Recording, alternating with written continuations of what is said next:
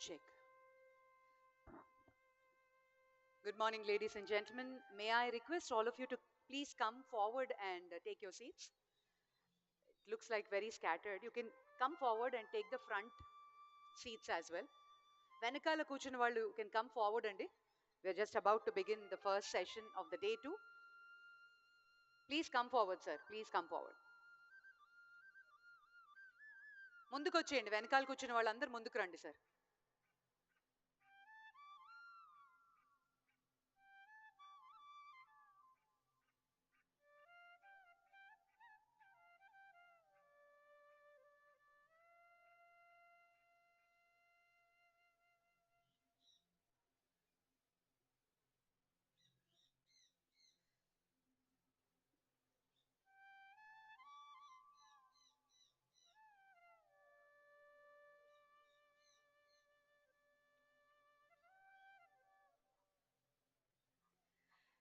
Very good morning and welcome to Amaravati Drone Summit 2024, Day 2. Yesterday was remarkably very interesting sessions and Honorable Chief Minister has inaugurated and we could get to experience a lot of things about drones and various industries and eminent personalities shared their views and valued opinions, as well as we have also made a Guinness Book of World Record with 5 records indeed. Yesterday, last evening was a spectacular drone show with 5,500 drones, and I'm sure all our valued exhibitors, distinguished guests, speakers across India, across world have really enjoyed last evening. On that note, this morning we begin with a panel discussion on drone and anti-drones in future warfare. And this session will be moderated by Professor H.S.N. Murthy, HOD Defense Drones, IIT Madras. May I request you to kindly come up onto the stage, sir? Good morning and welcome to you. And we have a very, very eminent panelist this morning, ladies and gentlemen. May I take the pleasure to welcome Mr. S. Sendil Kumar, IPS, DIG, Organization of Counter-Terrorism Operations, Andhra Pradesh Police Department. It's an honor to have you, sir. Can we have you on the stage, please? Mr. John Livingstone, founder, Jonet Technologies Private Limited. Mr. Ashwin Shastri, AVP New Space Research and Technologies. And our next panelist, Mr. Gaurav Sharma, Vice President, Big Bang Boom. And Mr. S. Muthukaruppan, Managing Director, Dronix Technologies Private Limited. As well, I take the pleasure to invite Dr. Nagendra, Managing Director, Unistring Tech Solutions. And yes, a warm welcome to all our panelists. Can we all put our hands together? This is a panel discussion on drone and anti-drone in future warfare. And our moderator, Professor H.S.N. Murthy, welcome to you and over to you, sir. You have a mic? Yeah.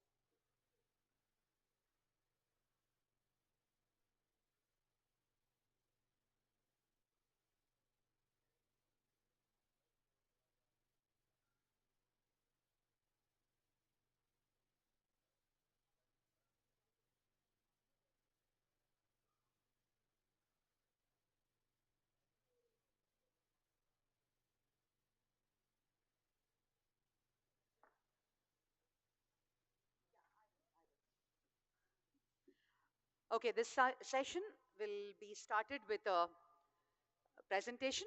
Let's watch the presentation and then we'll dive into the panel discussion.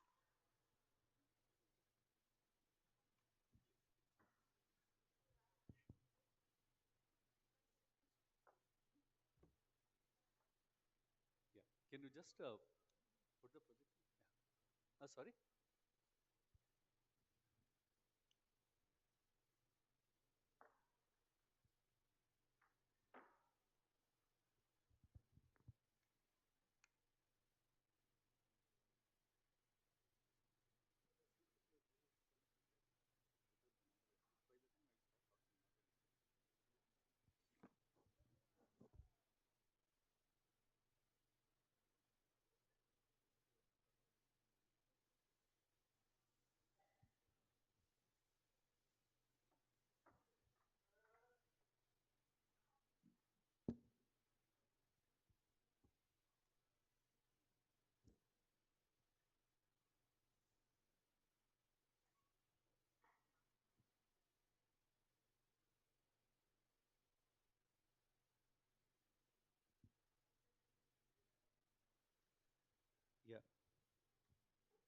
I welcome you all for this panel discussion on defining the future of warfare with indigenous drone and anti-drone technologies.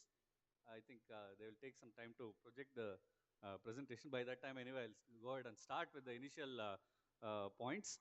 Some initial in the panel discussion in the beginning, I'll give some introduction, followed by my own few thoughts on this entire aspect, and then followed by each one of our panel members will give their inputs for about 4 to 5 minutes, and then we'll open it up for discussion for last 15 minutes. So the title is Defining the Future of Warfare with Indigenous Drone and Anti-Drone Technology. And of course, it's not future anymore. As we have already seen in the wars in last 4 to 5 years, whether it is, what is it, Armenia-Azerbaijan conflict, or Ukraine-Russia conflict, or the current conflict in, Middle East.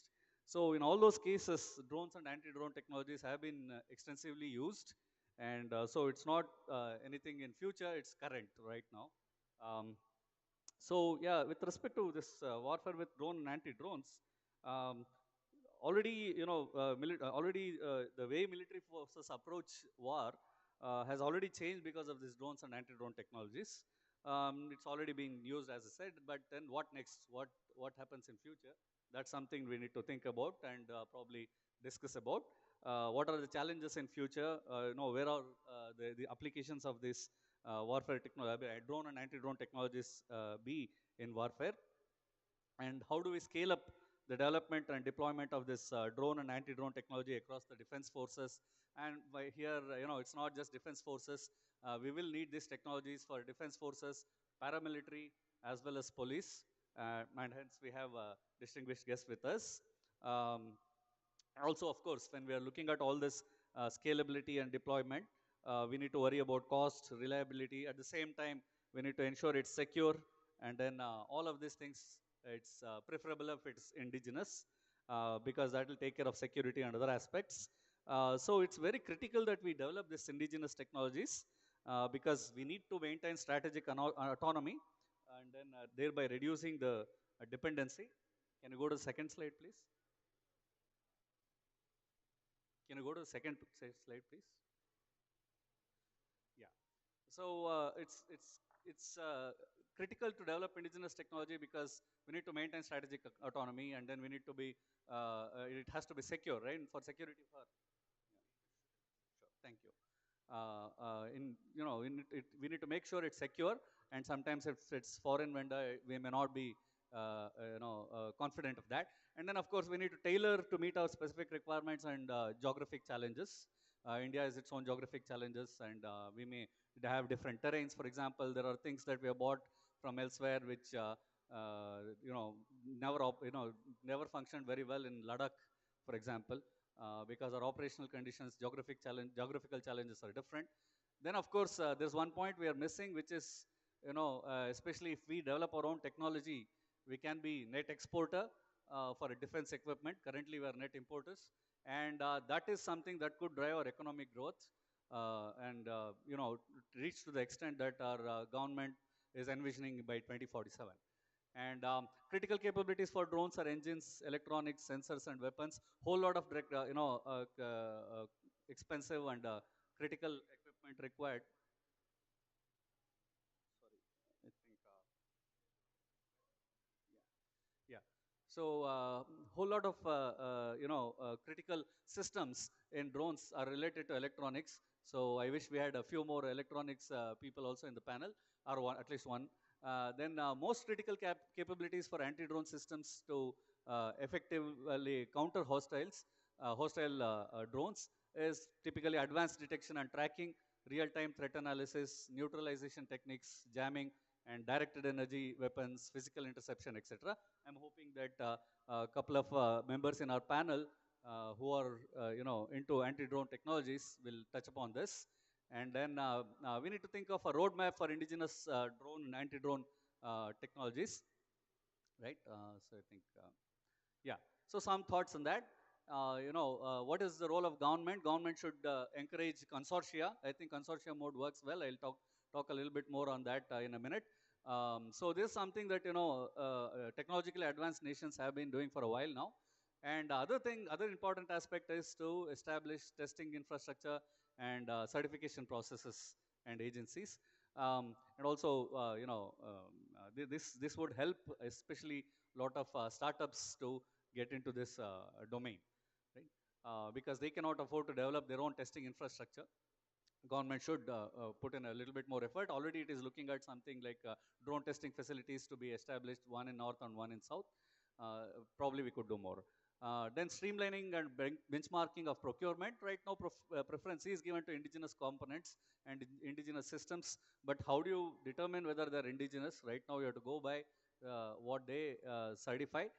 But then we need to develop a due diligence framework to institutionally and holistically verify this indigenous content at all stages, including post-delivery, multi-tiered verification, including design validation, prototype evaluation, on-site inspection, and maybe on-site inspection as well as third-party audits to look at the manufacturing and production, whether it adheres to indigenous criteria. And then also we need to identify and list critical components which are important for, say, from security perspective, and ensure that we identify and verify country of origin, including a thorough, including through a physical tear down if needed. And then digital traceability, traceable record of supply chain for each of these components, etc. Right. So these are all inputs that I had also got from Drone Federation of India. Now I thought I'll also put in my few inputs on the same.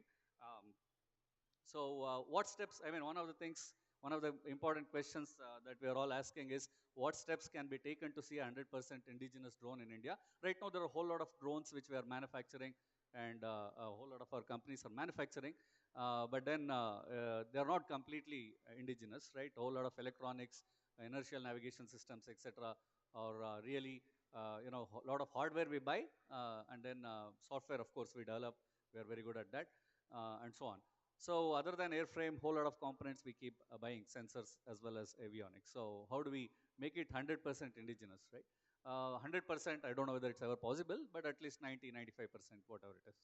One of the important things I think is we need to develop confidence, maybe take some risks, and to be a bit more failure tolerant, and somehow, especially from the government side and the defense side, they're we have very little failure tolerance. I think we need to develop that as well. Most technologies are actually already known to an extent. It's not that, drone technology is rocket science. Most of the components, for example, we are launching satellites, we are going to moon, we are going to, we are having Mangalyaan and so on. And so if you can communicate over that long range, we should be able to communicate locally within few hundred kilometers. And so we need to be having the, confidence to develop our own communication systems. Similarly, our own inertial navigation systems. Again, ISRO has done it. ISRO has developed this inertial navigation systems for launch vehicles and launching satellites, launching rovers, and so on. We can, kind of adopt the same thing here as well. Main pillars of this technology development, as far as I'm concerned, is, academia, who kind of look at fundamental and applied research and develop scientific knowledge, then national labs to develop new technology, and of course, the most important pillar being industry, right? Industries convert all these technologies into a product that can be used by the end user, and then there is end users, right? In this case, maybe armed forces.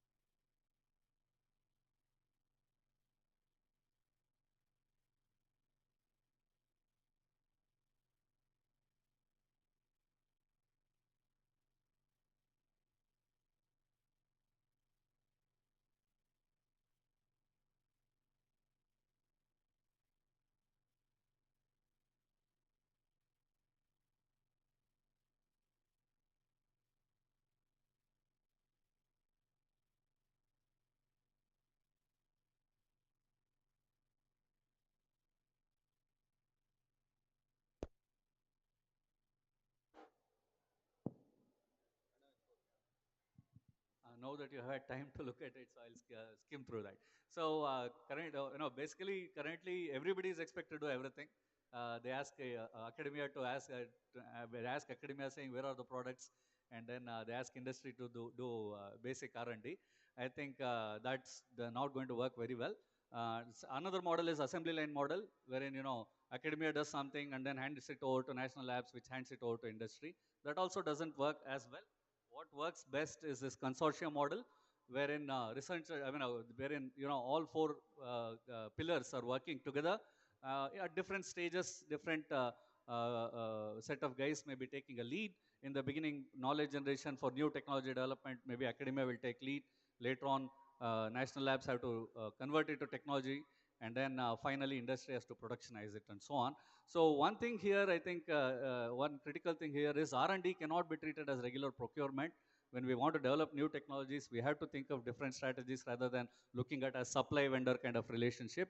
A supplier, sorry, so a vendor buyer kind of relationship.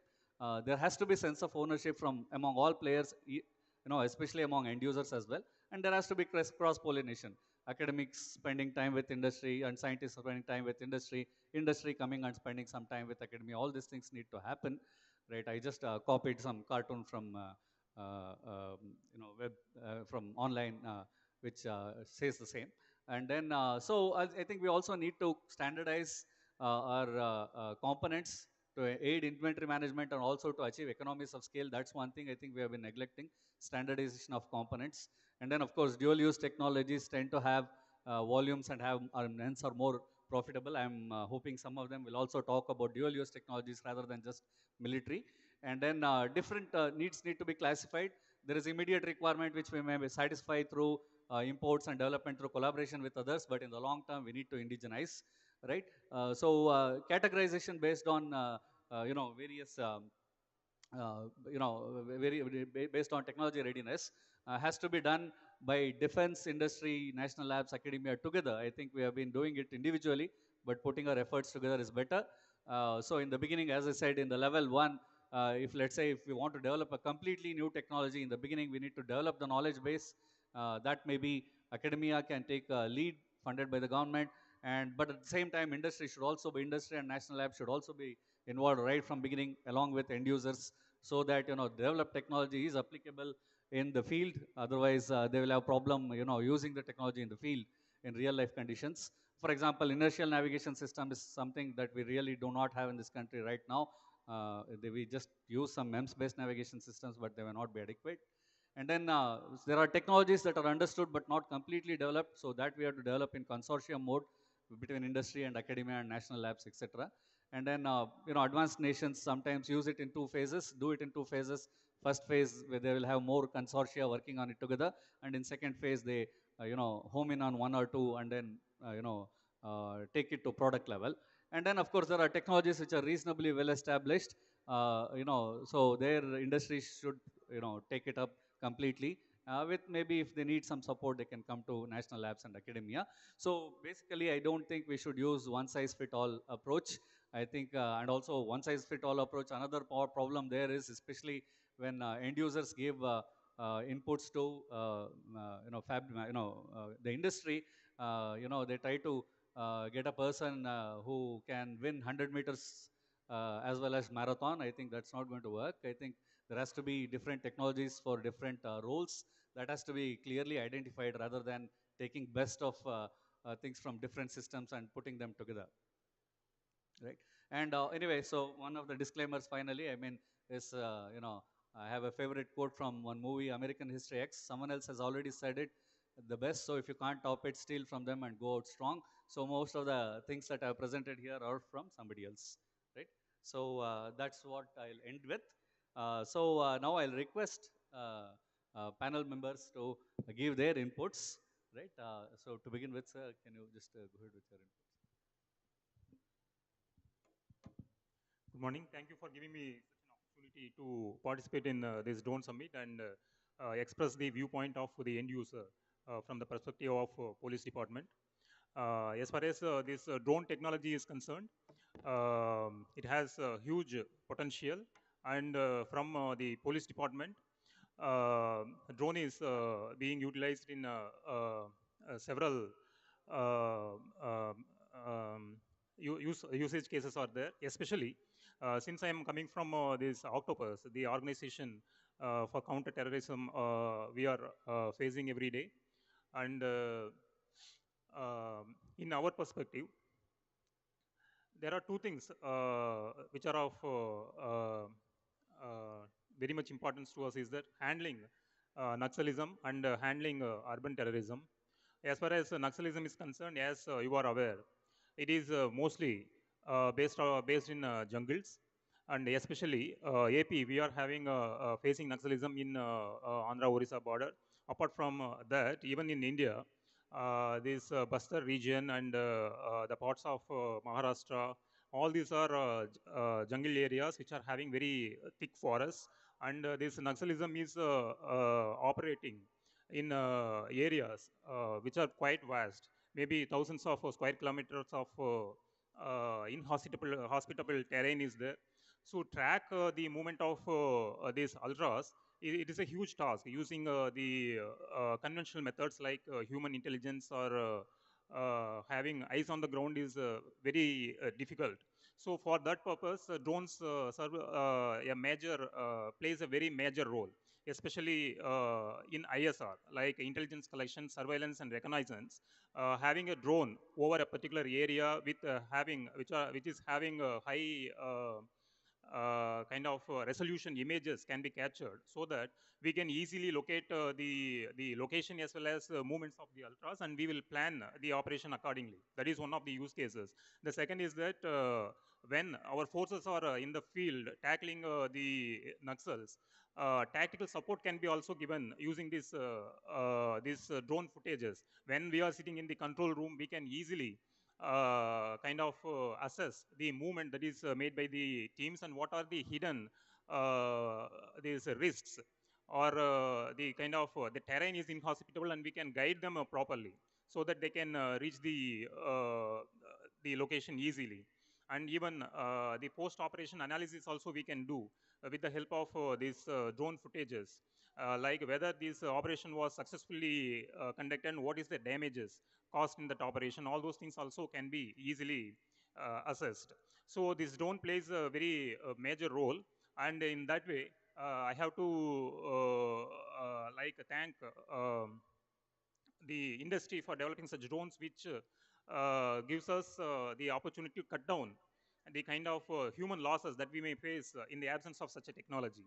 And apart from this jungle warfare, even in when it comes to urban warfare, that we are which is an emerging threat, especially from these fundamentalist elements in urban areas, especially.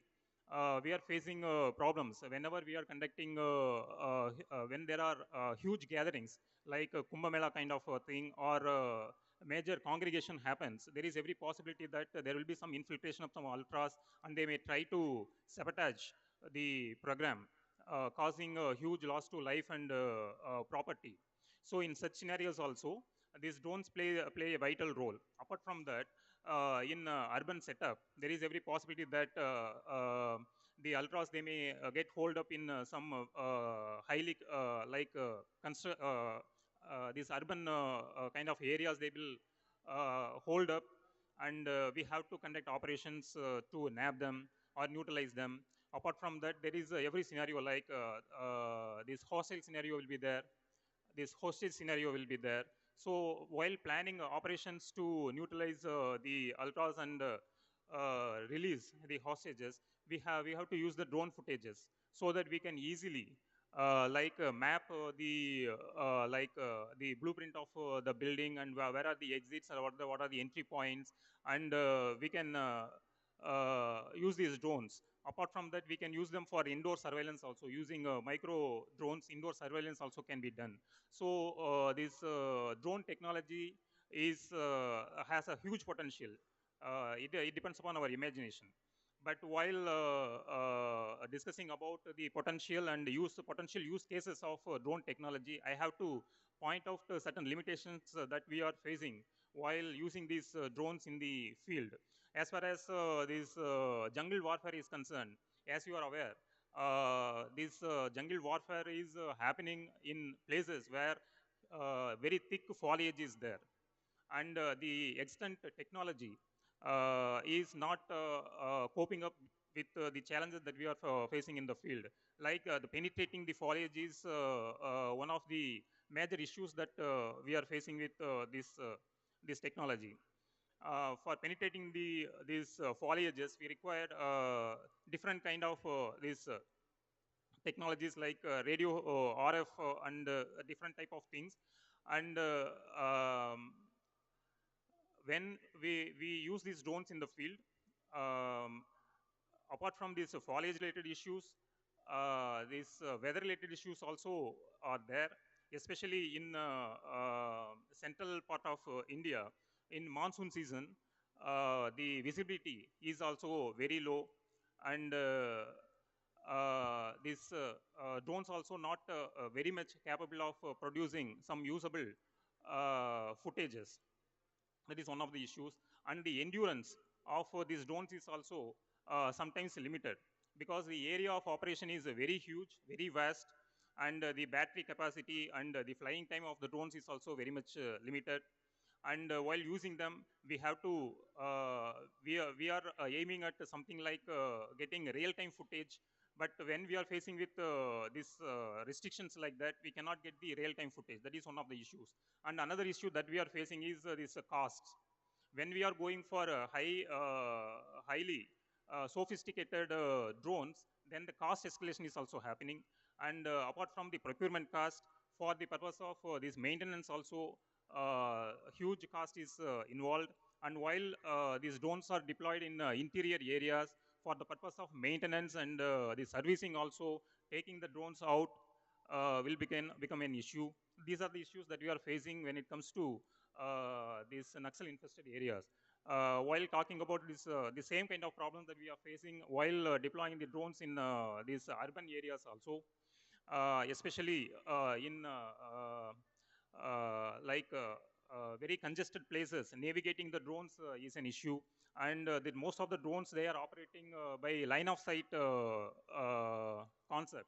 So that kind of line of sight will not be available everywhere. So that is also an issue that we are facing. So this drone summit is a forum. I hope that the kind of difficulties or the limitations that we are facing in the field is communicated to the industry, so that in future the technology will be improved, so that the drone technology can be put into use in police department as well as in other defense sector in a more effective manner. Thank you.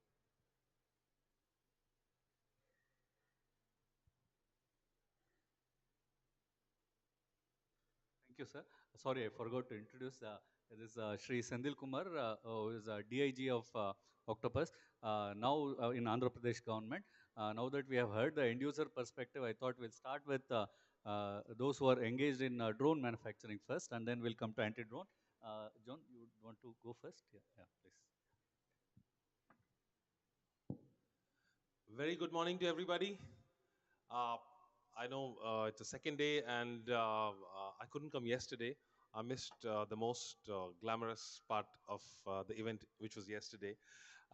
Firstly, I'd like to thank the entire summit organizers for calling all of us, especially the drone community, and giving all the opportunity to put the stalls here.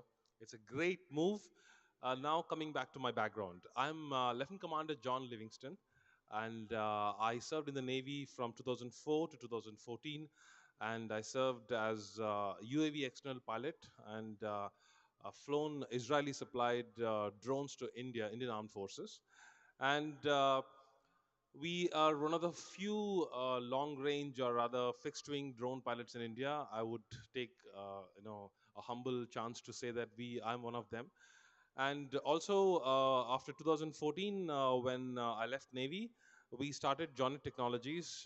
Jonet Technologies, is the only drone startup in the whole of Andhra Pradesh who has obtained defense industrial license.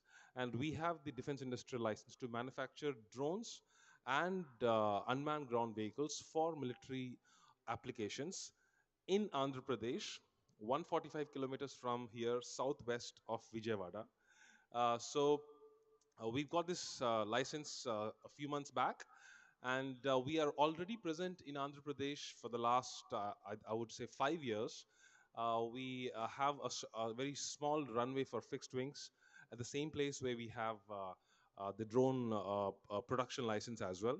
And we have been manufacturing defense grade loitering munitions and fixed wing ISR tactical drones for the last 4 or 5 years. And we have already supplied more than 150 loitering munitions to Indian Army and about 100 ISR drones to other armed forces. And why I'm telling all these things is because there's a lot of work that is already being done, regardless of the changes that are happening across the country. This drone summit is something which I really feel personally. I would take it as a proud moment because I belong to this place. I was born here, and our everything is right here. So this is the first time I'm seeing or witnessing drone summit, or probably of this scale, in this state, and it's really commendable, and I would really appreciate and again feel very proud about the kind of steps the new chief ministry is taking forward for this state. And in terms of now coming back to the setbacks and the technological disadvantages or the challenges, what I've just heard from the professor and the DIG, we also did try to work in the past with Octopus, and Octopus is a very specialized organization. They need specialist, I would say, operations to tackle all the challenges what the states have been facing, both Telangana and Andhra Pradesh. Now, the major challenge, what again we see here is the end user's requirement doesn't match to the OEM's production capacities or the kind of technologies what OEMs, we people supply. So there's a huge gap that has to be addressed first. So how we developed, say at Jonet, we don't simply make drones and then go to the end user and simply offer our products. No, we never do that. We have a heavy discussion, or rather a series of demonstrations which we do to the end user even before we supply. We develop a product to solve a problem. If you really solve a problem, you have the product readily available for the end user. Now, the challenges are not just technological challenges, even the cost. So we ended up making the lowest loitering munition costing in the whole of the world. So that's how we actually could solve a problem. So we have, say, I'll take for example, a typical example of Black Hornet. I'm sure, how many of you know what's Black Hornet? Yeah, there are few people who are aware of what's Black Hornet. Black Hornet is the smallest drone, I would say, ISR and tactical drone in the whole world. It weighs roughly about 20 grams. Now, that's very much useful for their operations. But the cost of this drone, which is very small, 2 units, I wouldn't like to exactly quote the price, but it's, I would say, it's less than maybe a crore or something, and that's humongous. You can't spend that much amount of money to get, small tactical drones that would fly for about maybe a kilometer or two and try to resolve a problem. No, that's where we are actually trying to lose the opportunities here. We need to come down on price, check the affordability of our end users. How much ever we say government has a lot of money, no, it doesn't work that way. It has to be a balance that should be struck. Otherwise, we will never be able to, create a very good ecosystem. Now, this is the first step taken here to create a great ecosystem. I would personally offer every kind of support which is needed to create a drone ecosystem here in Andhra Pradesh, because we are already here present for the last 4 to 5 years. We have a lot of drone startups within this city and state. They need a lot of support, and we would also like to invite a lot of neighboring, I would say, state startups who are already in the drone ecosystem to come here. But it wouldn't happen, just by sending invitations or organizing events. It requires a strategic plan. So all these things needs to be done. We do have Andhra Pradesh, I think, drone corporation here already set. There has to be a lot of deliberations done, a new policy that should be out, but that should be in support of everybody. It can't just be done towards the OEMs, the drone manufacturers, or towards in favor of probably the end users. There has to be a good balance. Plus, taking the help of academia, like how the professor was mentioning, There are a lot of challenges which which must be addressed, and the deliberation has to be done properly. So I guess we have a meeting tomorrow regarding the same in Delhi. We'll be attending, and we will also be requesting a lot of people to come across and give your points probably, and then we'll have some changes to be done. That's all from my side, sir. Thank you. Thanks, John. Next, I would request Mr.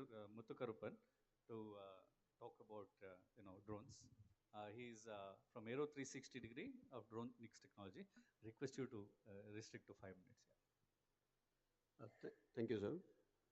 Good morning, everyone. First of all, thank you for this opportunity to be part of this drone summit and this panel discussion. We at Dronix Technologies are prioritizing ourselves in developing indigenous drones. And as a part of this indigenization, we work with industry partners, other in academics and research organizations. And we are also heavily on the in collaboration with the defense setup. So we cater to their micro and medium, small and medium size drones. Indigenous drones are mostly autonomous. So as part of this this initiative, we also partner with the central research organizations in developing indigenous drones. So the future of autonomous drones lies heavily on the AI powered. So we are also at Dronix Technologies. We heavily focus on developing intelligence through AI, so as part of any improvement program or any improvement to the existing products, we just keep upgrading. And also, when it comes to the warfare, the modern warfare is inevitable that it's going to be with autonomous drones. And we, as part of that, Dronix is partnering with IIT Kanpur under defense tech programs. And we are focusing on developing kamikaze and loitering munitions, which will be, so we closely work with the defense folks. And so here, as part of these developments, I would also like to present the challenges in terms of what the industry is facing to a typically a small to a medium-sized organizations like us. So first, so it's in extracting the information. So my colleague here, I mean, he spoke about working closely with the end user itself. But again, the most cases, the industry sometimes end up in working up with non-realistic use cases. It's in general. So very few people or very few industry leads get to interact with them very closely. But most of the industry people out here do not have that type of access, which has to be opened up by the governing bodies like SIDM, FICCI, or CII. So I would like, I mean, there's a lot of collaboration required from these bodies in terms of categorizing the end user use cases and channelizing for a collaborative approach. So that is one of the key challenges from our side. And on the sustainability and the cost, there is also these type of autonomous drones and anti-drones warfare. Like for example, we are integrating all our products are defense oriented, but at the same time we focus on dual usage. So every time we upgrade or we cater to the industry standards, the main problem that we see here is the go-to-market strategy. How fast we can go to the market with our latest technology innovations, and at the same time, at what cost we can go to the market. So it's something which needs more support from the policymakers or the end users. And an event like this is one stepping stone where we can bring in all the industry participants. So as part of the APDC initiatives, we have been part of the use cases presented to the industry, and we have done a successful POC, about 11 use cases that was put to us from by APDC, and we have successfully completed, and we have sent a report to APDC for further process. Yeah. So on the key challenges, it's the um, specification by itself and opening up to the industry, and the finance or the cost management of the entire thing. So for example, if we need to showcase our product to on the defense side, because obviously defense are going to be the major major client for any modern warfare autonomous drones. So it has to be well supported, and any NC is going to cost a huge amount to the any participants, but there's no successful or productive outcomes out of these type of participations. So this has to be structured, and probably the governing bodies will take it up. So again, on the anti-drone side, again, my colleague is yet to present on that. So he's more, they are on latest technologies, working on latest technologies.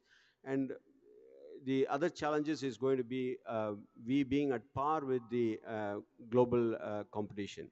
So one is the cost, which has already been, as we know, the benefits of indigenization development is one is the cost and strategic autonomy, security, from the security aspects, wherein there is no foreign collaboration, and it can be our own, very customized to our country's requirement.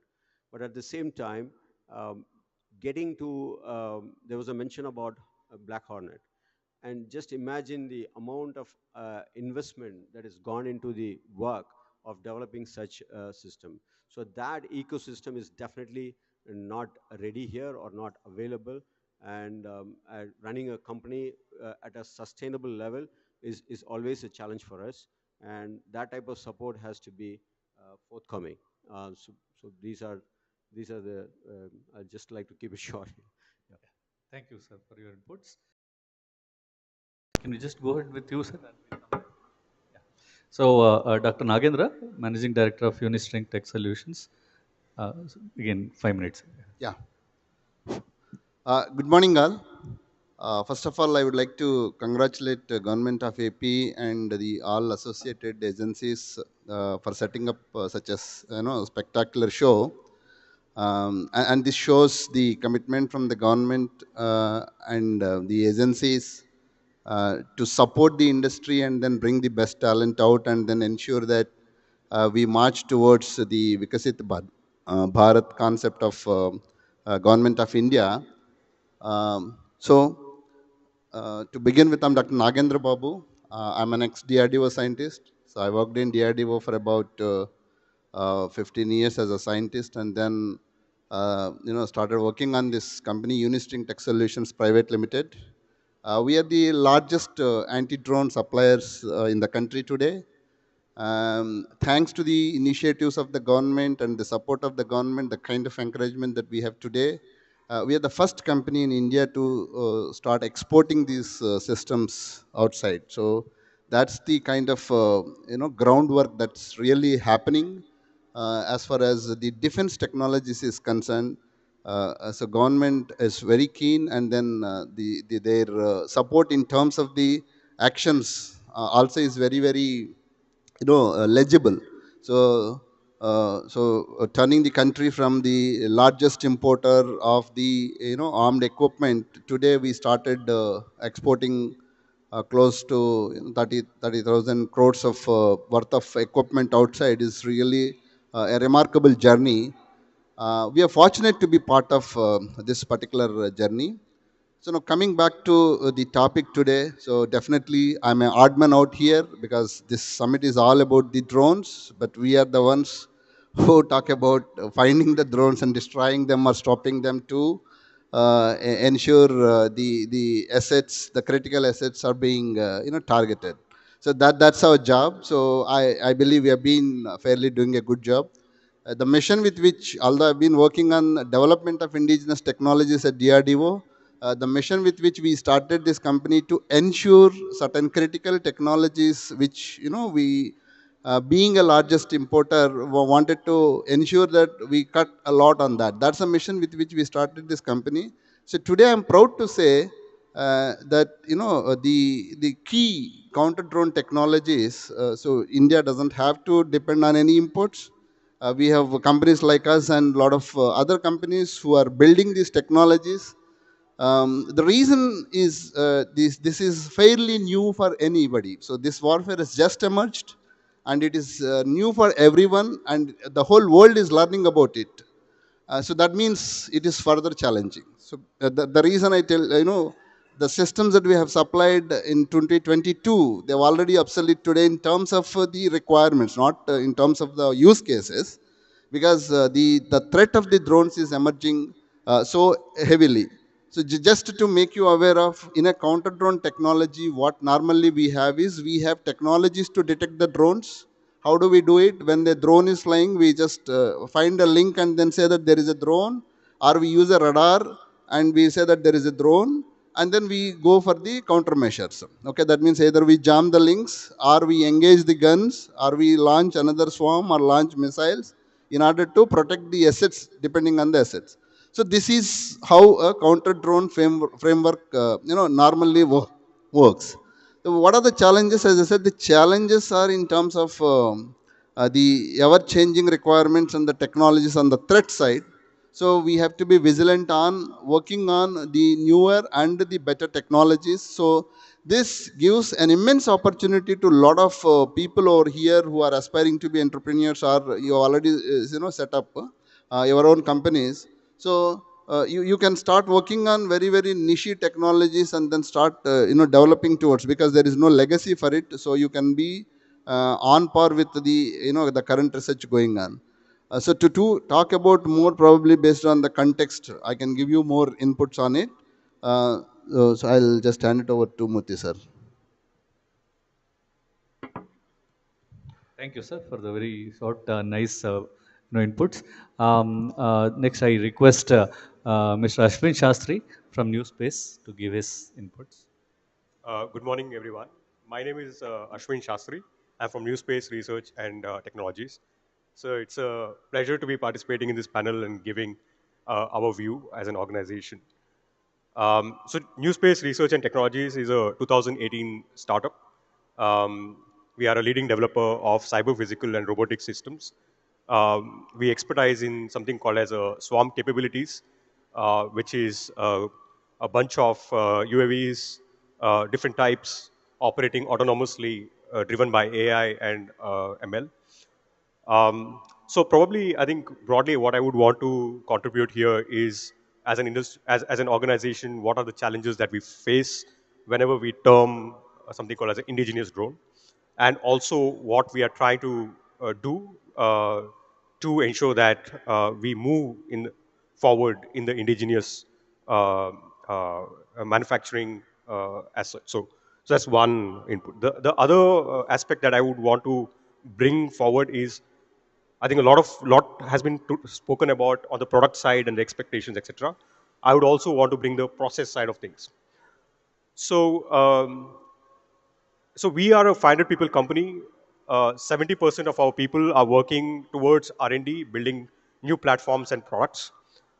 As you all know, the defense procurement is governed by the DAP 2020. So it outlines the basic requirement of indigenous content in different frameworks, whether it is designed in India or just bought in India and so on, right?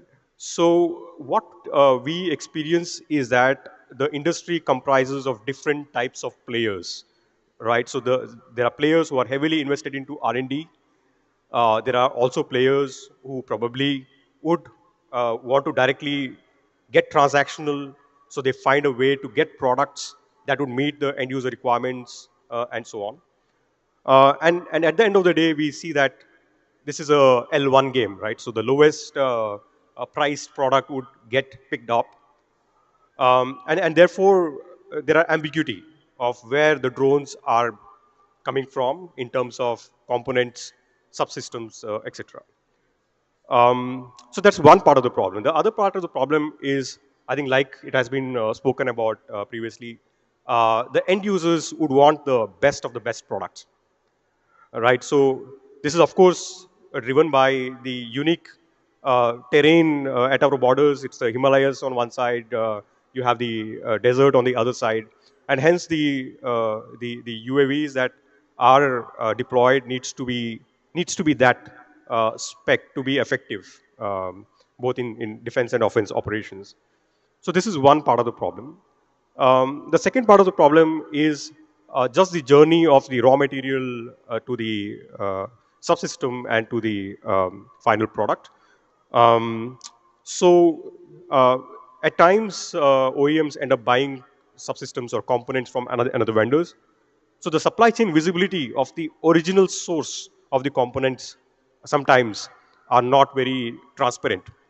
There would be certifications, but probably if I take a PCB board and say, okay, what are the chips that are coming from different countries, that would be a black box. And many times, I think OEMs end up buying off-the-shelf items, and therefore it's even more complex.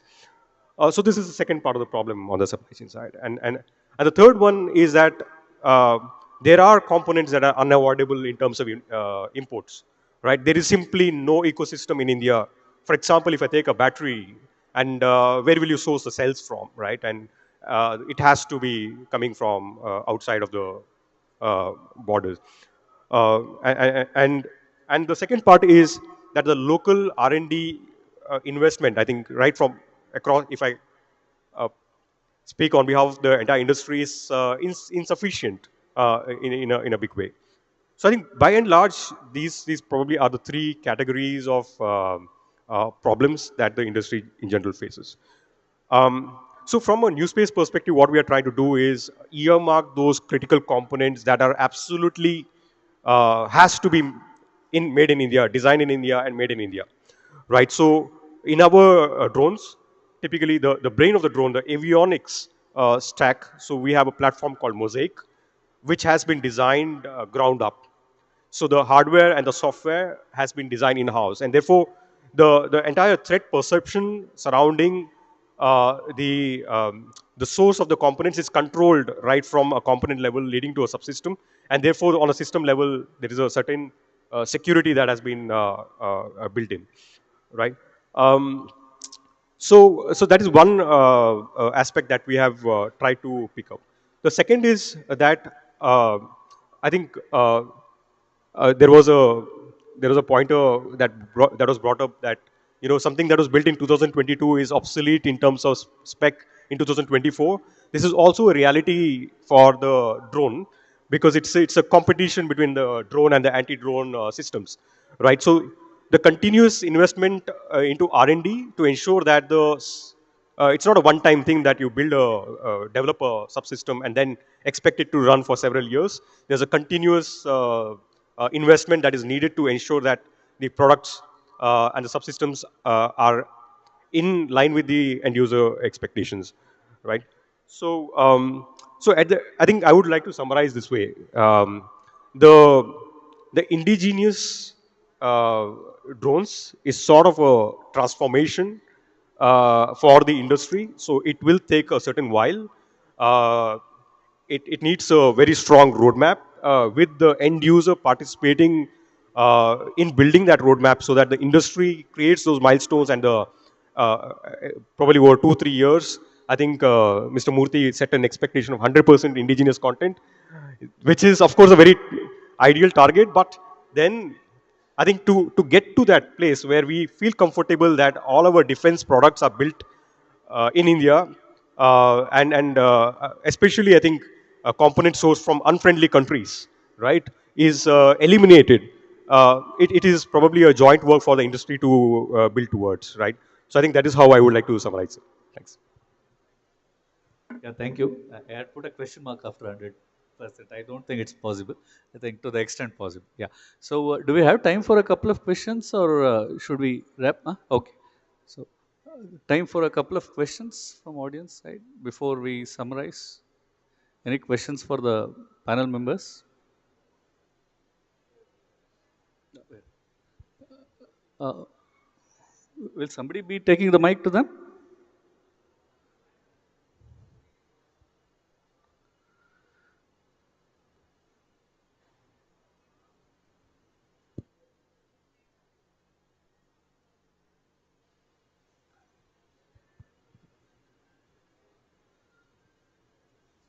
Yeah. Will somebody be taking the mic to them?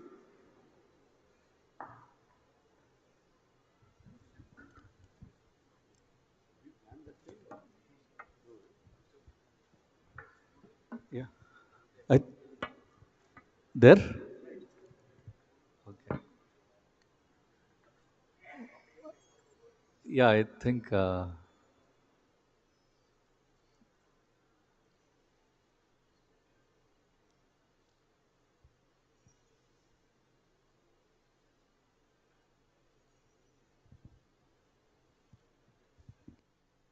Thank you, Muthi sir. I am AVS Prasad from Government of AP Department of Survey and Land Records, Inspector of Survey. We have actually had a drone fly over Andhra Pradesh. 13,500 villages we completed for the image capturing.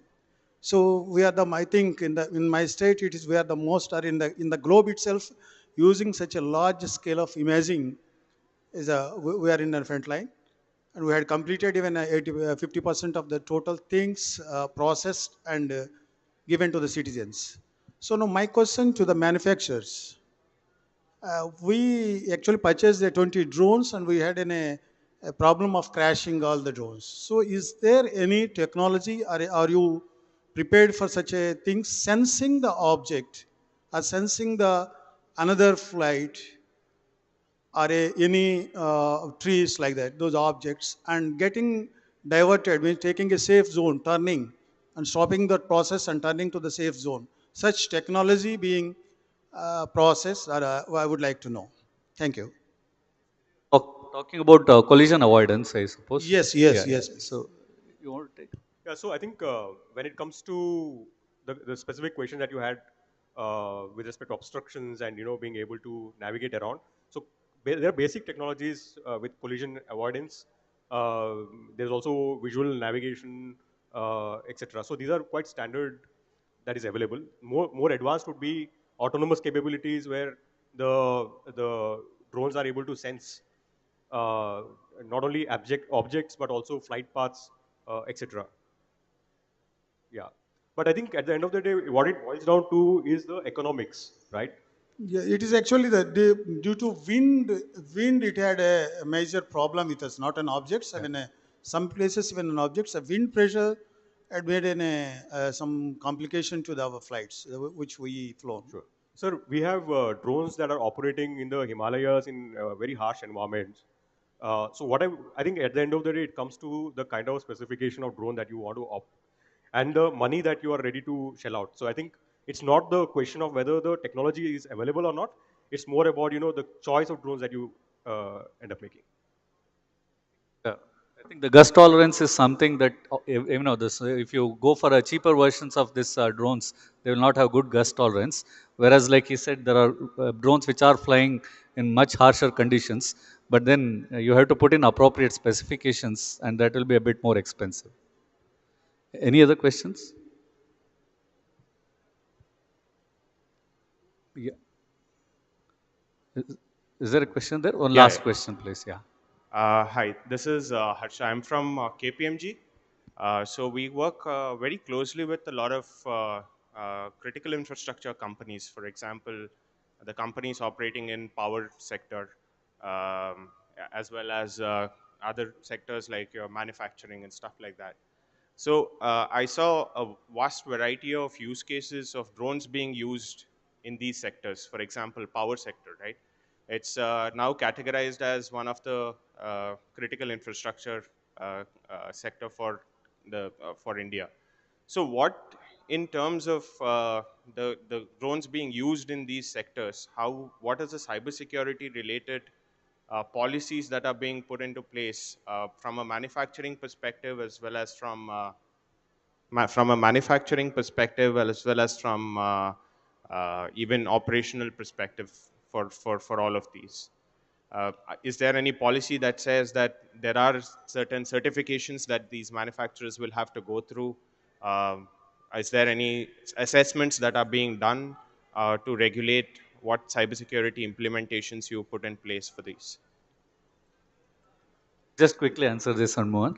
I mean, there are already some regulations, and this is still a work in progress. I mean, there are regulations. All of them, all the manufacturers have to, stick to those regulations.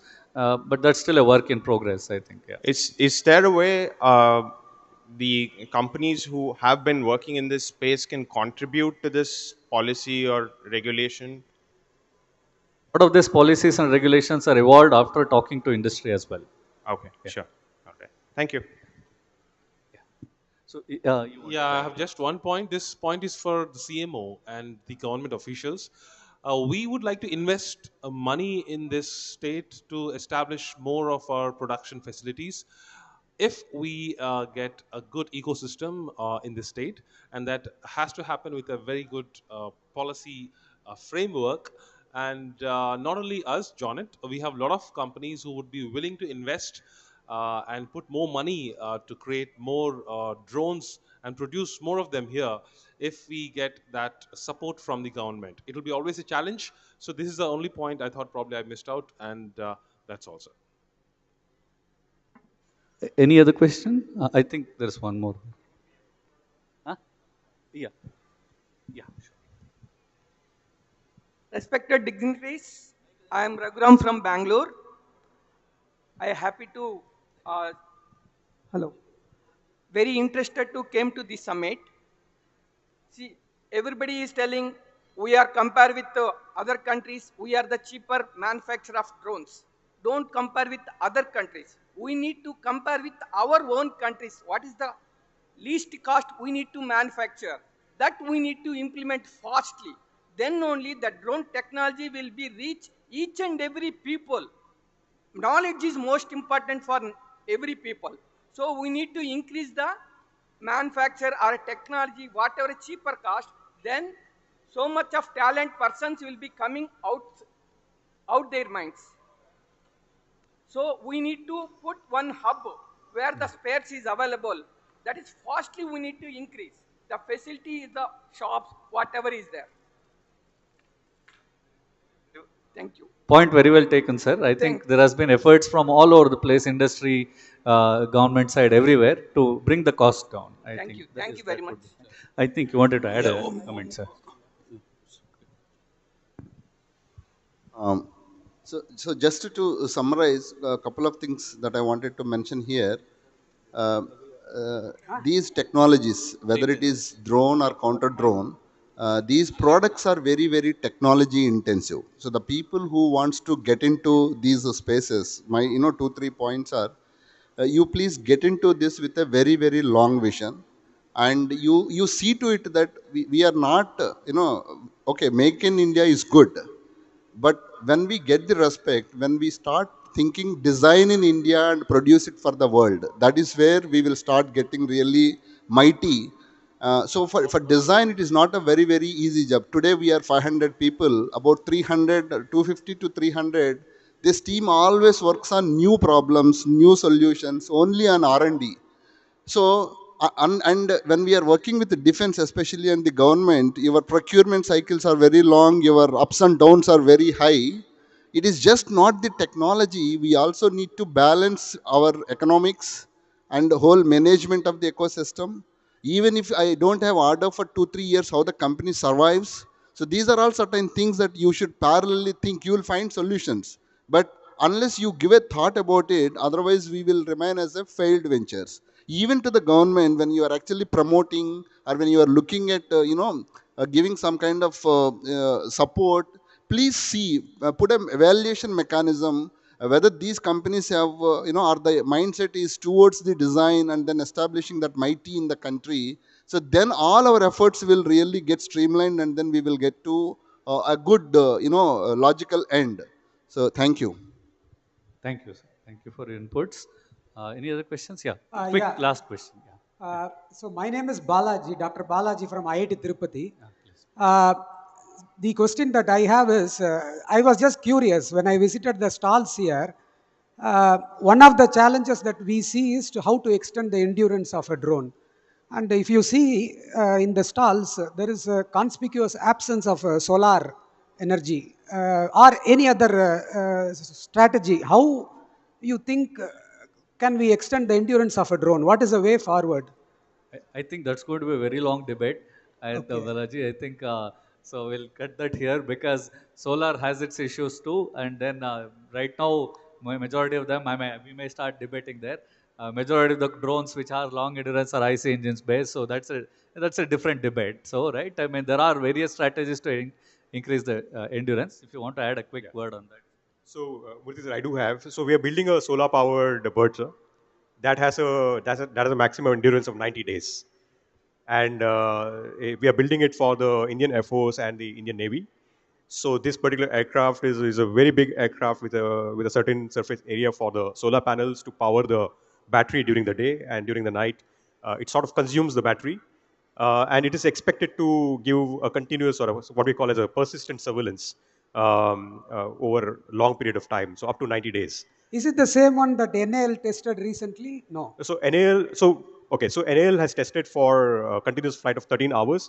So we at New Space have built a UAV that has crossed the 24-hour barrier. So we have done a multi-day flight, and now we are embarking on a journey to do a flight of 7 days.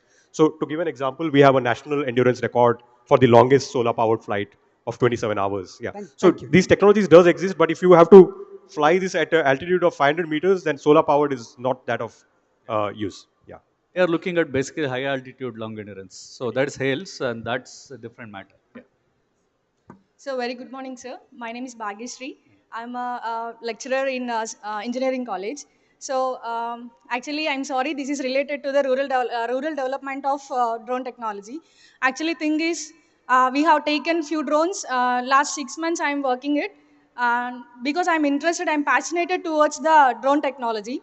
So what I felt was when we are on the field, we have faced last 6 months approximately 7 to 8 crashes with a single drone.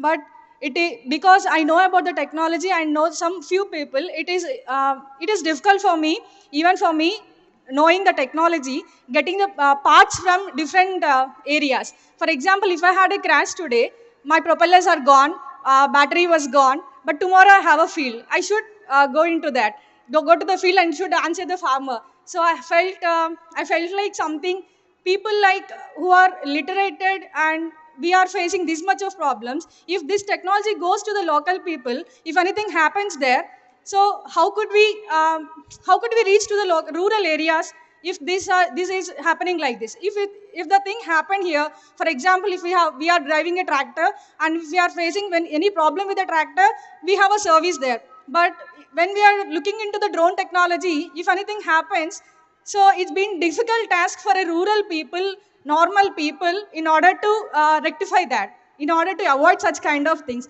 So I request the government and the people over here, or the delegates over here, please make this towards the rural development so that every people will be interested. When too many people speak also, we'll get an idea to go to that field. But these kind of problems will be making them to backstep it because of these kind of things. So I request you to make this development towards the rural development. Thank you so much. Yeah, point well taken. But please understand, the tractors or any other motor vehicles, have been existing for more than a century, and also they took a couple of decades to reach consumer level. These guys have been doing much faster at a much faster pace. I think that will reach consumers level stage soon, but I think it will take some more years, right? But then till then, we'll have to live with this. Yes, sir. Right, yeah. And another one thing, sir. So we faced problems like crashing, and another thing, if we want to reback to the field, it was taking 48 to almost 3 days we are taking to reback that self.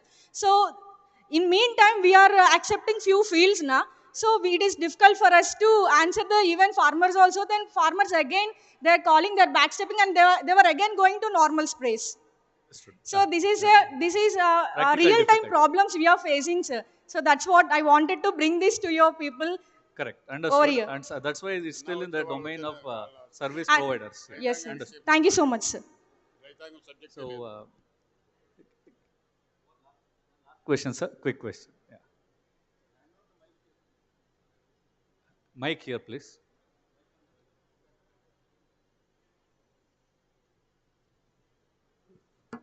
Click Can that mic someone, and hand on the right.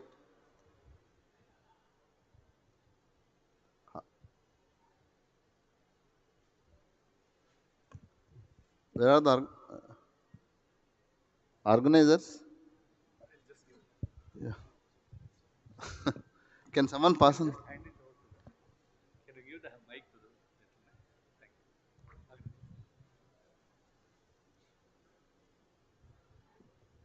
you. My name is A. Shivaprasad, Arva Shivaprasad. I'm an architect. I did MArch in environmental design. We generally make the master plans for cities or villages. Zonal mapping, everything is done by NRSA maps, National Remote Sensing Agency maps. In a way, if drone is having a technology, I mean advanced technology with accurate dimension for any specific areas, something like road mapping or something, if it is taken by drone, so that exact dimension of one structure to other structure, what is the available dimension, all that. And if it is available, automatically we can plan any village or any town or city in a proper way, so that traffic problems will be mitigated, building bylaws evading people can be mitigated. And I'm empaneled architect in archaeology department. There are number of temples and different precincts, uh, forts and other precincts are available. But mapping is not done. When mapping is not done, the exact area, content, and its future planning, master plan, can't be prepared. If drone is equipped with dimension, accurate dimension, mapping system, automatically it will be more useful for architectural services, urban planning services. So that advancement, it is to be added. It is my submission. Again, if anyone of you want to take, it's fine. But just a comment before that is that I believe they already exist. I think, but then you have to buy the right drone again, right? There are drones which exist which do this mapping quite accurately. Okay. I was only seconding you. Yeah, so I second Mr. Murthy here. So the tech is available to an extent where, I mean, I'll tell you that if there is a disaster, right, your Google map is irrelevant because your entire city is filled with water. So there are drones that can create a new map for you to an extent, so the tech is available. It's just you have to find that maker who is going to provide you. Yeah. Yeah, I think we'll close with that because I think we have taken enough time. I'll just give some closing remarks. I already talked quite a lot in the beginning, so I will not take too much time. So we heard first from Sri Sandil Kumar, DIG, about the practical problems that they face in terms of foliage penetration, monsoon, and real-time footage, and then actionable intelligence. You get all these images, what is actionable intelligence, and then beyond visual line of sight, and so on. So these are all the practical problems. Again, I think for most part, most of the suppliers are already aware of that and they have been trying to fix that. For a whole lot of these problems, actually solutions already again exist, but I think it's a matter of finding the right product, and I think sometimes it's probably a good idea for them to take some help from the technical people also to get the right product.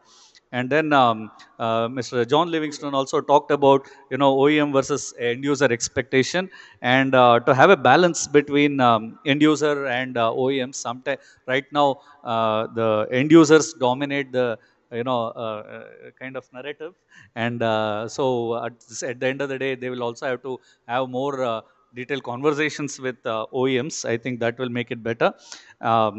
Similarly, Mr. Muthukarupan talked about the collaborative efforts that are needed, and especially when we are doing R&D, I think a couple of them already talked about how we need to have collaborative efforts, as well as, government needs to invest some money to develop new technology with those who are willing to do R&D.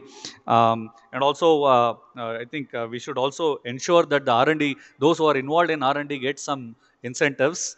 For example, right now, can we, let's say, those who are doing R&D, they get, benefit not only for that particular product, but even in future when they want to apply for some other procurement, can they get benefit, saying that they have already done R&D and helped indigenization efforts earlier, so they get a preference even if they are not L1. Can such a thing be done? Otherwise, we'll have this L1 problem always. So those who are, there has to be a category of people who are involved in R&D and who have already developed some things indigenously. I think that would be a good thing. So these are some of the points that were raised. And of course, anti-drone technology is very, very important. Dr. Nagendra talked about that. And there is a lot of work that still needs to be done. It is just starting now. And then again, there needs to be a conversation between the end users and manufacturing people. There is a lot of technology that needs to be developed. We are only now starting at, detection and jamming and so on. Later on, we may even have to do physical interception and so on. So a lot of technology needs to be developed, but I think there has to be hand-holding from the end users and the government. And I'm hoping with this kind of summits, we'll have more of those hand-holding, both from central government and of course, Andhra Pradesh government has always been very proactive in this kind of summits and in this kind of interactions and investing in these kind of endeavors. So I hope this continues and we'll have a good future and as early as possible. So I hope these things happen as early as possible. Thank you very much. I thank all the participants once again, and I thank all the audience and for their Sir. questions. And yeah, sure. Thank you. Yeah, sorry. Yeah. Thank you very much to our panelists and moderator. Can we take one? The last question, sir. We are running behind. Thank you schedule. Sir. JT Ramarao అండి, విశాఖపట్నం నుంచి వచ్చాను sir. చెప్పండి. పర్యావరణ పరిరక్షణ సంఘం sir. Drone technology అన్నది గ్రామ స్థాయిలో వెళ్ళాలన్నదే ప్రభుత్వ ఉద్దేశం చాలా బాగుంది సార్. ఈ సదస్సు ఎప్పుడు జరుగుతుందా అని చెప్పి ఆంధ్రప్రదేశ్ 26 జిల్లాలు ఎదురు చూస్తున్నాయి సార్. అయితే ఇదే సందర్భంలో నేను కోరుకునేది ఏంటంటే, ఇండస్ట్రీస్కి, ఫార్మా కంపెనీలకి, క్వారీలకి, గ్రానైట్లకి ఇట్లా పరిశ్రమలకు అనుమతులు ఇచ్చేటప్పుడు సిఎస్ఆర్ బడ్జెట్ 2% ఉంది సార్. అవి మనం రోడ్లు వేసుకోవడానికి, వాటర్ ప్లాంట్లకి, మిగతా కార్యక్రమాలకు మనం ఉపయోగిస్తున్నాం సార్. దీన్ని డ్రోన్ ట్రైనింగ్ స్కిల్ డెవలప్మెంట్ కింద కంపల్సరీగా మీరు వాడినట్టయితేనే మీ ఇండస్ట్రీకి, మీ కంపెనీకి, ఫార్మా కంపెనీకి మీకు పర్మిషన్లు వచ్చే అవకాశం ఉంటుందనే విధంగా సిఎస్ఆర్ బడ్జెట్లో ఇది ఖచ్చితంగా చేసినట్టయితే ఇంజనీరింగ్ యువకులు కానీ, టెక్నాలజీ పూర్తి చేసిన యువకులు ప్రతి గ్రామంలోనూ ఉన్నారు సార్. చాలామంది ఉన్నారు, మంచి స్కిల్ ఉంది సార్. ఇండస్ట్రీస్ వస్తున్నాయి, వాళ్ళ దగ్గర బడ్జెట్ ఉంది సార్. ఇండస్ట్రీస్ 100 కోట్లు ఇవాళ ఓఎన్జీసీ కానీ, ఫార్మా కంపెనీలు కానీ, స్టీల్ ప్లాంట్లు కానీ, పవర్ ప్రాజెక్ట్ కానీ, సోలార్ ప్రాజెక్టులు కానీ 100 కోట్ల ప్రాజెక్టులు వస్తున్నాయి. వాళ్ళు ఎంతసేపు వాటర్ ప్లాంట్లు, రోడ్లు లాంటివే చూపిస్తున్నారు తప్ప స్కిల్ చేయట్లేదు సార్. అలాగే డిజిటల్ లైబ్రరీతో పాటుగా ఇది కూడా వస్తే చంద్రబాబు నాయుడు గారి ఆశయం పూర్తి అవడంతో పాటు మనకు డెవలప్మెంట్ బాగుంటుందని ఆశిస్తున్నాను సార్. నాతో పాటు మా టీం సభ్యులు కూడా అందరూ వచ్చారు సార్. ఈ కార్యక్రమంలో పాల్గొన్నందుకు చాలా ధన్యవాదాలు. Thank you sir. Thank you. Thank you. Yeah, I think what you're saying is CSR funds could be used. Okay. Oh, you know Telugu. Probably you know better than me. I don't know that well.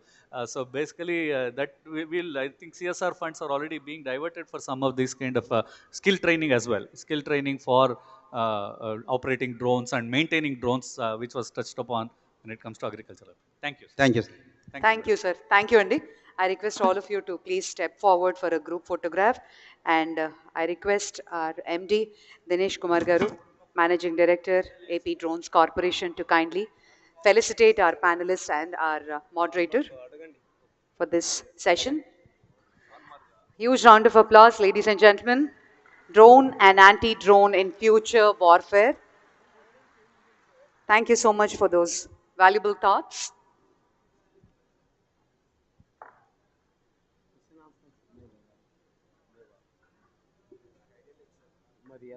So please join us for the group photograph.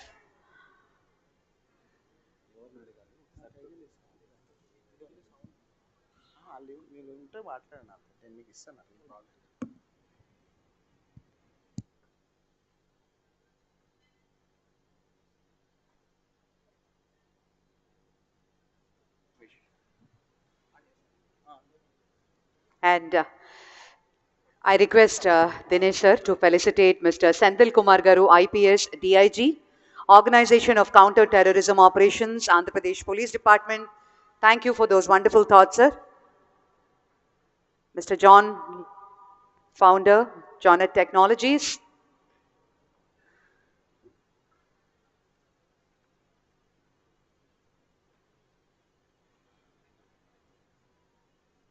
Mr. Ashwin Shastri, AVP New Space Research and Technologies.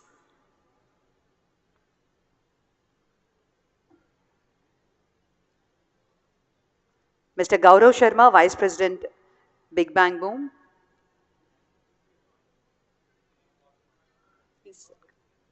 Mr. Muthu, Managing Director, Dronix. And Dr. Nagendra.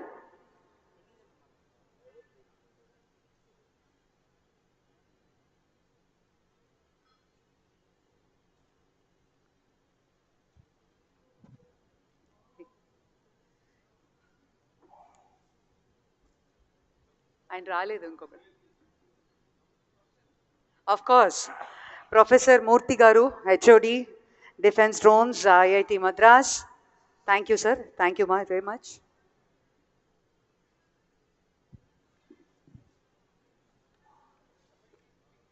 Yeah.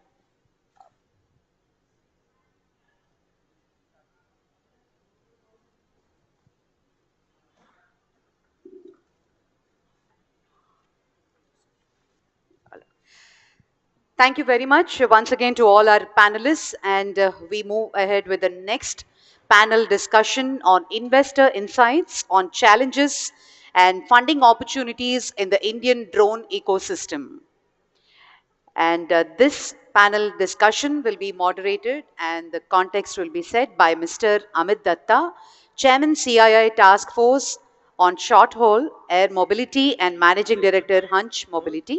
May I request you to please come up on the stage.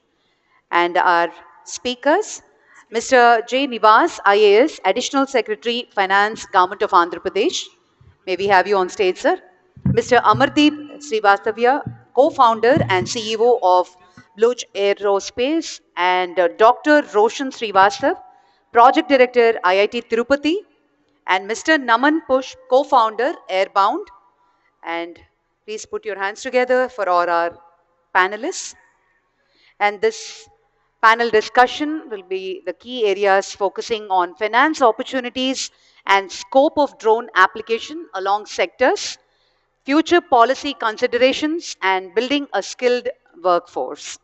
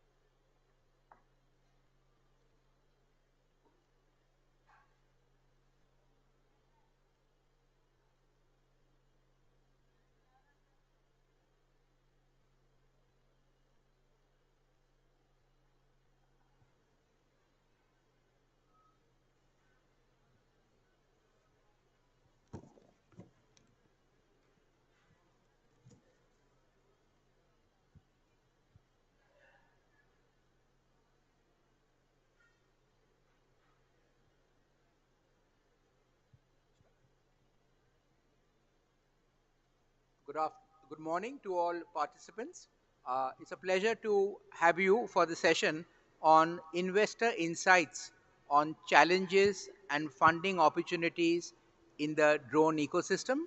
I'd like to first start by introducing my esteemed panel members.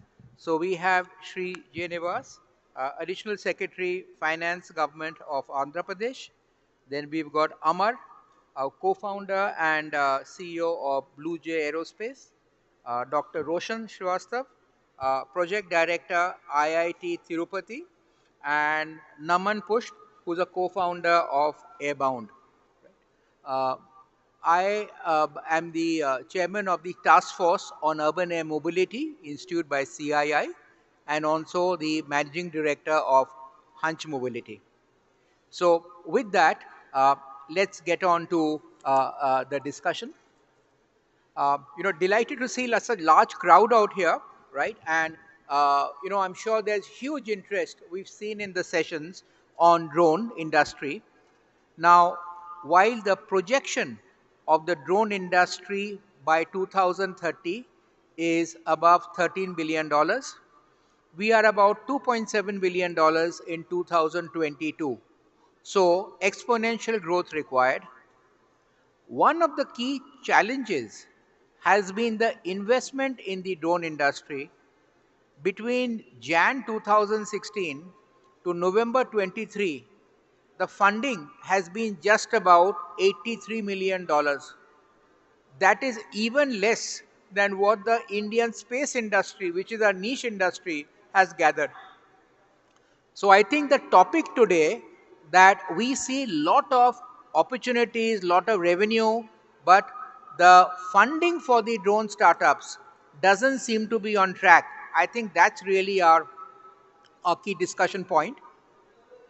There's been a rapid growth in the industry with tech advancements, increasing applications. You just heard the session on defense, surveillance, logistics, agriculture, implementation of the drone rules in 2021, but yet the investment really has not, or in this sector has not taken place.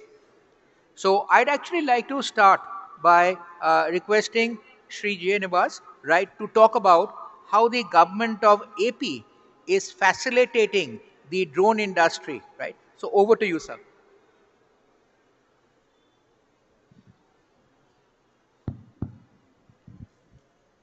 Okay. First of all, I would like to welcome all the delegates from all over the country. Welcome to Andhra Pradesh, and I congratulate you for participating in the drone summit and also being a part of creating the Guinness record yesterday. So congratulate the AP Drone Corporation for achieving this marvelous feat yesterday in with the support of all of you. So Amit had posed a very important and relevant question that is in the minds of a lot of young entrepreneurs, startups. What is that we expect from the government? I mean, what kind of support we can expect from the government, and how the policies can help us? So first, I would like to highlight that the industry, the drone industry itself, now giving a lot of potential, in attracting private investments. As Amit has just told, about 83 million investment has come in the last 2016 to 23. While the number may be a bit less when compared to the global markets, but if you see the scale of the investments from 2021 to 24, the investments have almost increased by 5 times in the drone industry. Similarly, the number of startups have almost doubled in the drone industry just within a span of 3 years. So I think this is the potential, which is going to attract a lot of investments, and which also needs to be, supported well by the government. And as Amit has rightly put, this is a total $30 billion industry in the coming decade. So the policy of the government should be very relevant to suit to the needs of the industry. So I would like to highlight the government support in three basically fronts of how the government is currently extending the support, which the industry can utilize. The first is that if an entrepreneur comes as an individual, okay, so he comes as a standalone company, and how he can tap the funds or whatever the support. So I would urge the entrepreneurs to look into the industrial policy, which is recently released last week by the government. For the first time in the history of Andhra Pradesh, the government is coming up with capital investment subsidy. So this is a great opportunity for the industries to utilize this under the industry policy. Subsequently, we are going to come with the drone policy as well. And this capital subsidy, it can, from a minimum of 10% FCI, fixed capital investment, it can go up to 35% on selected, if they implement selected reforms, or if they achieve the employment parameters and the other things which is highlighted in the policy. Also, this policy, the important thing to note in the policy is that while you can tap the Government of India's support under the PLI scheme, this policy also aims and gives you a top-up amount.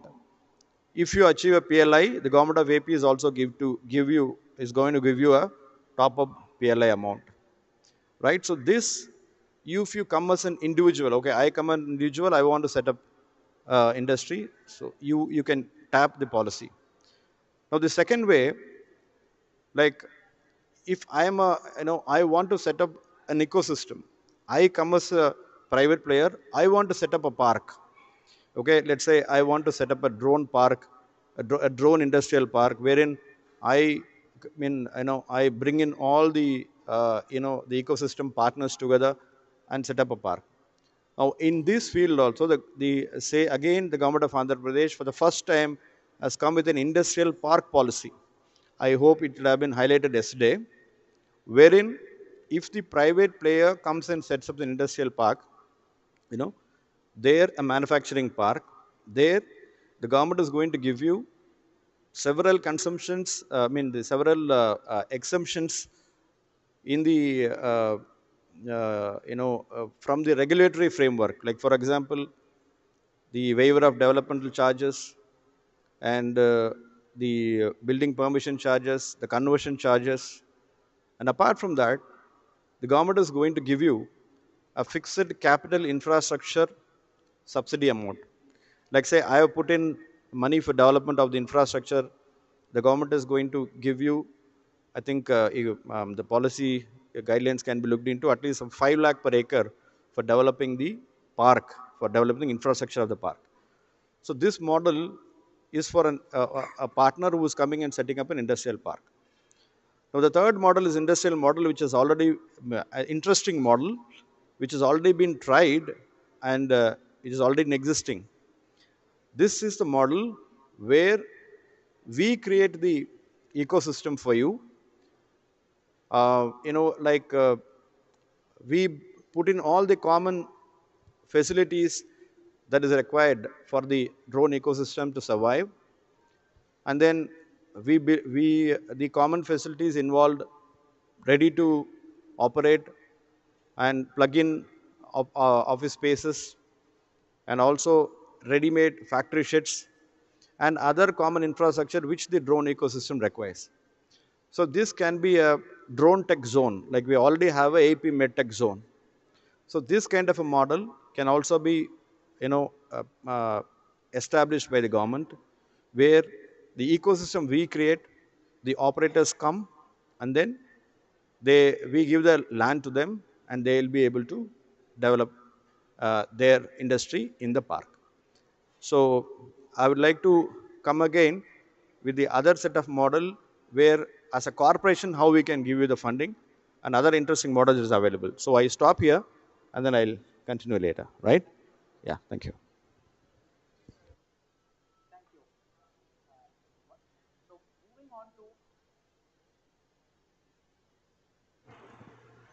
So we heard about how the government of AP can create an ecosystem for supporting entrepreneurs. Now, India has been called the startup capital of the world because the way we have seeded entrepreneurs. What's the typical system? Most of the ventures in India, I say most, are really asset light. So entrepreneurs bootstrap, get some revenue, and then they raise angel funding and move up the series round. That's the typical approach. Unfortunately, in drone technology, we are talking about deep tech. It's also not asset light. you have to create manufacturing facilities. What it boils down to is a lot of investment capital. And unfortunately, in India, unlike the Bay Area, where there is a lot of liking for funding pre revenue deep tech, right, is that seems to be lacking, and that definitely is a challenge. So, I'm actually going to ask Naman to speak about what has his experience been in Airbound on looking at funding for his business. So, Naman, over to you. Definitely. Thanks a lot, Amit. I think it's been quite an interesting journey over the past couple of years working on this. I think the big difference between, deep tech companies, especially in the drone space, and the more typical startups is that every company has a 0 to 1 journey, but the 0 to 1 journey is a lot longer and a lot more expensive for deep tech. I think the Indian ecosystem has improved tremendously when it comes to getting opportunities for that early stages of funding. I think if you are a deep tech startup and you're looking to get to a scale till where you've raised maybe, up to $5 million in capital, I think there's a lot of great ways to do that in India. And if you have the right story, you don't need revenue. You just need to give investors confidence that you can do that. The challenge is that for if you're trying to build really game-changing tech, if you're trying to build 10x better tech, $5 million is not enough capital to do it. And I think the big challenge we're facing is that getting that next leg of funding, getting to maybe $5 to $50 million of funding, while still being, a pre-revenue company, that's a big challenge. And so you really have two options. Either you figure out ways to get revenue early, which fundamentally means that you have to compromise on R&D, you have to compromise on your product. So rather than being able to build something that's so much better, I think the previous panel, they talked a lot about the Black Hornet drone, which I mean was genuinely a marvel of engineering. It's a drone that can fit in my palm, that can do all sorts of reconnaissance operations, military operations and all. But that drone also costs over 1 crore for a single aircraft, and hundreds of millions went into funding the R&D behind it. And the issue is, I do think we have the talent for that in India. I think the experience we've had with Airbound is there are people that can build absolutely amazing technologies in the country, but capital becomes a big issue, right? Right now I don't see an environment where in India investors are willing to give $100 million to a company that is just building out technology that is not spending most of their time with customers, trying to get contracts or at least letters of intent. So that's where you really need people that take bolder bets. I think the best solution right now, which is a bit patchwork with the industry, is that you have Indian startups raising foreign capital. So you have Indian founders that are going to the Bay Area raising capital for there. And my hope is that over the next 5 years or so, if enough of these case studies happen, that builds up confidence in Indian investors that, hey, revenue is not the only metric that's important. Maybe if a company is building out technology that is fundamentally valuable, that that technology on its own has value, right? Like with Airbound, our pitch is that we want to reduce the cost of last mile delivery by 100x. It's very, very difficult to build. If we achieve it, that doesn't mean everyone else automatically can. And that's where it means once we hit the market, our journey will be much, much easier. But getting to the market is a much harder journey for us or any deep tech company than it is for the typical startup.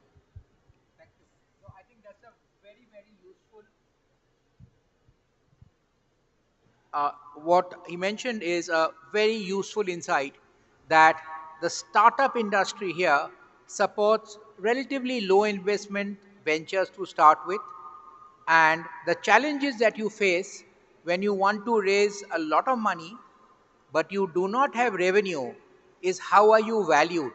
And that's where the Bay Area comes in, right? And I'm the co-founder of Hunch Mobility. We are building our entire eVTOL ecosystem, and we are in the process of listing in Nasdaq exactly for the reason that he mentioned, that you don't have appetite for that sort of funding here in India, right? But I'm going to come back to that question later. But before that, I'd like to ask Amar. Now, Amar is a co-founder at Blue Jay, and they have raised certain amount of funding. The question I ask is, that as you have a number of drone ventures, investors know that this is a sector where regulation is changing, right? There are certain modifications. In that, how are they able to predict who the winners are from a large crowd, right? And what are you doing about it to ensure that you remain in the top of the pick? Yeah, thanks for that question.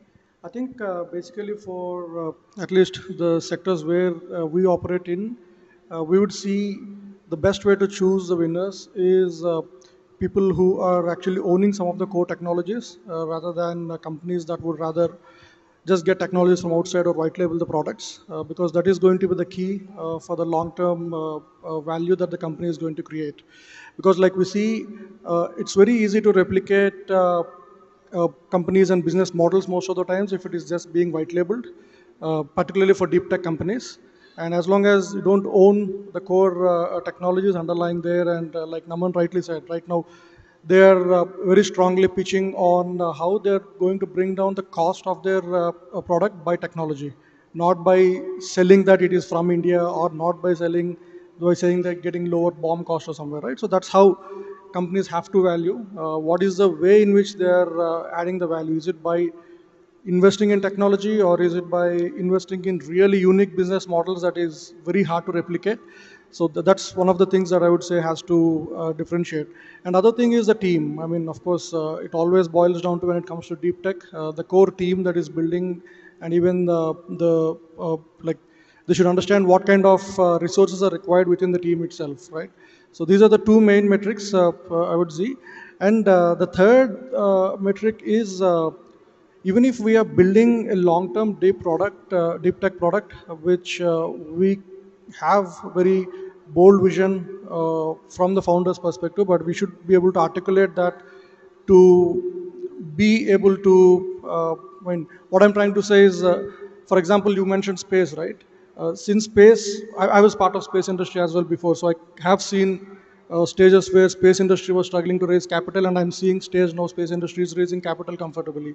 So what change has happened there is, initially when there was struggle, there was actually a success story of a SpaceX or a rocket lab elsewhere, where people can see if they invest where this is going to be. So, and that time regulations were the problem. And once regulations was taken care, now they only see execution, right? So all the risks are taken care of. When it comes to drone industry, it's still, even globally, we don't see that kind of a massive success story to relate to for anybody. So that is where we need the kind of investors who see it's these technologies that are going to change, are going to be the main game changing things, and not really that particular product that people are building. Because in deep tech, every time the product that you start with and product that you commercialize is going to be entirely different. So unless they believe that it's the technology that is going to change, not that single product, it's very hard to get that conviction for them also. Thank you. Thanks for that. So let's move to, we've heard a lot about the challenges in financing for drones, right? And what are the opportunities available? Uh, Now, there's another angle to ensuring financing. VCs look for some amount of revenue as proof that the venture works. And here we had an interesting conversation with Dr. Roshan Srivastav, who actually provides another angle to how they can facilitate drone ventures in showing them revenue opportunities. So, Dr. Roshan, over to you. So thank you so much. Thank you for the organizers to have me over here. Uh, I would like to first talk about what kind of an opportunities as a technology innovation hub we provide. We come under the national mission of interdisciplinary cyber physical systems. In fact, for the drone, we have a separate technology innovation hub at a national level, which is located at ISC Bangalore, and at IIT Delhi also there is something called Cobotics. So NMICPS has 25 verticals, 25 hubs. All of us are catering towards the startup ecosystem and also the technology development and skilling. At IIT Tirupati, we have a technology innovation hub, which is majorly focusing on positioning and precision technologies, which is very closely related to drones, especially navigation, positioning and timing, which is a PNT sector, and also GPS denied environments. So coming to the startup ecosystem, I think NMICPS provides a very beautiful structure right from the idea stage to the acceleration stage. We provide funding. It's a risk-free journey for all the startups, wherein you start with an idea with a small funds. We give the seed support system. We also have acceleration funds up to 2 crores. Uh, but there's something different. We thought like grants are always available for the startups. There are a number of avenues to get the grants.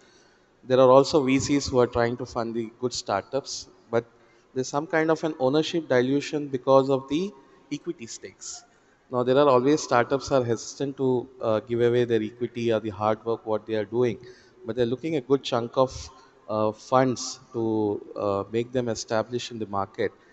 So at IIT Tirupati, we have a very unique program which I would like to introduce over here. We call it as a Vikas. In Vikas, we are basically focusing at how do we bring businesses to startups. Now, can we talk to the government? Can government start thinking that startups are our backbone? We should give businesses to startups. And we as a technology innovation hub can become a facilitators to them, because we can see which kind of what kind of a startups are working, what is their deliverables, so we can handhold, or we can, I mean, any organization can take up as in facilitators. But I think we should start thinking how do we create businesses to the startups. Now Vikas does this. There is a very simple 4-line form where you can just log in. The reason we also started Vikas, many a times, I don't know whether in drone community, is there any list of all the startups who are part of this community, so that the investors have a fair idea where the technology is moving. Even the startups have a fair idea where the people are working in the competitor sector. So we are creating some kind of a platform for all the startups to create the businesses for them. So this is one of the initiatives, sir, which I think all the startups who are here relevant to us, we would definitely like to get registered on Vikas, because we as a technology innovation hub, uh, we should be getting connected with the ministries, line departments, state governments, and contact them and get the projects. Recently, yesterday I was just talking to Greyhound people. So they have a lot of problem statements where the startups can help them to create the solutions. So also one of the other points came up just before this session. I think also the government should start thinking, the technology innovation hubs jointly should start thinking of having uh, something like bigger grants, grant challenges, which startups get as a grants but not an equity. So the grant, such challenges can go up to 10 crores also. I was just talking before this session. The startup was mentioning that we need a big money. It's not like 1 crore, 2 crores, maybe 20 crores, 30 crores to develop a full-fledged product. So I think it's a high time that we start focusing on grand challenges where the government and some technology innovation hubs come together, even the industries can come together and create a cohort of startups who can develop the solution in this country. Yeah, thank you so much. Thank you. Thank you. So I'd like to take your last suggestion to Srinivas, saying that, so you talked about how the government is providing subsidies in terms of capex and others, right?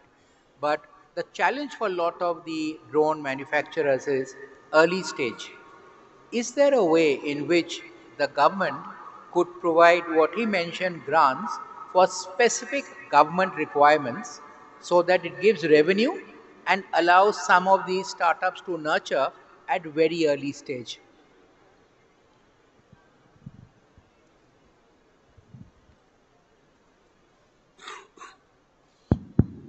Yeah. So first, so Rohit wants a Shark Tank in the government sector. So basically, to provide the grants to the industry. Yeah, it's a very interesting suggestion. Okay. When you want to say support, uh, let's say budding startups, or to get the government support, one another model which is now becoming popular is DAS, where drone as a service. My colleagues will be speaking in the later sessions. Very important, let's say, fields in the uh, government system where we require the support of drones in municipal administration, healthcare, in the land planning, revenue administration, in all those things where the entrepreneur comes and offers me a service which is going to address my need, whether it is in terms of urban planning, whether in terms of solid waste management, or whether in terms of land, encroachments management, and all. There's various gamut of government systems. So where the entrepreneurs can convert it into a service and offer to me as a service, whereby I pay as a service model. This is one model which we can think about. The second model, which Rohit ji has already just highlighted, is a kind of innovation hub model, okay, where we allow the startups to come, experiment, give them a place, a space, and then some kind of a grant where they try and test out systems and for some period, and we can also give them an avenue to test their things in the field, in the government system itself, and then if it clicks in, then we can scale it up to the next level. So that model also we can think about.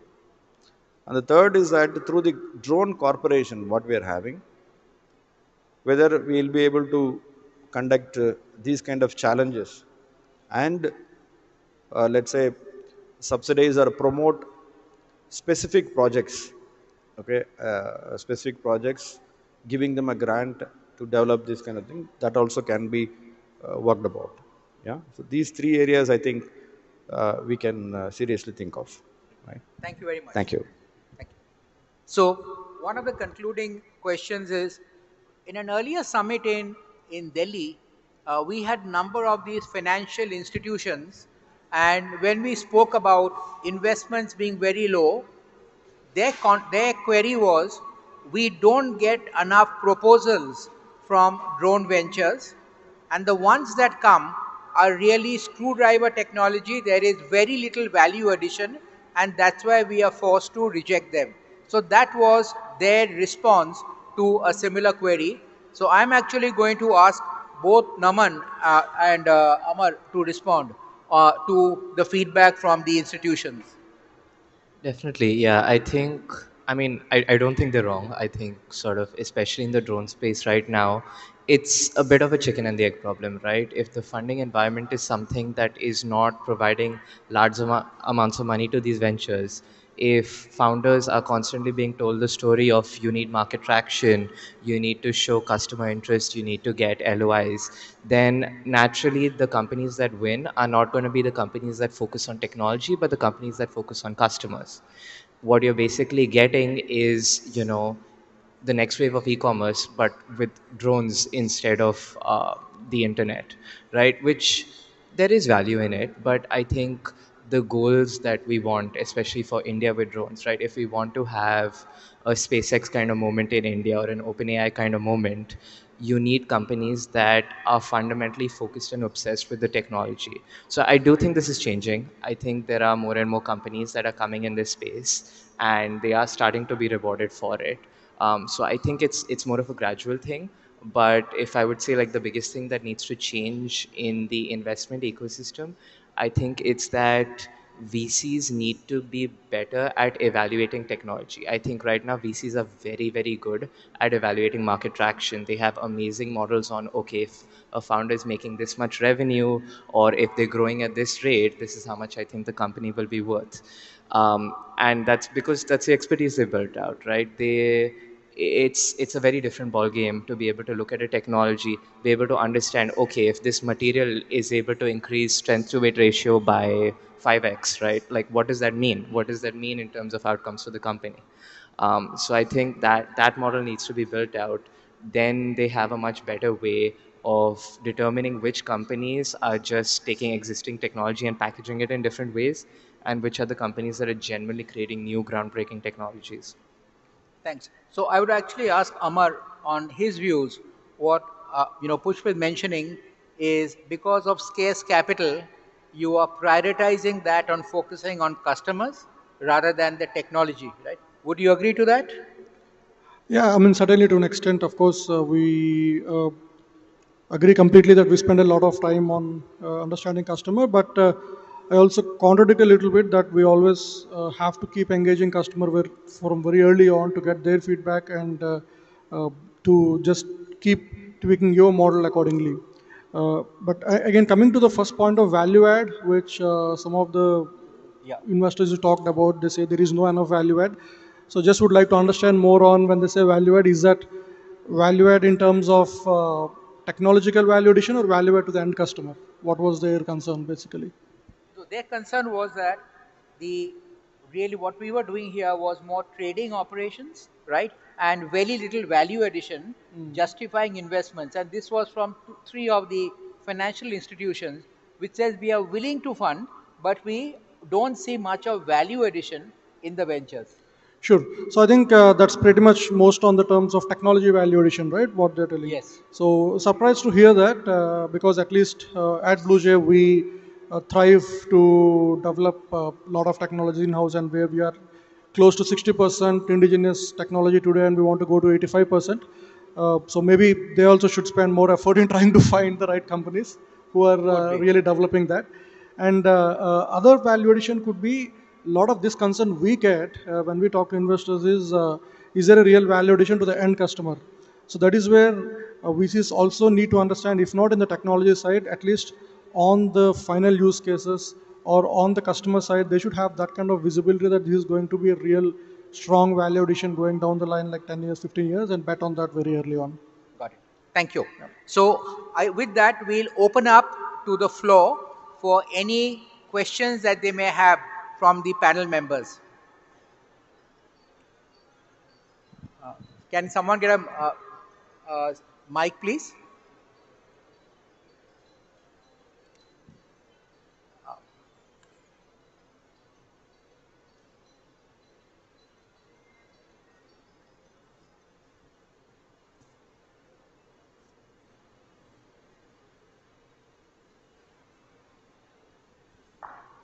We need a mic.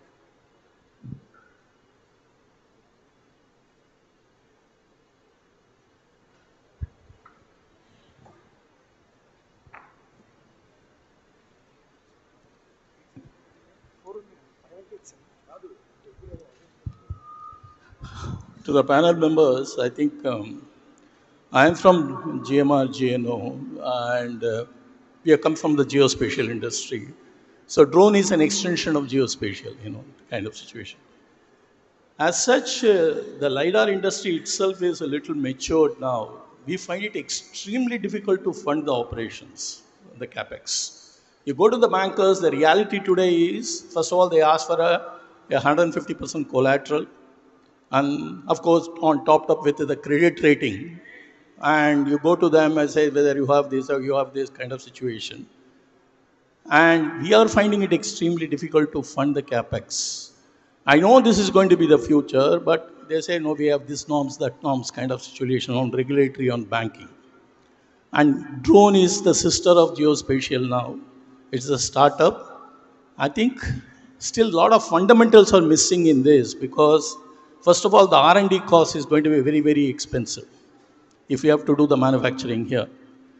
And any entrepreneur who's starting up will definitely look at least a 16% return on the equity. At least 30% equity, 70% who is going to fund? This is a big question because the LiDAR itself is finding it difficult to fund. People don't see, yes, all your projections, I know this is the market, deregulation has happened in geospatial industry. First of all, a regulatory framework for drone is not in place still, which is more security-wise, risk-wise, much higher.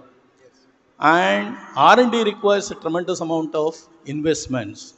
The second challenge is the people process.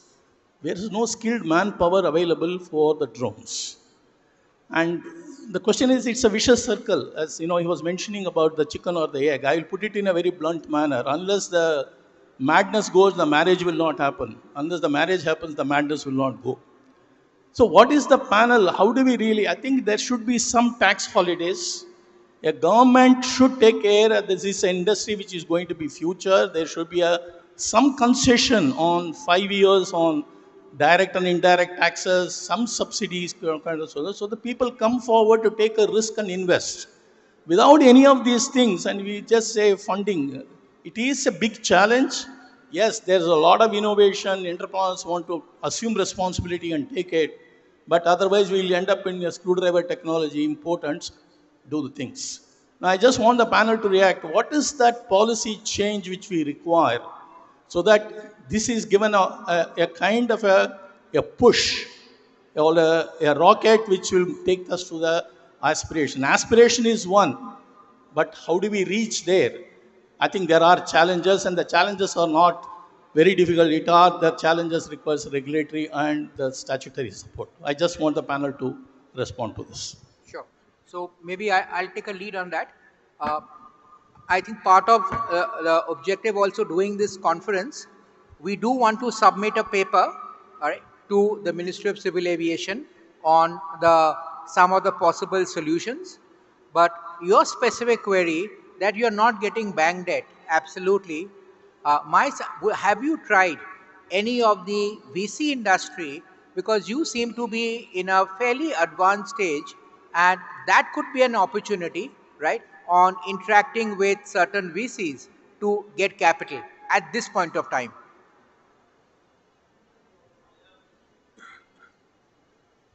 We have been discussing with the venture capitalists. We were looking at some mezzanine debts to do that, so that we put in. I think everybody says, venture capitalists, when you go, the return on their investments when they ask, it's much higher than the bank interest. Look at the interest rates today. If you don't have a right collateral security or a tangible asset to secure, probably there's 14 to 15% is the bank interest. Probably venture capitalist looks at as 18 to 20% return. How the business can survive, especially a nascent stage? My suggestion is we can discuss this offline, because this is a specific query that you have, right? In the interest of time, like to open up to any other queries from the audience. Yeah, so a big and an interesting question as well. I would like to answer some specific areas which you have raised, right? First, you wanted to put in a regulatory framework. Basically, if you see the current system or the current potential of the drone ecosystem has come out because the regulatory framework had been relaxed. Because if you see, we had the drone rules earlier where now our 90% of the airspace is being freed just in a matter of 5 years, because we know that though this technology was operation for in about 10 years, due to the restrictions and all those things, the industry was almost in a lull. So that's why the government has come up with relaxing the regulatory framework. So it is going to aid the industry, number one. The second is that, okay, what you are asking is that what kind of tax benefits I can get as an industry. My costing of interest is going to be high. No, I would urge you to please look into the policy very carefully. In the policy itself, there is GST reimbursement is given in the policy. 100% GST reimbursement up to 5 years is allowed, for industries. So that is going to aid you. And as I already told you, capex subsidy up to 35% if you're going to achieve all the norms set in the policy. So this is going to help you out. So please look into the policy and make use of it, right? Thank you. Do we have time for another one question? Yeah, please go ahead.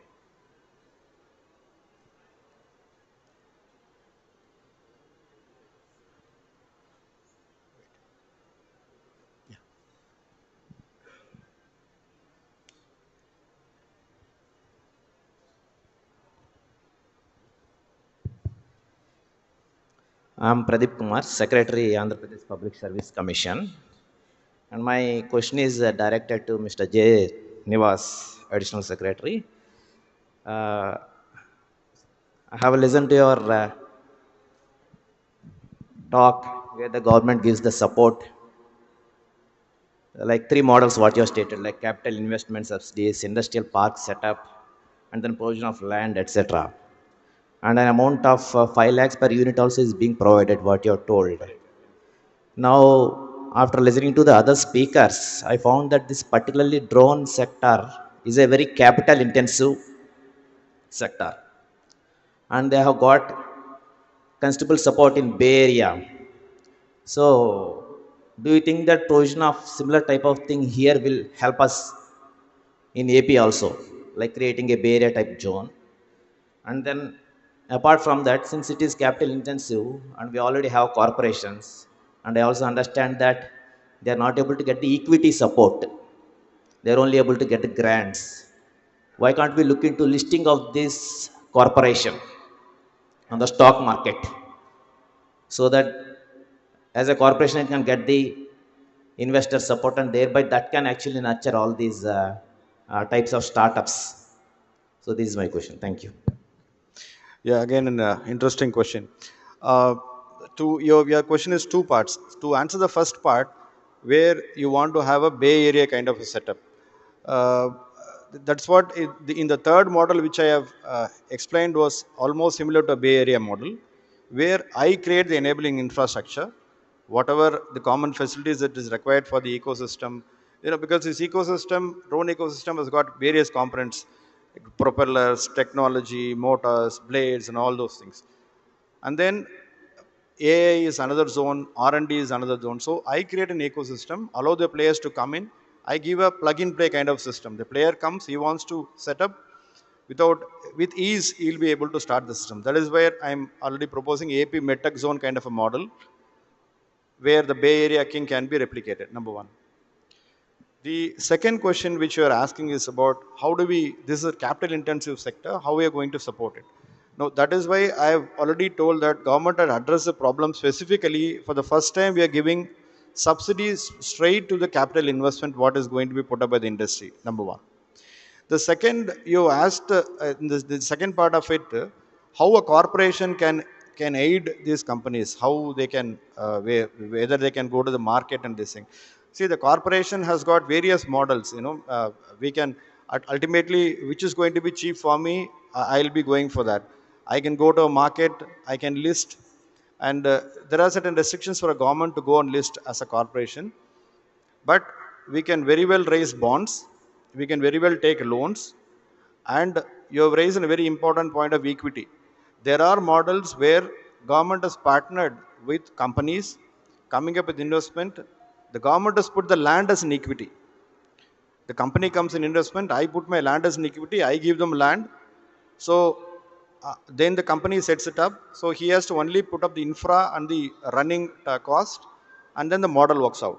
Many tech parks in Andhra Pradesh, in Hyderabad, Telangana has been developed in this model. So that model also the industries can work into. Yeah, thank you. So I think we've run out of time, and I'd like to conclude this session by thanking all my fellow panelists for their views, and also to the entire audience, right, for being such a patient listener and for your questions. Thank you very much.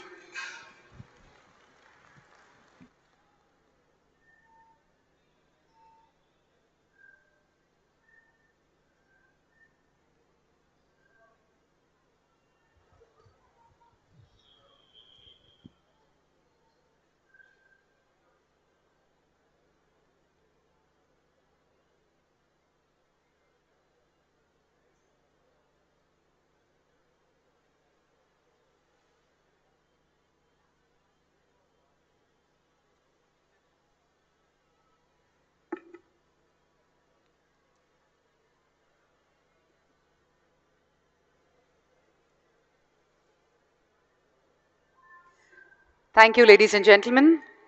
That was a panel discussion on investor insights on challenges and funding opportunities. And thank you so much to all the speakers and our moderator. I request our MD AP Drones Corporation to present mementos to all our panelists and our moderator, to Mr. Amit Datta.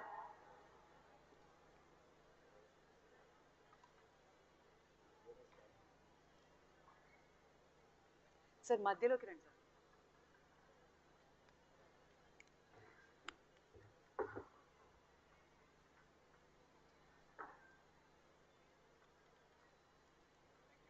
Thank you very much, sir.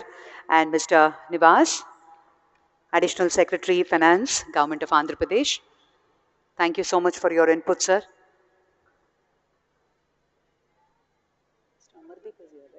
Mr. Amardeep.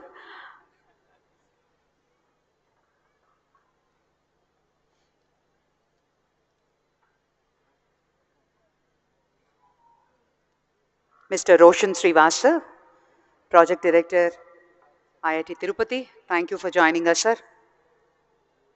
And Mr. Naman, Co-founder, Airbound.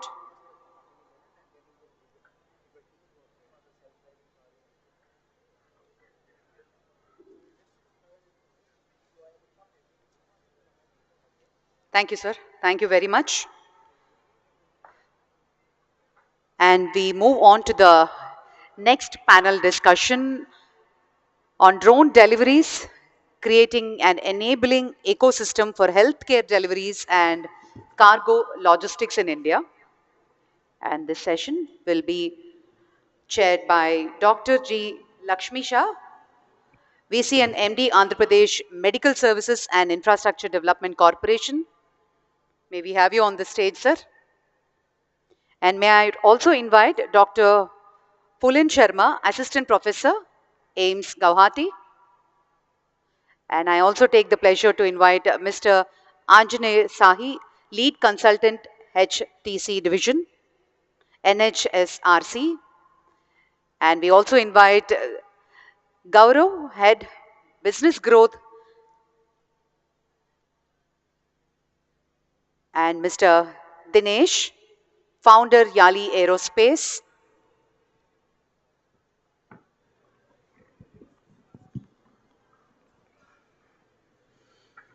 Mr. Gaurav is the Head Business Growth, Teach Eagle Innovation, and Mr. Dinesh, Founder of Yali Aerospace. And this panel discussion on drone deliveries, creating an enabling ecosystem for healthcare deliveries and cargo logistics in India. We also have a keynote presentation after this by Mr. Dinesh Kumar, CMD, Andhra Pradesh Drones Corporation, on use of drones for disaster management. Post lunch, we have another keynote presentation by AIMS, Mr. Rishikesh, on expanding access through drone technology and aerial medical support. And another keynote presentation by Mr. Gopalakrishna, Joint Collector and Additional District Magistrate, Prakasam District, Andhra Pradesh, on building digital land records for rural India. And today's interesting panel discussion on drone technology adoption and applications with focus on digital twins for urban planning. And the last panel discussion will be held at around 3 p.m. Around 4 p.m., we have panel discussion elevating tourism and entertainment with drones innovation. And we also have another interesting discussion on developing generation of skilled manpower for drone ecosystem of India. So for now, we'll begin with the panel discussion on drone deliveries, creating an enabling ecosystem for healthcare deliveries and cargo logistics in India. I take the pleasure to invite our panelists and our moderator. Thank you.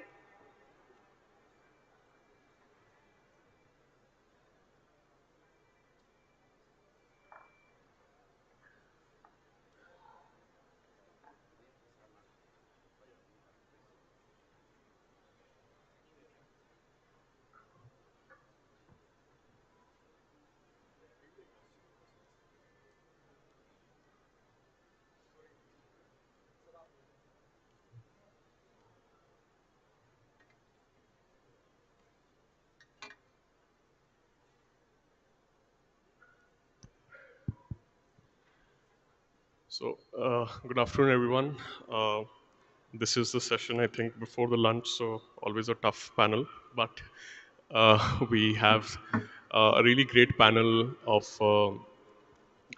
both from the industry side and from the government side as well. So, we'll start with introductions, right? My name is Anshul Sharma. I'll be moderating the panel. I'm from Red Wing. we're a company which is also into drones, into healthcare and logistics. And looking forward to kickstart this panel. Um, so we'll start basically going around the panel, right, with just quick introductions on what has been. I'll first start from the industry players, right? That although people feel in India that healthcare, drones in healthcare has been a new concept, but will be surprised to know that drones in healthcare was launched since 2021. So it's almost year three for drones in healthcare in India, right? So the industry body has seen from early pilots to POCs and to now starting to see some scale. So with that, Gaurav, would love to hear your thoughts and your journey so far um, on how has been your past previous experience over the past 2 3 years of actually running drones in healthcare, delivering supplies. So yeah, a very warm good afternoon to everyone. Yeah, so I I would say in last 2 years the industry has evolved pretty well, uh, considering where we started 2.5 years ago, where the drone rules were just liberalized. We have come a long way. With regards to how the rules have been framed, how various zones, sectors have been red zone, yellow zone, green zones have been created. As in the previous discussions also, uh, the honorable member highlighted that 90% of the country is now a green zone, so it's a easy fly areas. So from that perspective, we have come a long way. Most of the panel here is from the drone as a service, logistic drone sector. So yes, in terms of the logistics drone sector also, the industry has evolved pretty well. And to give you a perspective from where we come from, so at Tech Eagle, we are one of the oldest drone logistics company in India. We have pioneered the space by developing made in India drones, which are capable of going 100 kilometers, can carry up to 5 kgs of payload. And we have been working with some of the major aims in the country, delivering services, delivering medicines, vaccines to very remote locations. And that's one big thing change has that has happened in the last couple of years, is that premier health institutes like All India Institute of Medical Sciences have adopted drone as a service, which is quite a tectonic shift.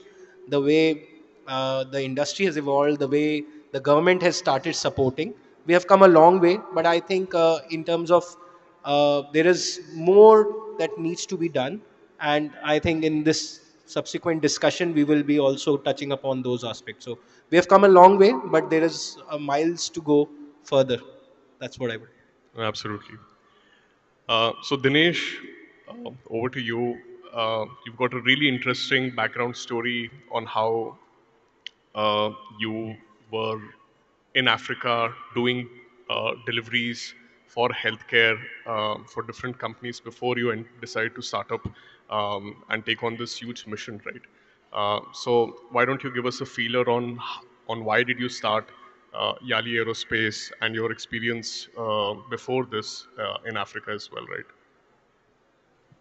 Yeah, thank you so much for actually discussing this topic in this panel, because this kind of topic has to be discussed in every drone ecosystem panel or meetings, events. Thanks, Anshu. And I have why yeah we have started Yali Aerospace. Why I returned to India, because last 12 years I have been in the same field delivering medicines in many countries. Started with Singapore, Australia, Vanuatu, and African countries, and also in Switzerland, the Netherlands, Germany. I worked with many countries, but they have understood why drones are important. They give privilege to healthcare system. And one moment I understood in Vanuatu in 2015, the people carrying their children over distance of 10 kilometers to get the vaccine. So they have to carry the children over the time of like 10 hours or 12 hours in the mountain. And one day, all the village members is gathered in front of our house and then said, "Don't go to your place. Please stay here. We will, we will take care of you. You just keep continuing the service," because we were delivering the medicines, children vaccine, using our drone, and it is a UNICEF project. But it was like a teasing project, like a just testing project, like a pilot project. But the importance I understood in Vanuatu. So from there, I've started my career working towards a healthcare system, drone deliveries in many countries. And one time I wanted to start a company, move to India to do the same, service in the sector.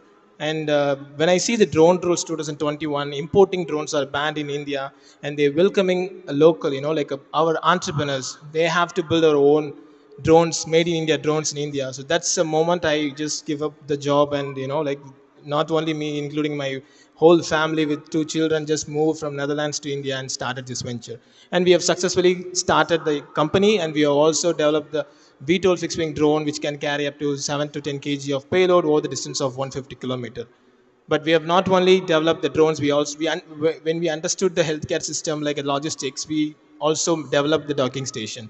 So our drones can support, 1,000-kilometer range if there is a BVLOS corridor is allowed. Thank you. No, thank you so much. It's such a deep, impactful story, and we'll again come back to that to dig in more, right? So, Dr. Sarma, you've been practically a user, right, from the AIMS Guwahati side. You've also seen some drone delivery trials and are also seeing some level of adoption. Why don't you enlighten us so far your experience from seeing on a paper requirement to actually seeing drones deliver products for AIMS Guwahati, right? Thank you. So, at first, my sincere thanks to all the dignitaries present here.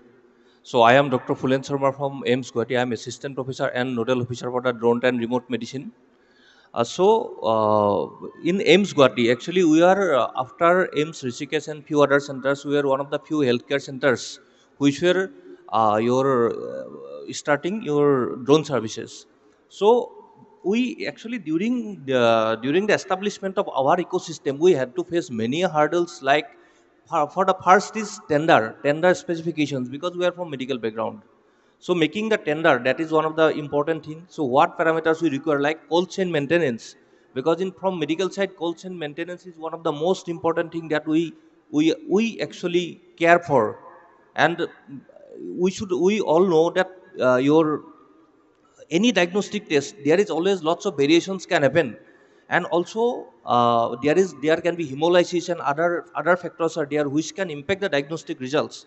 So how to make the specifications, that was one of the most important thing.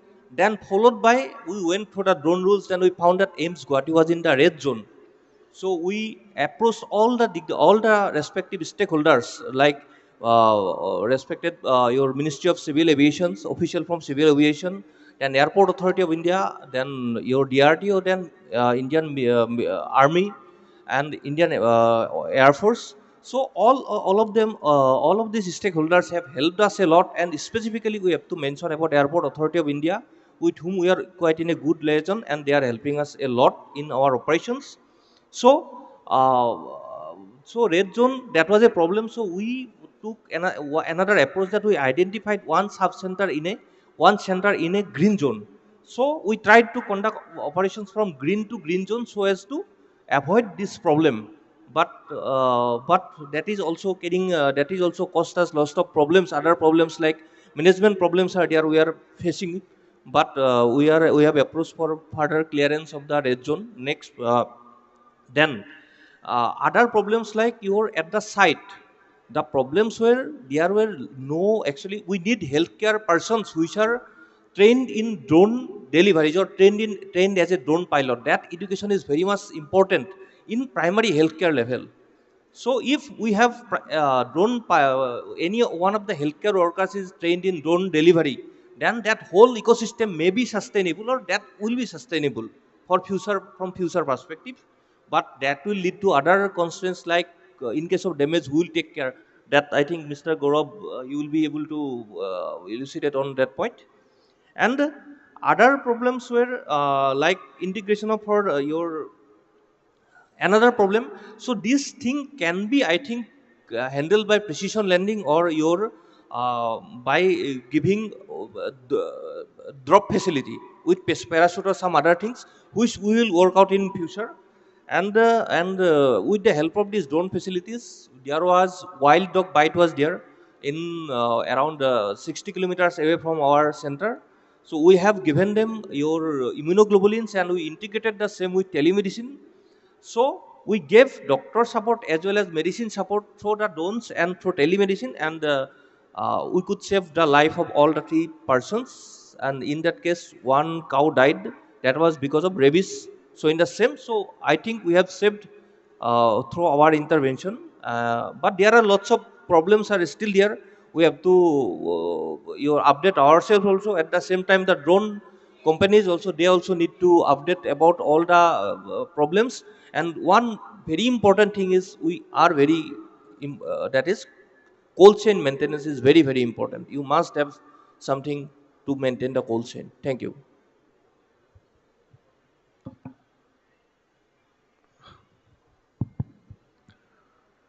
Um,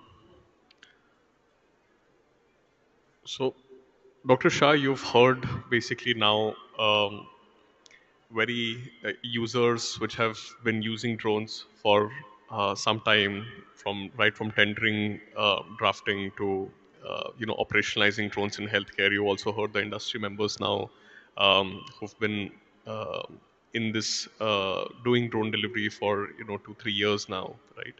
Andhra Pradesh is I won't say like it's it's coming a little late basically to the party of drones in healthcare.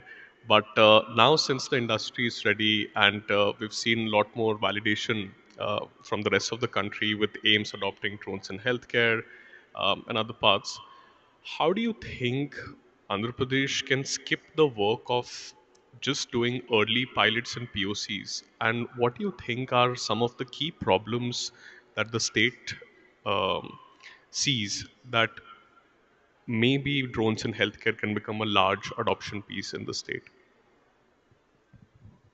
Thank you, Anshul. Uh, Thanks for that question. And yeah, so government of Andhra Pradesh, though as you said, late entrant in the drone, but no doubt the hope and the confidence we are creating in the industry will go a long way. So in giving the big boost to this industry in our state, in the first point.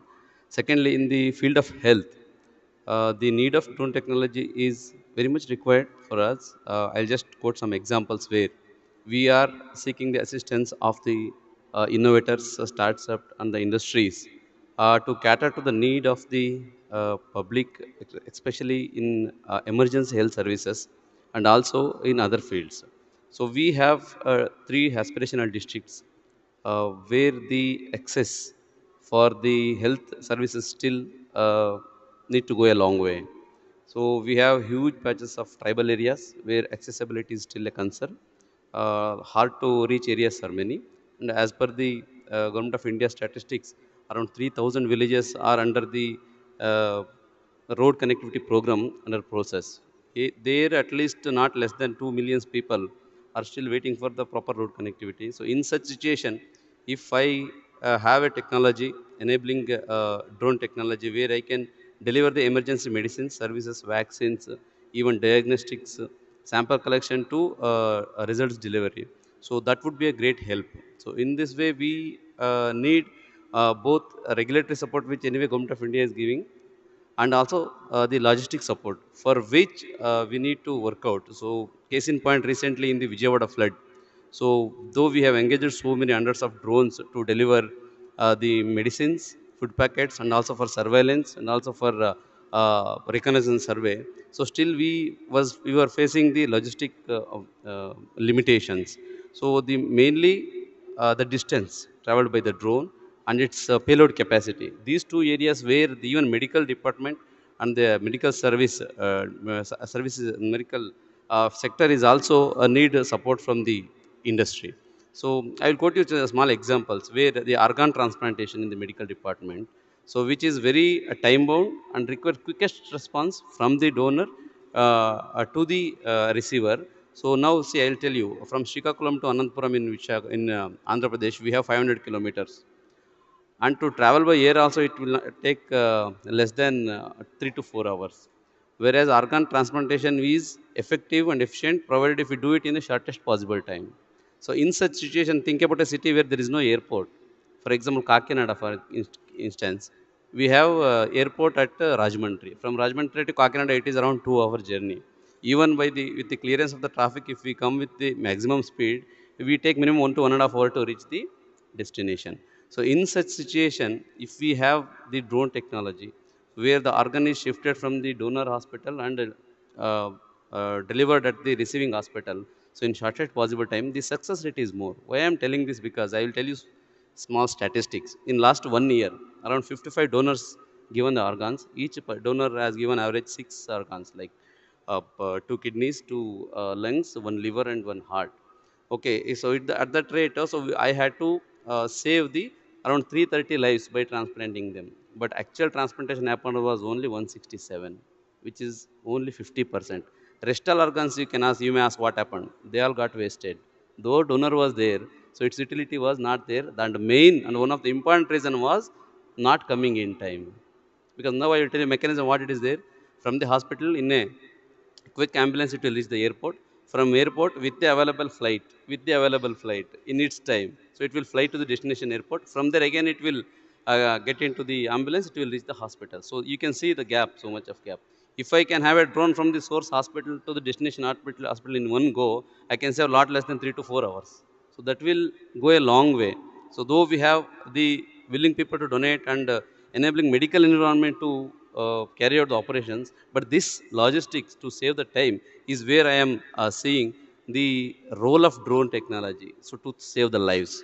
In addition to this, you must be knowing, so during the flood area, during flood situation in Vijayawada also we faced the epidemics due to water stagnation and pollution. So a lot of vector-borne diseases. That is the after post-month of the flood. That is the main concern. So there the proper surveillance through drones regarding mosquito breeding areas and disinfectant spraying, sanitation work monitoring will go a long way in controlling the epidemic diseases aftermath of the flood. That's why we know, like, a knot in time saves the nine. Now it's the time to rephrase it, saying that a fleet in time saves the million is what applies with respect to drone technology. So that's what the health department is anticipating. And obviously, as government and our chief minister is very supportive of this technology. So as we learned from the previous session, in India, Andhra Pradesh will be no doubt a very important, attract a hub for the innovators and also industries to develop the drone technology. Thank you. Thank you, Dr. Shah. So, Mr. Sahi, NHSRC has played a very important role into the, into drafting out and rolling out the AIMS standards, right? Pan India. I think AIMS has there are more than 28 healthcare drone tenders basically which has been rolled out. Why don't you tell us basically how was the journey of starting the first India's first drafting of these AIMS program? Where did the thought come from, and how was your overall experience so far?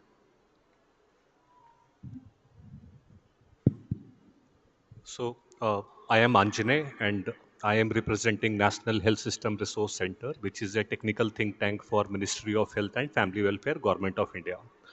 So, our main job is to strengthen the health system in public health facilities. So, provision of drugs, diagnostics, blood samples are very essential to provide the healthcare services in public health facilities.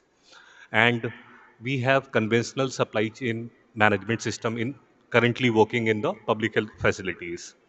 So our former minister, Sri Mansukh Mandaviya ji, guided us. Why don't we make a mechanism where all the INIs like AIMS and regional medical college can come up with one of the first referral unit, that is a community health center, and the drone service will be operating for provision of drugs and diagnostic in the facility. So at that point of time, there were no request for proposal for hiring a service provider was available. So we consulted all the aims, and we consulted Drone Federation of India, Government E-Marketplace for developing a model RFP which can, which can be used to hire the service provider. So we then consulted AIMS. We then we then consulted the community health center in our under NHM, so that there will be a communication system between the AIMS and the first referral unit, which my member was speaking about. So then we also trained Drone Didi, who will be supporting the entire initiative at the community health center. Then, then we developed one RFP, and the selection method was based on per kilometer basis, and we gave it to government e-marketplace. Then, as on date, I am sure 12 AIMS and one regional medical college in Manipur have established the service provider for providing the drone services. So it is under approval. So Government of India is going to launch the operational guideline along with the model RFP for other states, and for all the states and for all the medical colleges which they would like to adopt this drone services. Thank you. Thank you, Mr. Sai.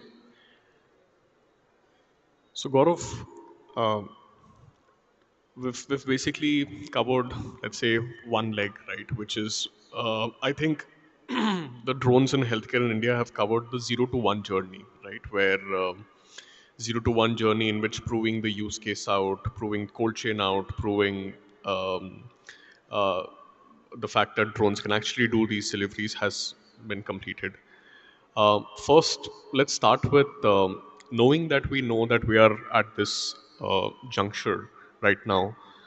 Um, do you think that drones in healthcare should be treated the same as drones in surveying and drones in surveillance and drones in agriculture? Or do you think drones in healthcare are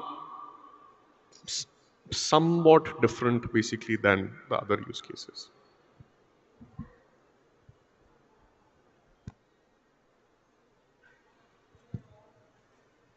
So, Anshul, very good question. I would say, I think the kind of panel we have here, it's a great question actually, because we have on the panel people who are the clients. We have on the panel people from the government side who have a requirement. Then we have consultants to the government who are suggesting in the healthcare sector how effective the drones can be. And then there are people like us who can enable that. So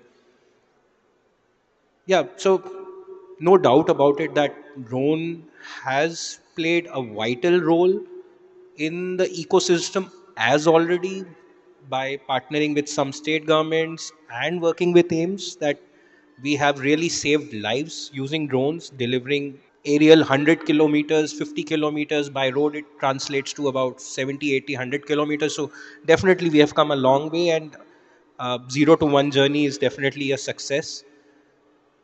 Comparing this drone as a service in the healthcare with uh, the surveillance or other aspects, I think will be unfair, because these services translate into different segment altogether.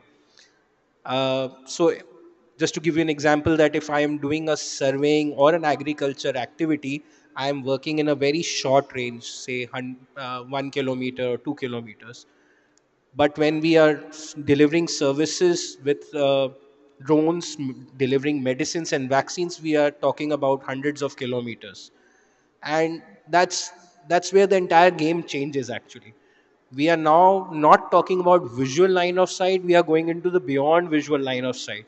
And that's, if you speak to any government official, regulatory, they would say it's a gray area. We are yet to frame rules, regulations around the beyond visual line of sight. So that makes this a very special and unique category. And I think there are challenges in the sector, in this particular sector, which needs to be addressed if we want to take from zero. We have achieved 0 to 1, but if we want to take 1 to 10, we need to do lot of working as service provider, as clients, as consultants, as the government. We need to go a long way. So I have some suggestions and challenges, but I think we'll come to that later. But yeah, this should be treated a little differently than the rest of the sectors. So one or two things that I would definitely like to highlight is the regulatory aspect beyond visual line of sight, and the certification aspect should be there needs to be brought more speed to it, and that's something very very important. Another important thing is that it is very surprising that we are 3 years into the drone as a system, but we still don't have any dedicated drone corridor anywhere in the country. We don't have not even a single range where I can go and just test my drone. I'm sure the government of Andhra Pradesh is definitely looking into some sandboxing kind of setups, which I think will be a boost to this sector. But that is need of the hour. We need spaces, places where we can test our drones. We don't need to be requesting for permissions to fly and test our drones. So I think if that kind of a facility is developed, that will be very very helpful. And another important aspect which I think the agriculture sector has seen is uh, we need to really strictly adhere to the ban on import of foreign drones. I think that's a big challenge that the logistic drone sector is facing, because these are big size drones. They need reliability. If tomorrow we import a part from a foreign country and it falls, or an incident happens, then the liability has to be also there. So uh, if there is a ban on import of drones, that should be strictly adhered to. So those aspects I think are the biggest challenges which government, regulators, clients, even industry players like us should definitely brainstorm upon. So yeah. Yeah. So 0 to 1 done, but 1 to 10 challenges remain, and hopefully we'll be able to solve them one by one. Um, so Dinesh, you've as you've highlighted, right? You've basically worked in different countries specifically for drones in healthcare, right? India came drones in healthcare first. I think the first country basically to adopt drones in healthcare was a country in Rwanda. Was a country called Rwanda in Africa, which started in 2016. Then came Ghana, then came Nigeria, Ivory Coast. So pretty much in Africa, I would say like 50-60% of the country is covered by drones in healthcare. So if you go to Africa, like drones in healthcare have been it's beyond basically a pilot stage. Like 80% of the national blood supply is right now delivered by drones in Rwanda, for example. So it's not a new occurrence basically over in Africa, right? So Dinesh, given that you've worked in such environments which have seen 0 to 1, but have also seen 1 to 10 and are right now in 10 to 100 stage, can you share with us some of the learnings basically from these like large scale adoptions of drones in healthcare from these countries? Yeah, I can share some examples what I have worked in different countries. Maybe I can just highlight the important projects. Maybe it will be useful for the healthcare drone deliveries in India. So in 2016, there is one project initiated by the UNICEF in Vanuatu. It was like a 6-month on-demand delivery. So anytime if someone wants, we have to be prepared and deliver the vaccine. But the problem in that island, there is no electricity. So the terrain is completely, mountainous. Like it is like uneven terrain. In front of we have a volcano eruption. Every day we get a tsunami warning. No electricity. Always generator running in our house to recharge the batteries. So at night we get a call that we have to deliver a maternal something kind of medicine to the 50 100 kilometer distance. We have to prepare the drone. So the drone is always stands in the tent, and we only bring the battery and put the payload and it deploy to the destination. But the problem in the terrain, because as I already said, there is no electricity. How we deliver the medicine?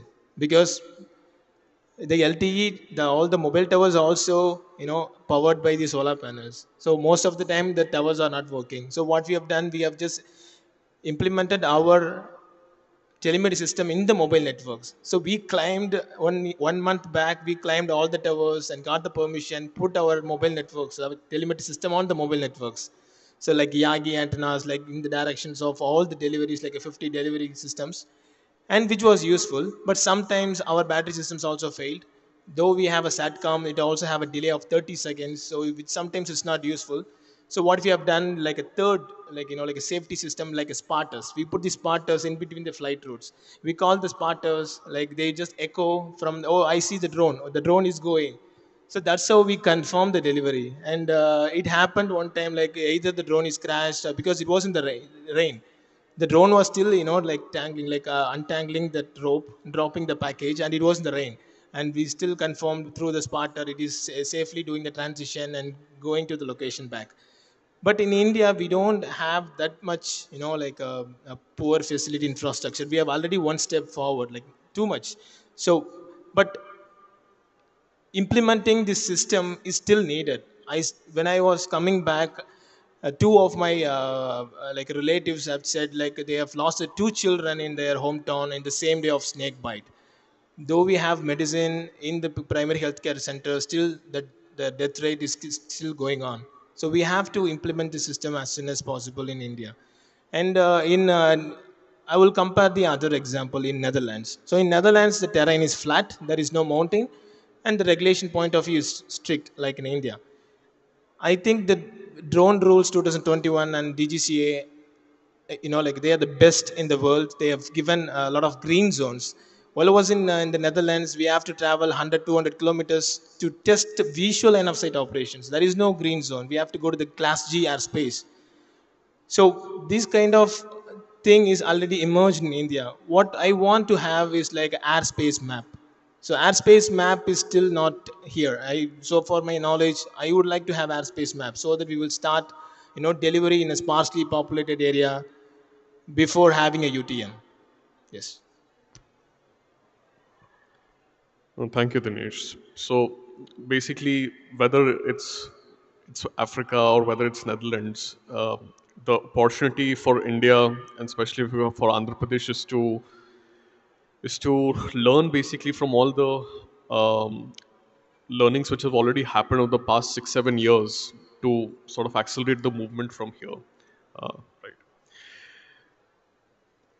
So, Dr. Sarma, we have AIMS Guwahati, right, has completed again the 0 to 1 journey now, right? That 0 to 1 phase of early pilot basically has completed. How do you see that the next phase of 1 to 10 shaping up? And what sort of challenges that you think we need to solve for when we're going in this 1 to 10 from a user side, from AIMS Guwahati side, right? So thank you. Basically, we are from AIMS Guwahati. Actually, the Brahmaputra River is around 10 to 12 kilometer wide in many of the places, and it has lots of riverine islands. Those we call as riverine shores or shore islands. So many of the shore PSCs shore have some primary healthcare center or health and wellness center is there, but most of the time they are uh, we cannot go there because of your floods or other kind of weather conditions and all. So in these things, I think drone can have a significant impact on this kind of healthcare deliveries. Again, another concept which I actually recently came across, there was one migratory state dispensary. So migratory means the source actually, these are riverine islands and they keep changing their positions. And hence making a permanent road structure is not at all feasible because the source they change the structures and the paths, making roads also not feasible in those areas. So we are doing riverine shore PSC deliveries to Bataidia and Bongalpara PSCs are there. These are two health centers where we, while going, we take the drugs or medicines, and while coming back, we take up the diagnostic samples for them, so as to make it more cost effective. So these are, and we face many issues in the riverine islands. First is there is no electricity. So most of the problem is like they have your solar panels, but again, how much a solar panel can charge a battery that is high powered battery of your drone?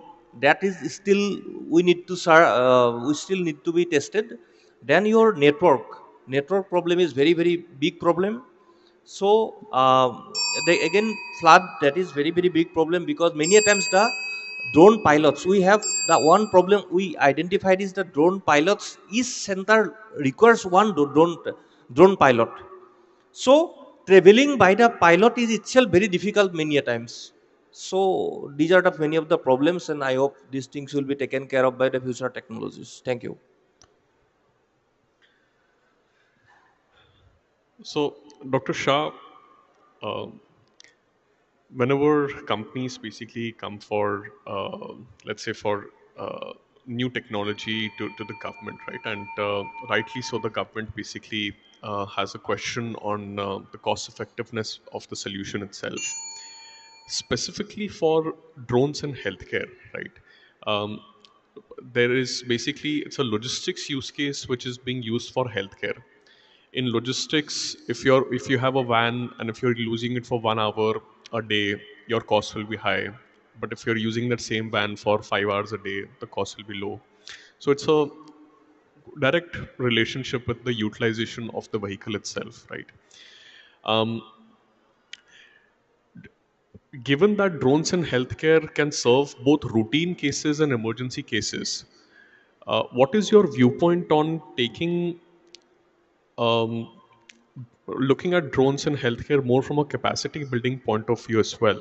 That if districts, if there is going to be a snake antivenom or snake bite basically, which is going to happen in a district, it's important to have 2 drones, 3 drones on standby. Uh, and we're okay with the fact that they're going to be used for emergency. Yes, they're also be going to use for routine immunization and diagnostic sample collection as well. But it will perhaps not be at the same cost at what a bike or a van, which is being used for like 5-10 years, will cost for this new technology. Why don't you share some thoughts basically on some of these cost effectiveness analysis?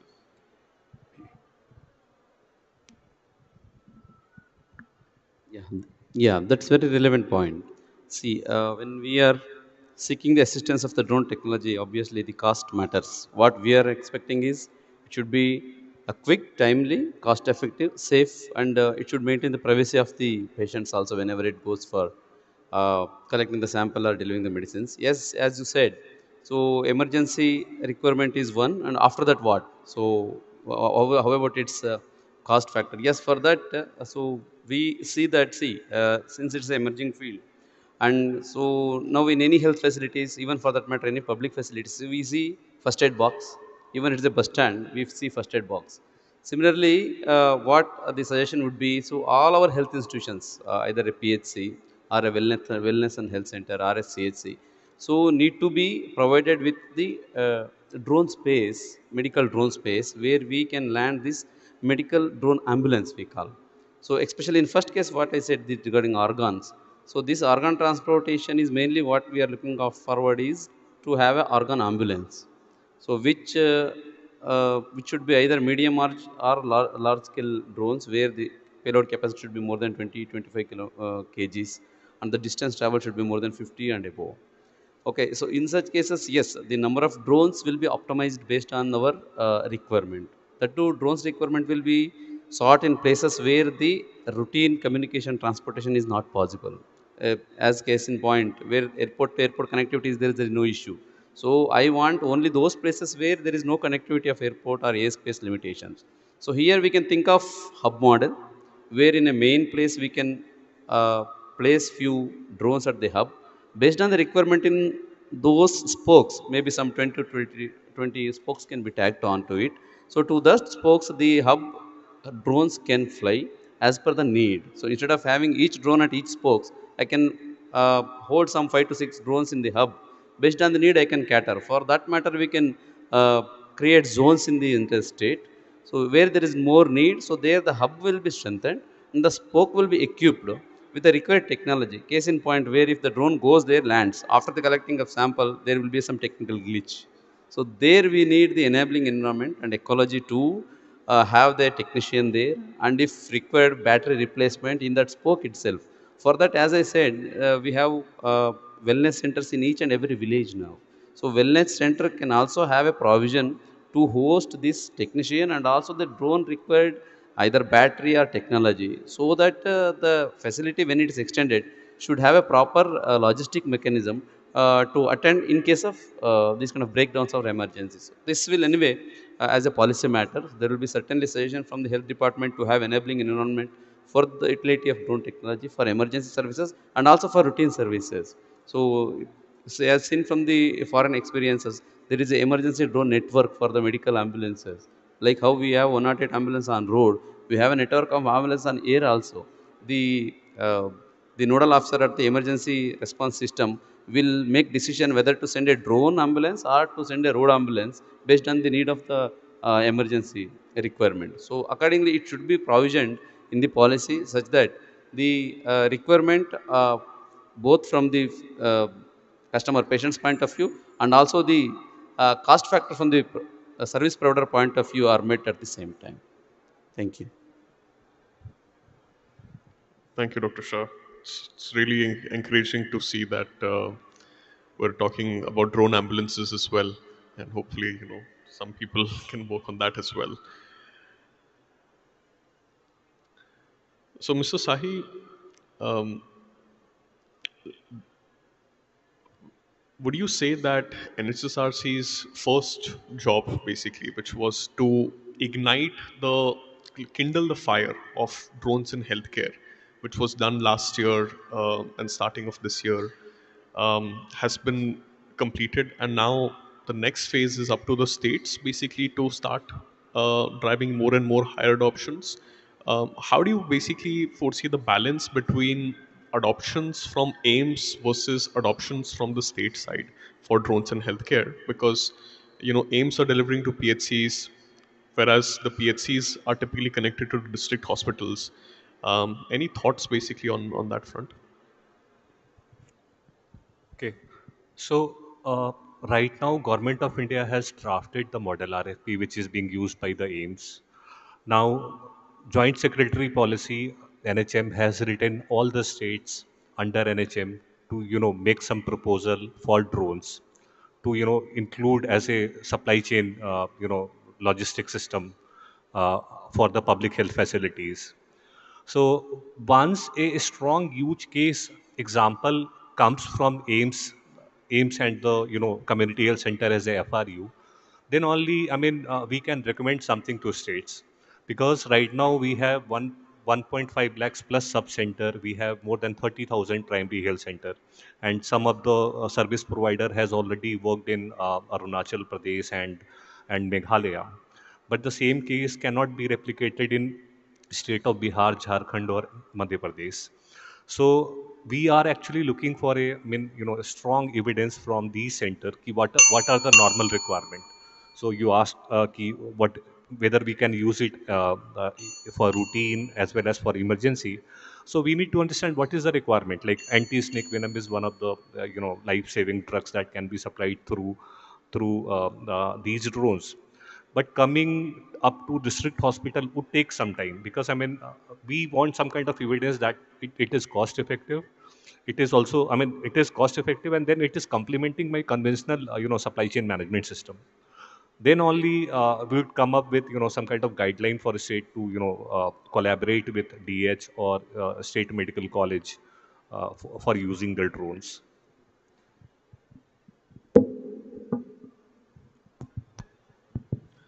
Thank you. I think we're out of time right now. Yeah, okay. All right, so we'll conclude the panel, but before that, maybe we have just enough time for one minute quick recommendations from each of the panelists, right? So that we can navigate this journey from the next 1 to 10 phase. Gaurav, starting with you, quick recommendations from your side on what needs to be done next. Right. So based on what we have discussed so far, I think I have three level of suggestions. One is on the Implementation side, strictly adhering to the ban on import of drones, that is one. And to implement that, I think the quality check could be done of the product that is being delivered by the respective clients, ensuring that when they put it to service, it's of the good quality. Should they do a demonstration check well in advance before they finalize the contractor? So that could be one. Having long duration contracts, price benchmarking, that could be another aspect. Again, on the regulation side, that's the level 2, is speeding up the red zone permissions, and beyond visual line of sight regulation should be cleared as soon as possible. I think that is on the regulation side. And on the implementation side, requesting state governments to support in sandboxing, creating those sectors, districts, where these drone services could be implemented without having too much of permission requirements, creating that ecosystem for testing ranges. So I think that those will be three main requests from my side to the respective stakeholders. Sure. Dinesh?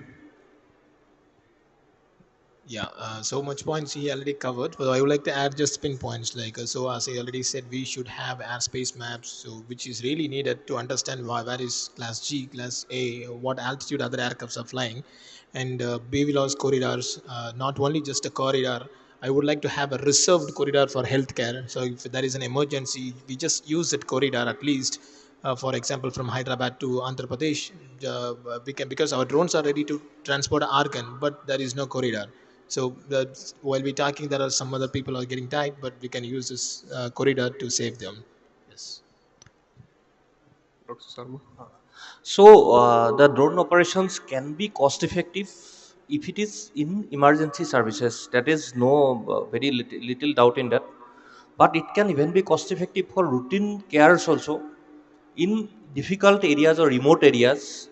And another important point is if the rate comes a little bit low. That is one of the point from our side. Thank you. Dr. Shah?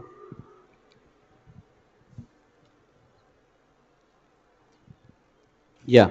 So thank you. And yes, as a stakeholders and user agency, we would be more happy to support the technology. And I have already told what's our requirement is. And uh, as a department, we are more happy to support any innovations and any startups and any pilot activities to be done in the state of Andhra Pradesh, especially in the Department of Health. And very welcome to Andhra Pradesh. So we're very happy to onboard you and to support you. Thank you.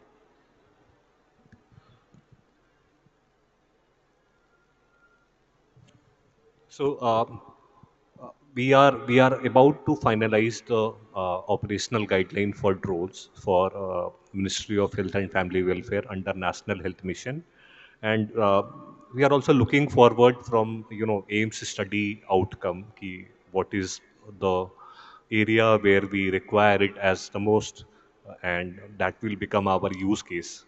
So these are the two things uh, from my side. Sure. And I think from my side, we've also been delivering in healthcare for almost 3 years. Initially, we got started earlier in Papua New Guinea, but then we started in India. Um, there are, I would say, two use cases of drones in healthcare. One is obviously in routine, and the second is emergency.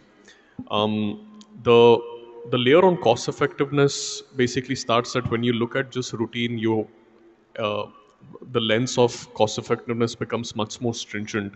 But when you look at emergency, there's a perspective that drones can be treated beyond just a vehicle which is used for as a logistics case. It is also a vehicle which can be used for emergency care as well. So factoring basically both of that and having a holistic lens on both routine and emergency while adopting this technology will help us navigate this 1 to 10 phase. But with that, I think we should conclude the session and thank all my fellow panelists for a wonderful discussion. And hopefully, we'll see more and more drones in healthcare for Andhra Pradesh as well. Thank you.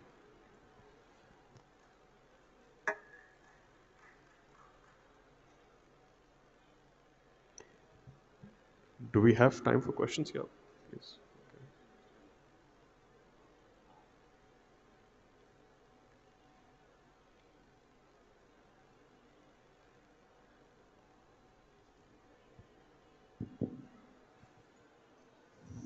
I'm Pradeep Kumar, Secretary Public Service Commission. It is said that you can have 1,000 problems in your life until you get a health problem. Thereafter, there will be only one health problem. So that means the drone deliveries can be divided into two. One is for healthcare and for the rest. So if it serves, that is the pinnacle of the cause of the drone deliveries. Now I'm actually appalled to know that from the speech by Dr. Lakshmi Shah that there is no death of donors, but only 50% of the organs could be utilized because of the logistics limitation. Okay, right. Now, I think in this area, drones can excel actually because it can travel the shortest path between 2 points, which is the straight line, is possible only to the drones. Now, I want to know, in order to improve this organ transportation, is there any aggregator like say for example for transportation, regular transportation, we have Uber, etc. Like that, can all the hospitals be connected through an aggregator where they will be able to just place their request and then drones will be able to move that one immediately? Because the issue is not just about moving to the remote location. Even within the city also, despite having transportation facilities, vehicle, everything, still it takes a lot of time, and within that golden hour, if you do not deliver the organs or what are medicines, it will be going waste. So is there any aggregator type of service already available, or is there any idea to come up with that? Thank you.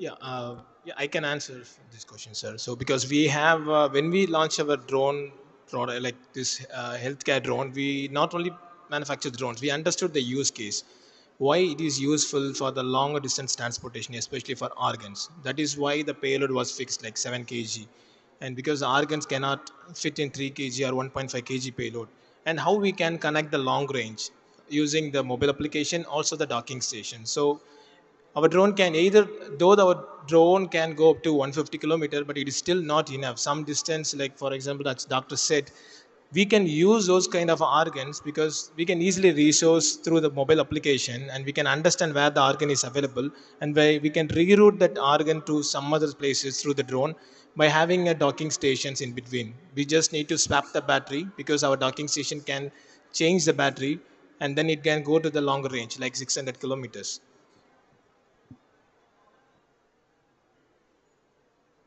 So I think if we have to go say 500 kilometers, so at the moment I don't think there is any vendor who has the capability, and at the moment there is no aggregator as of now. But uh, if there is something a requirement of that sort, uh, hubs could be created on the way where, like he mentioned, docking or changing of batteries could be done. So we can create a dedicated route between city A and city B, where drones could be flying on the need basis. So yeah, that kind of an infrastructure at a very minimal cost can be created on the demand, on the requirement basis. Yes. Sir, actually, I tried to connect between Guwahati Medical College and AIMS Guwahati, but there were on inside Guwahati there were so many red zones were there. So getting permission from that is actually problematic. But at the same time, we could connect with Nalbari Medical College, which is in the green zone. So we preferred to connect two tertiary centers because sometimes many a times like anti-gas gangrene serum or some things may not be available in the tertiary center also. So in that case, it can be life saving even connecting between two tertiary centers like maybe some blood products or some maybe advanced diagnostic tools. In those cases it can be life saving, but that as per my current understanding, that depends upon the which zone those centers are. Thank you. Thank you. I'm అగ్రికల్చరలిస్ట్. నేను ఇప్పుడు stalls అన్నీ తిరిగానండి. తెలుగు అర్థమవుతుంది? I'll translate. మీరు చెప్పండి. Okay. నేను మొత్తం stalls తిరిగాను. ఏ agricultural drone manufacturer కూడా బ్యాటరీలకు వారంటీ లేవని చెప్తున్నారు. అది చాలా ఘోరమైన విషయం. ఎందుకంటే ఒక్కొక్క బ్యాటరీ 55,000 లెక్కన ఒక అరడజన బ్యాటరీలు కొనుక్కుంటే తప్పితే పొలం తీసుకెళ్ళలేము డ్రోన్ని. అంటే ఒక 5-6 లక్షల రూపాయలకి వారంటీ లేదంటే ఇంకా రేపు ఏదైనా అయితే రైతు పరిస్థితి ఏంటి? లేదు ఆ డ్రోన్ మీద మందు కట్టుకు బతకాలని ఎవరన్నా లోన్ తీసుకుంటే బ్యాటరీలు పోతే అతని పరిస్థితి ఏంటి? వారంటీ లేదనే విషయం మనం ఎక్కడ ఎంటర్టైన్ చేయకూడదనే విషయాన్ని మాత్రం మెత్తుబడి. అక్కడ పెట్రోల్ డ్రోన్ అమ్ముతున్నారు, వాళ్ళు అసలు మ్యానుఫ్యాక్చర్ టోటల్ యూనిట్కే వారంటీ లేదని చెప్పారు. మరి వారంటీ లేకుండా ప్రొడక్ట్ వాళ్ళు అమ్మితే ఇప్పుడు రైతుగా మేము కొనుక్కుని మేమేం చేయాలా? Okay, sir. May కూర్చోండి. I hope you got the crux. What he means to say is, as from a farmer perspective, to invest in a drone battery which has no warranty is very scary. After investing about 5 lakhs on a drone with a battery without warranty, what is the alternate and replacement? I mean, there are two models in drones, right? You can sell a drone and then there is drone as a service. When you are doing drone as a service, all of this is headache of the company sitting over here, basically, that we have to manage the batteries and you're just paying it for usage. But when you're selling the drone in agriculture, then the battery and the drone life is your lookout once you have bought the system. So I think you have to go with vendors which are actually providing with the warranties, and really have to select the vendors and companies which can provide fixed warranties basically for batteries, right? May not be in the expo today, but there are vendors who can then, right? Sir, మీరు ఒక్క నిమిషం sir, we're running short of time. Let me క్లుప్తంగా చెప్తాను, ఒక్క నిమిషం. మీకు అర్థమైందా? నాకు అర్థమైందమ్మా. ఆయన వారంటీ ఇచ్చే వెండర్ తెలుతుందన్న ఎలామని చెప్తున్నారు. No vendor is giving warranty in your stalls. No ఇవాళ లేకపోవచ్చు, బట్ దెర్ ఆర్ వెండర్స్ అంటున్నారు. యూ కెన్ మీరు అది కంపల్సరీగా అది సిస్టమ్ పెట్టాలా. ఇప్పుడు మామూలు రైతు, ఇప్పుడు నేను అడిగినంత డీటెయిల్స్గా ఏ రైతు అడగరు. నేను అడిగిందా అక్కడ చాలామందికి బ్యాటరీకి వారంటీ ఉందా లేదని అడగాలని కూడా తెలియదు. So agriculturist is not a such super knowledgeable person. బ్లైండ్గా కొనుక్కుంటాడు, సో చీట్ చేయబడతాడు. Even that petrol drone 1 day warranty కూడా లేదు టోటల్ యూనిట్కి. సార్ ఒక్క నిమిషం, అది ఇప్పుడు మనం సెంట్రలైజ్ చేసి through government we can organizing ప్రిస్టేజియస్గా చంద్రబాబు నాయుడు గారు ఆర్గనైజ్ చేస్తున్న దీనిలో రేపు ఎక్కడన్నా రైతు మోసపోయాడు అనే మాట వస్తే కరెక్ట్ కాదు. కాబట్టి మీరేంటంటే కంపల్సరీ మినిమం వారంటీ అనేది ఫిక్స్ చేయాలా కంపెనీకి. 1 year యూనిట్కి ఇస్తున్నప్పుడు మినిమం 1 year కూడా బ్యాటరీకి లేకపోతే, ఇవాళ సచ్ డేస్ మీరు ఈవీలుగా ఏమైనా తీసుకుంటే 8 years ఇస్తున్నారు బ్యాటరీ ప్యాక్ల మీద వారంటీ. ఈవెన్ మీరు డొమెస్టిక్లో ఇన్వర్టర్ బ్యాటరీస్ కానీ ఇస్తే 5 years ఇస్తున్నారు. అసలు వితౌట్ వారంటీ అది వినటానికే కష్టం. మీరు అది ఒకటి అర్థం చేసుకోమని చెప్తున్నా. ఖచ్చితంగా అలాంటి వెండర్స్ ఉన్నారు సార్. మన ముఖ్యమంత్రి గారు కూడా అదే లైన్స్లో వెళ్తున్నారు. రైతుకి ఎప్పుడు నష్టం జరగకుండా ఆయన చూసుకుంటారు. Thank you sir. Thank you panelists. Please come forward. And Dinesh sir, may I request you to felicitate our panelists? Can we all put our hands together? Thank you very much. So a special announcement post lunch to all the exhibitors. Around 2:30, our MD, Mr. Dinesh Kumar, AP Drones Corporation, and his team will be visiting each and every exhibitor to understand more about the product and talk more about the partnership. And we wish to also extend a recognition to all the exhibitors as well. Please be available around 2:30 post lunch, all exhibitors. We have one more keynote presentation after the felicitation. Dinesh sir, request you to please felicitate our panelists and our moderator. Mr. Anshul Sharma, co-founder Red Wing Lamps. Thank you so much.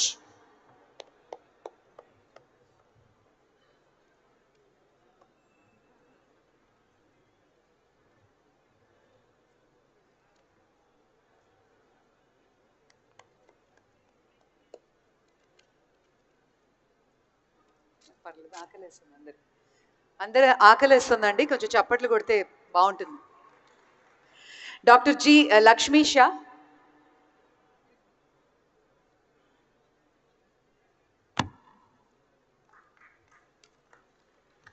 Doctor Pulan Sharma,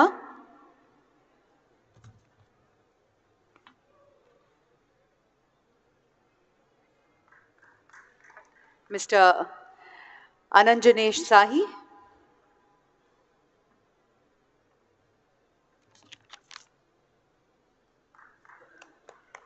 Mr. Gaurav,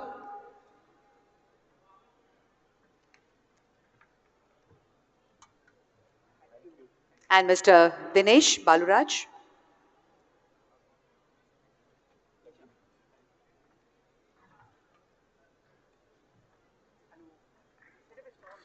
Thank you very much, ladies and gentlemen.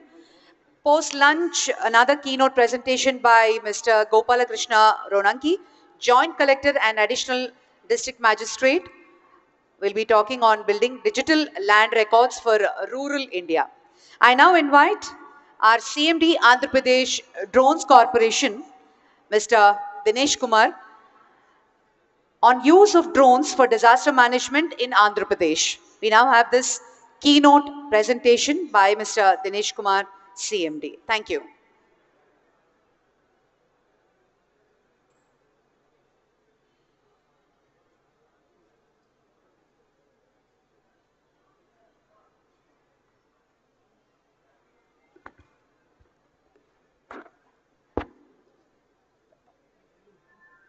Hello.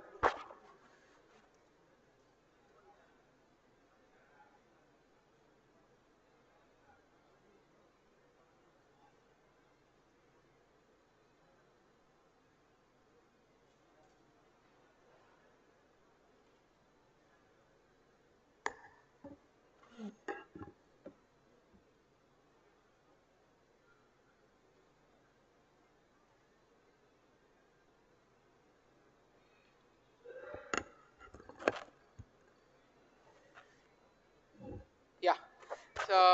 So good afternoon, everybody.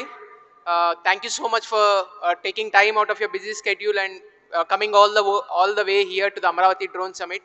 I am Dinesh, the Chairman and Managing Director of the Andhra Pradesh Drones Corporation. So thanks for giving us an opportunity to host all of you here in Amaravati. I heard you're having great time. I'll just take 15 minutes of your time to explain what we have done from Amaravati Drones Corporation during the Vijayawada floods. You must have heard a lot about how drones were deployed during the disaster on a big scale. So we are talking about something.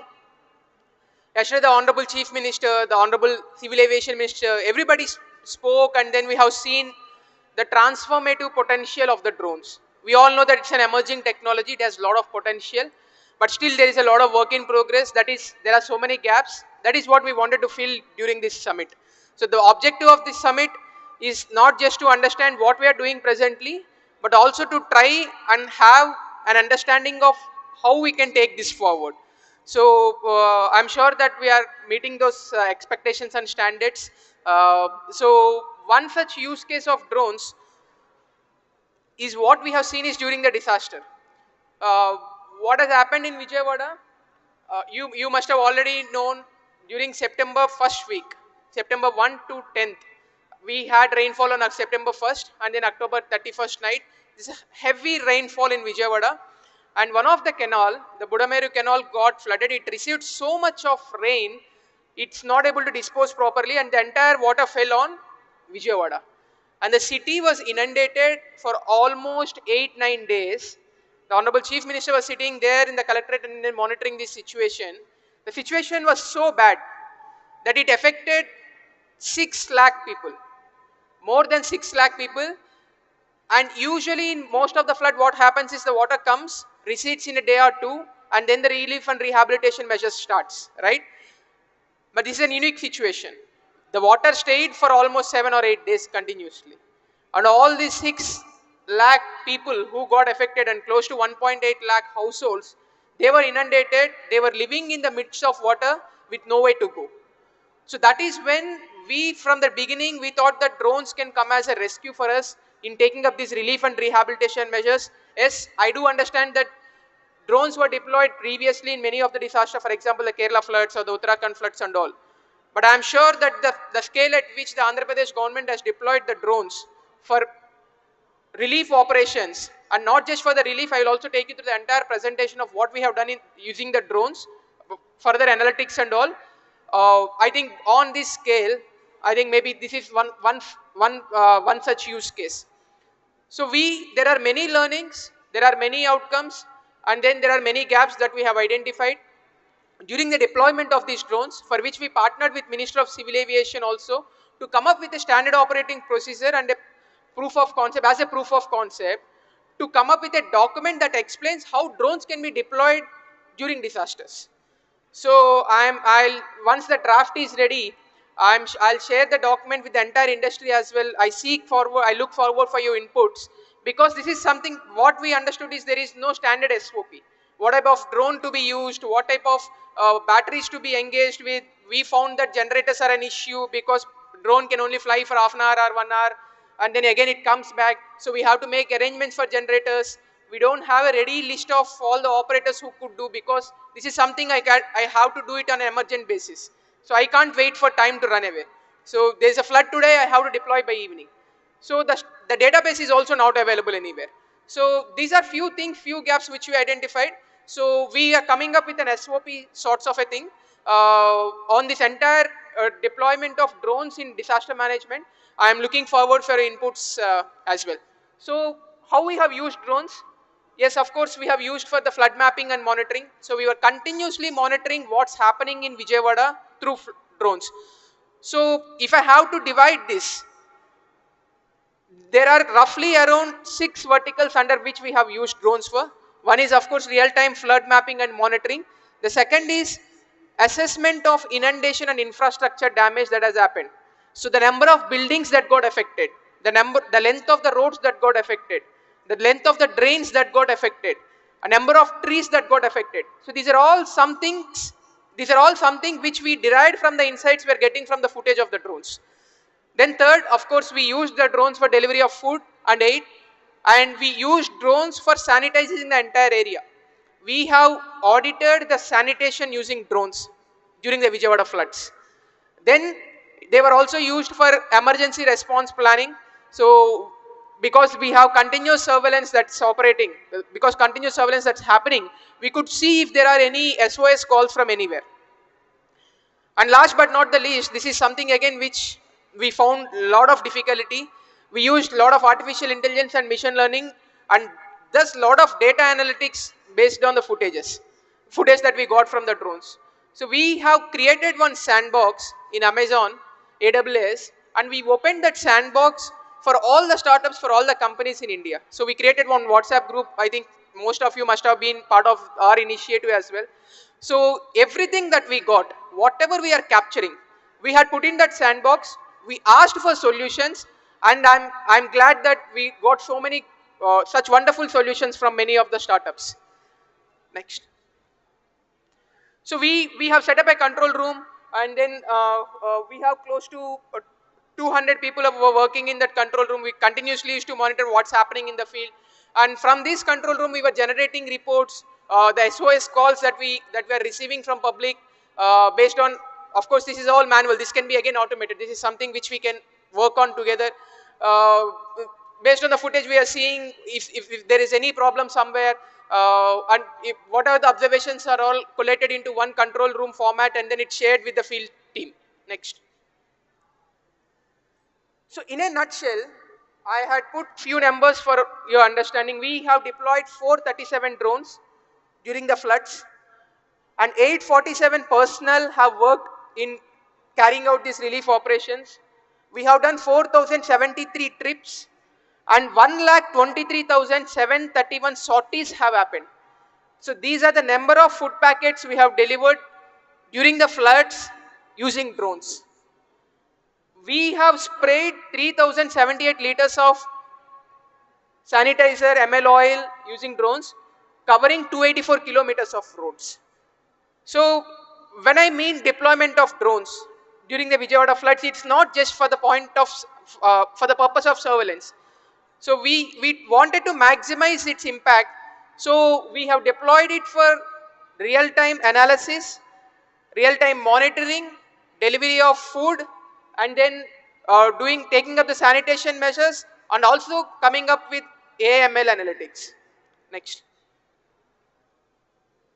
Next. Yeah, these are the number of deliveries that we have done through drones. So 115 out of whatever 400 odd number that I am talking about. So 115 are exclusively on one particular day we have deployed 115 drones. So just pause the video. The feedback that we got from public And then the use case that I'm going to show you now, there is a manual machinery through which we supply relief material in a disaster. So in most of the disasters, our experience as administrators says that 90% of the people gets the relief material, but it is that 10% which gets left out. Okay, and that 10% is a cause of worry because we are talking about relief, we are talking about lives, and every person and every food packet is important for us, especially during the disaster. So what we found during our experience is, I'm not saying that maybe drones can replace our entire relief distribution in disaster. Yes, there has to be some sort of manual distribution, but then there is, to ensure that we are doing it on a saturation basis, that we are reaching out every single beneficiary who is out there or who got affected because of the floods. If we have to ensure that the relief is reaching them, then I think drone is the best solution.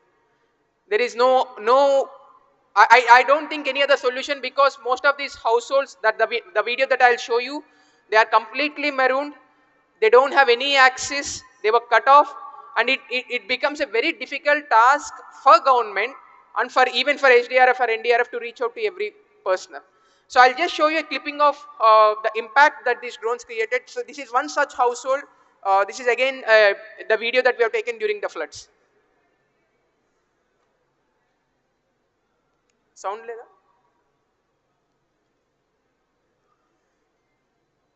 So you can see how far the building is, and it's completely maroon. It takes a lot of effort for any NDRF personnel or for any boat to reach there, give relief material and come back. But with drones, we could deliver to so many such houses in what, I think you can see in the video, it's roughly 2 minutes.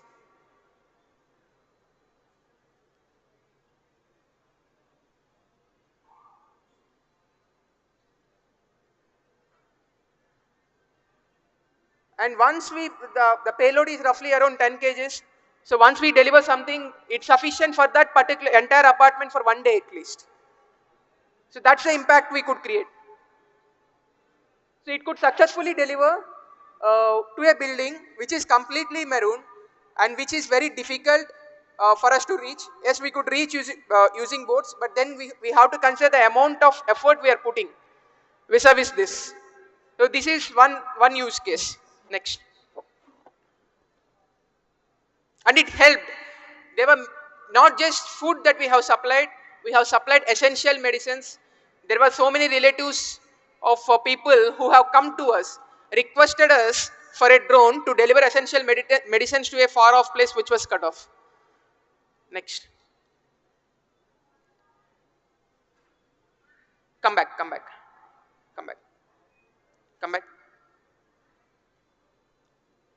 Yeah, this is again something which is very normal. I mean, it is something which is already being done.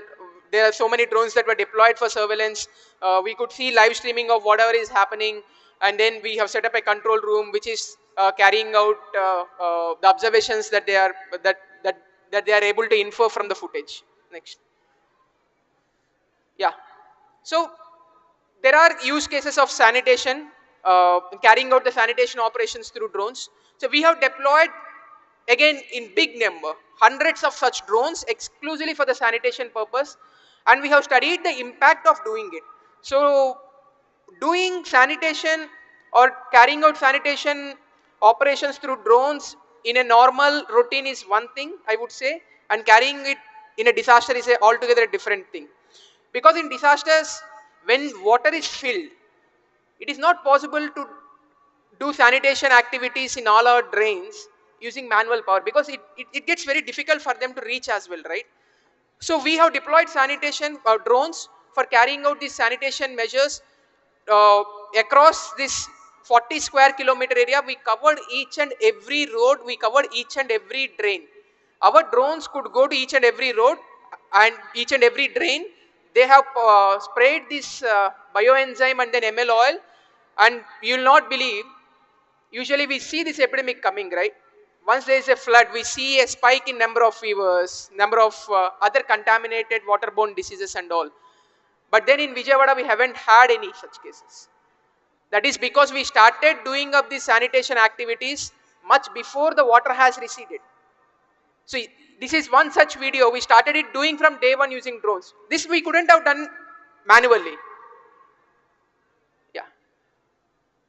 So you can see, I mean, it's a street completely filled with water and all.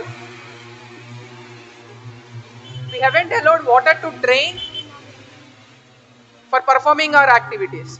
We started doing it when there is a water. And it is not possible manually. In fact, it would be inhuman if I ask my sanitation workers to take these ML oils, spray in all these marooned streets and come back. So the established protocol is wait for water to recede, then start your sanitation activities. But then we have, sort of started right from day one.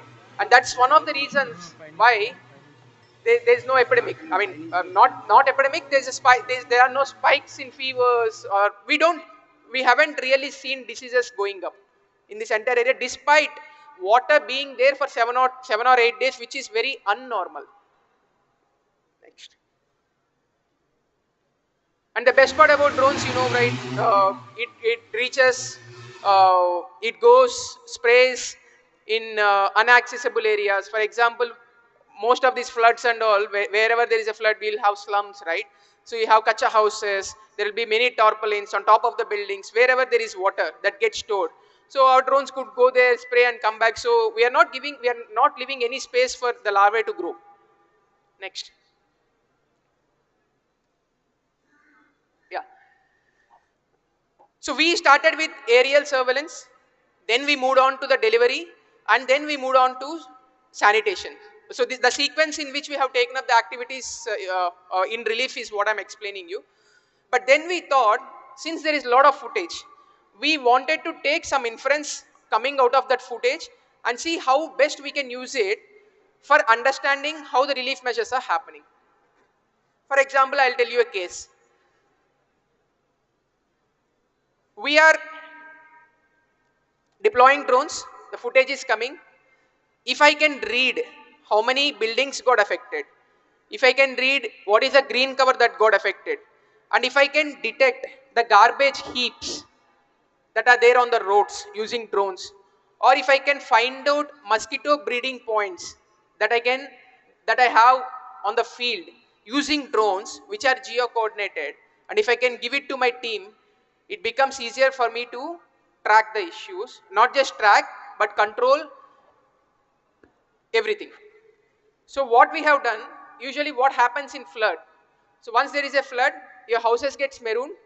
So once water gets receded, the people will start dumping their material onto the roads. So there will be a lot of garbage that is coming. But then we also wanted to make sure that none of these garbage heaps are not attended to. And we have to monitor it in a real time if we have to maintain a sanitized environment. So we have sort of opened a sandbox. We invited all the startups who asked for solutions to come and let us know if your mission is able to identify a garbage heap. If you have an artificial intelligence mechanism or machine learning mechanism, and if your model is trained enough, and if it could detect a garbage heap out there, then it makes our job easier. So there are some good 10 to 12 startups who worked with us, for whom we have shared this data, and we have come up with a model in almost 2 to 3 days time, which could detect mosquito breeding spots and then garbage heaps using artificial intelligence. So we sort of geotagged all those locations, and then we shared that data with our team who are working in the field, so that we ensured that there is no garbage heap which is not attended to, and no mosquito hotspot which is not attended to. And that again, that's one of the reasons why we don't see any spike in number of diseases going up and all. Next. So we have done sanitation auditing using artificial intelligence based on the footage that we are getting through drones. So how it does? Next. Next. Yeah, this is the problem statement that we have given. First, whenever we fly a drone, it has to tell me what are the submerged areas, what's the level of water inundation, are there any garbage heaps in that particular area, or are there any mosquito hotspots in that particular area. Do a audit for me, tell me on a day-to-day basis whether I am doing good or bad. So these are the reports that we started generating based using drones and then artificial intelligence. Next.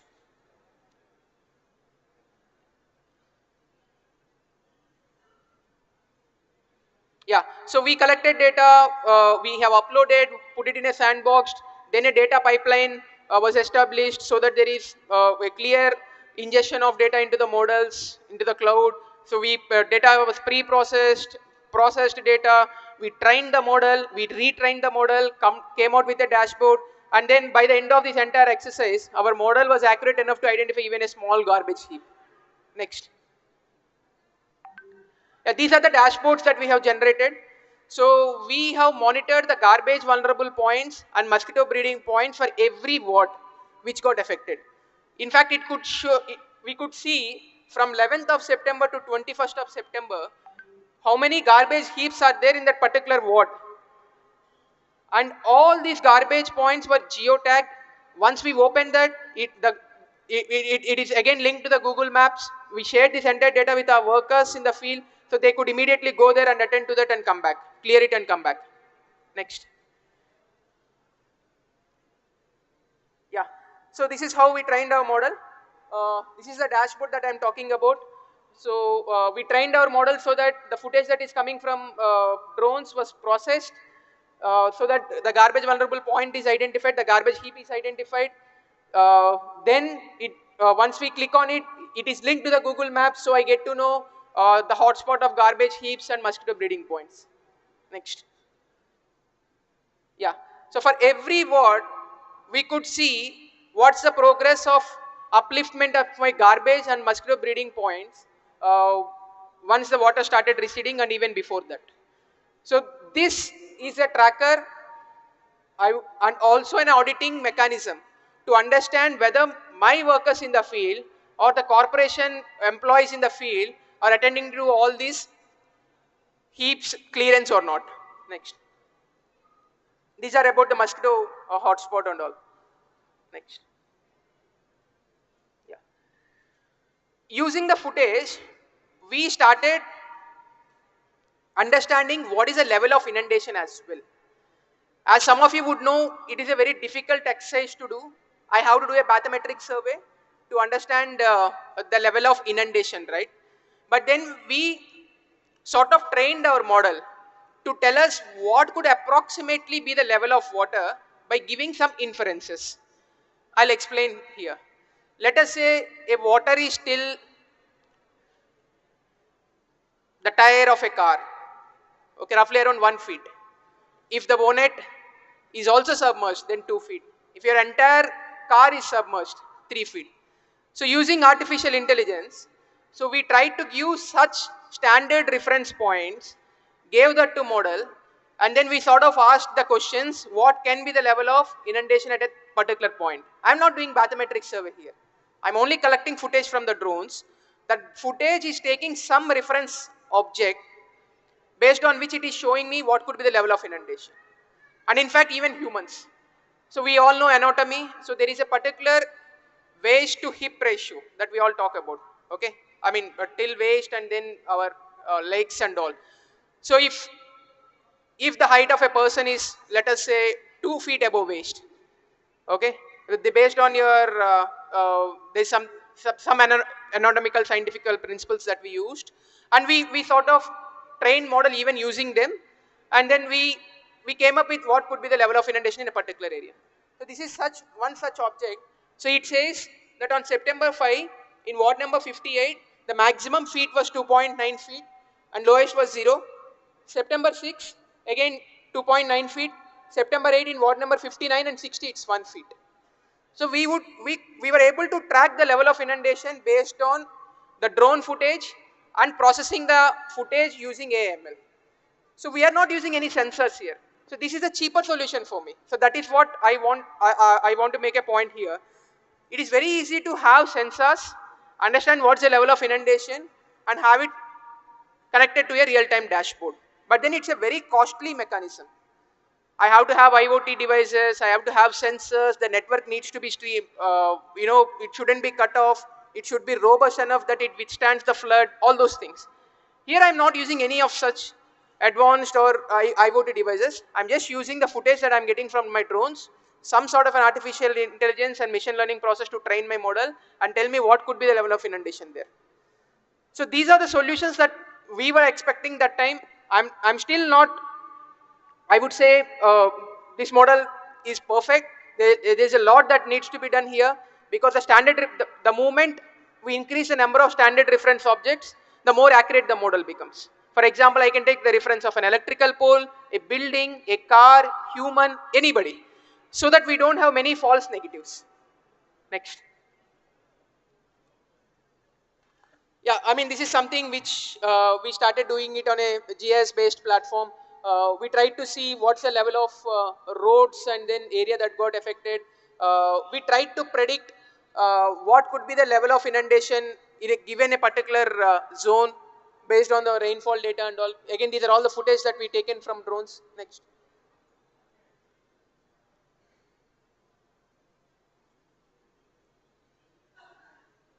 Next.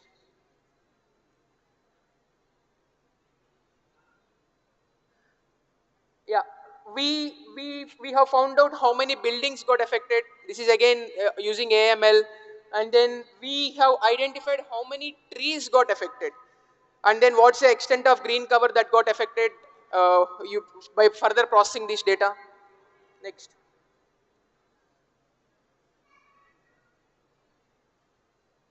Yeah, this is something I would like to discuss with everybody.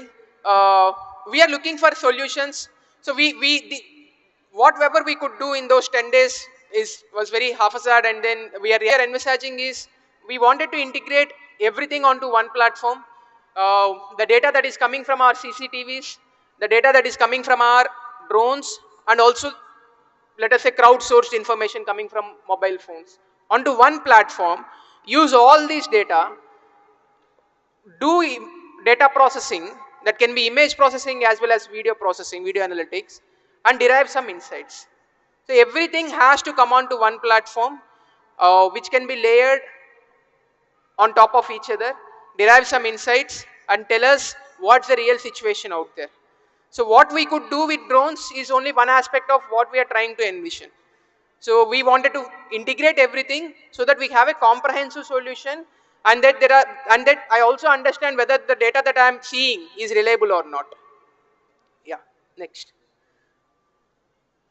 So these are some of the collaborations that we are looking at. So what we are looking at is once we deploy the drones, it should be able to extract as many objects as possible. It should be able to tell me how many potholes are there, how many trees are there, how many persons are, how many pedestrians are there, how many humans, how many without how many without helmet, how many without seat belt. So if we could train our models, what I'm talking essentially is about a computer vision. You must be knew that.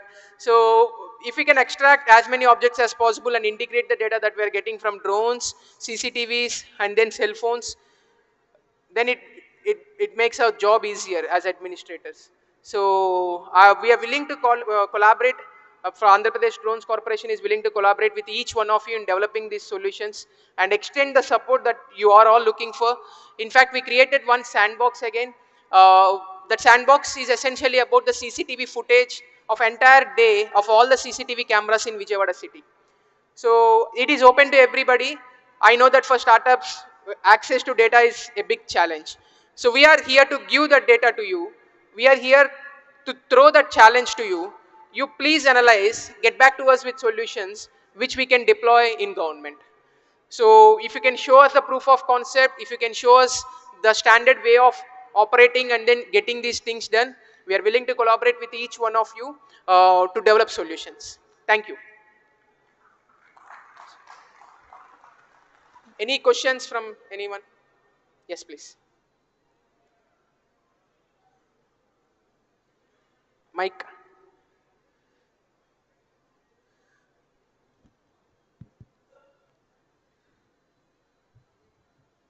Firstly, great compliments to the CMD for such a lucid presentation and very well analyzed facts, and also a challenge to all of us here. I'm the CEO of IIT Tirupati Technology Innovation Hub, and we have met, as you know. I just wanted to know one thing, that if your navigation and your precision positioning of your drone were little better than what it is now, Yes. how much more you would have been more effective? Oh, in fact, I mean, thanks for that question. So see, I will tell you how we started. September 1st, there is a flood. Okay, we started deploying drones because there is no SOP. We deployed only normal surveillance drones. Okay, then we realized the footage coming out of a regular surveillance drone is not much of a use for analytics, right? So we learned a lot on the process. So then we started deploying drones, which gives me geo-coordinated data. Then we also understood that it is very difficult for somebody to perform analytics if it's only video. We need images of it, which needs to be stitched, and a ORA needs to be developed.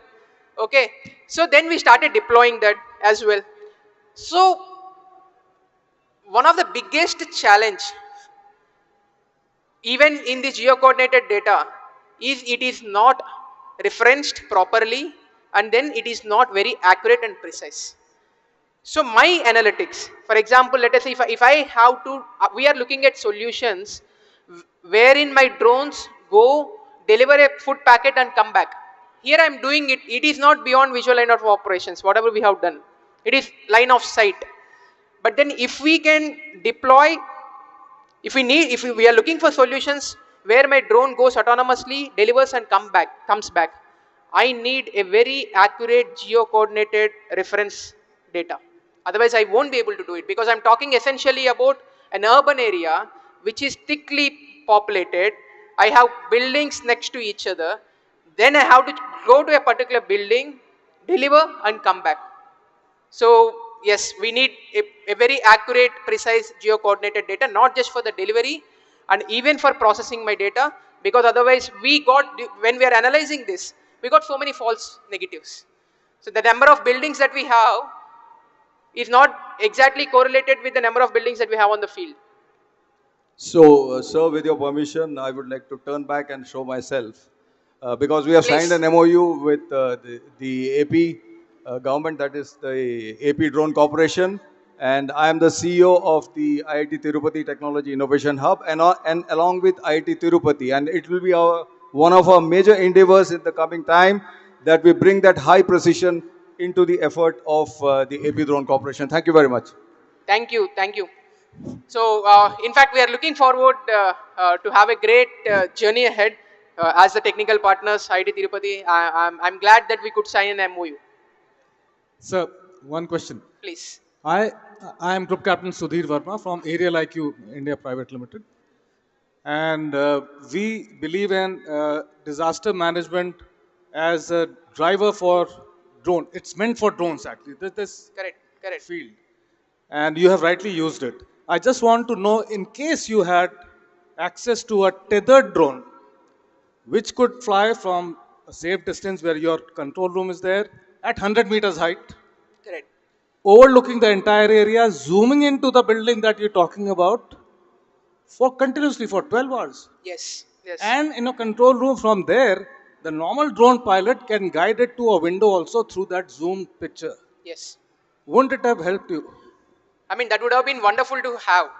But yeah, we during can the think of disasters. future. Yeah. See, these are exactly the reasons why we are talking about developing an SOP on how they can be deployed during drones. Yes. See, because what happens during disaster is, as administrators, we react to the situations.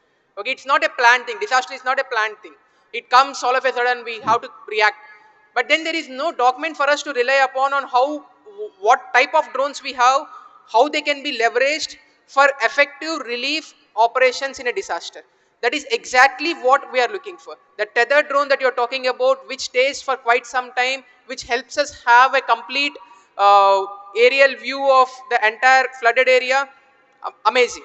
So Yeah, that would have helped. We'll plan a demonstration for soon for you. Sure, pleasure. Pleasure would be ours. as you know, the number of drones will be increasing in thousands. After some time, you may fall short of human resources. Correct. So probably you have to concentrate on colleges where you share all your expertise in terms of skills, some training programs, and some interactions. Students will do some projects, etc. So that sort of thing. Are you planning now or? Yeah, see, one thing, again, thanks for the question. So, one thing that I wanted to tell all the delegates here is that the Amaravati Drone Summit is just the beginning, it's not the end. So, we wanted to have a much more interactive, not sessions, I would say, a journey ahead with all of you. Because with every stakeholder I'm talking about, essentially the company, the manufacturer, the R&D, academia, everybody. So you will soon, we will again collaborate with many universities. That's again a part of our action plan. So where we wanted to have workshops with all these people for the final year students that you're talking about, the technology that we have across the state. And then we also wanted to considering the amazing response we got with hackathon. So we wanted to keep that idea also going ahead, floating around, so that the technical people, the final year students, gets an opportunity to showcase their solutions. Hi, I'm Venkat, and I'm CEO of Insprint Inc. That is registered in Amaravati here. And we are working on a disaster management solution which provides you insights for preemptive disaster management. We are generating synthetic, simulated, and also opening APIs for real-time data. So what I would like to know is, do you have real-time or recorded data of, for example, elevations and department-wise information that can be integrated as API calls?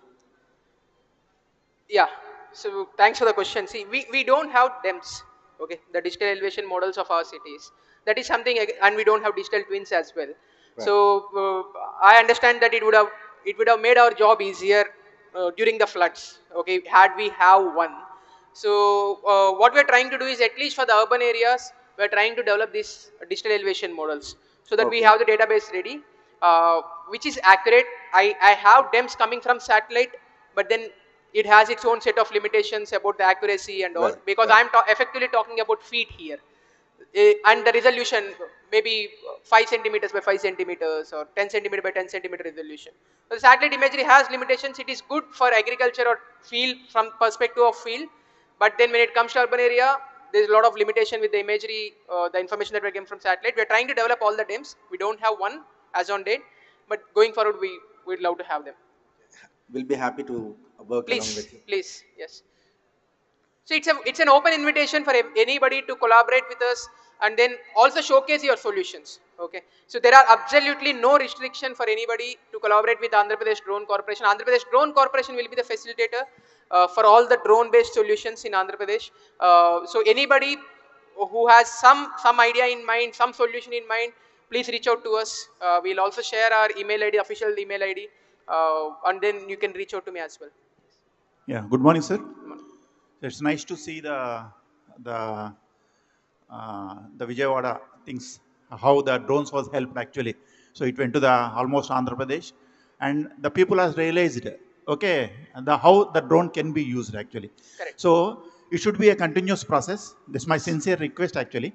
It should be a continuous process. So only it has to come to the wherever now. You said that in this thing municipalities also it has to be implemented. Yes. So immediately it has to be implemented in the municipalities, so that the people will come to know that, yeah, it is not only when the problem comes.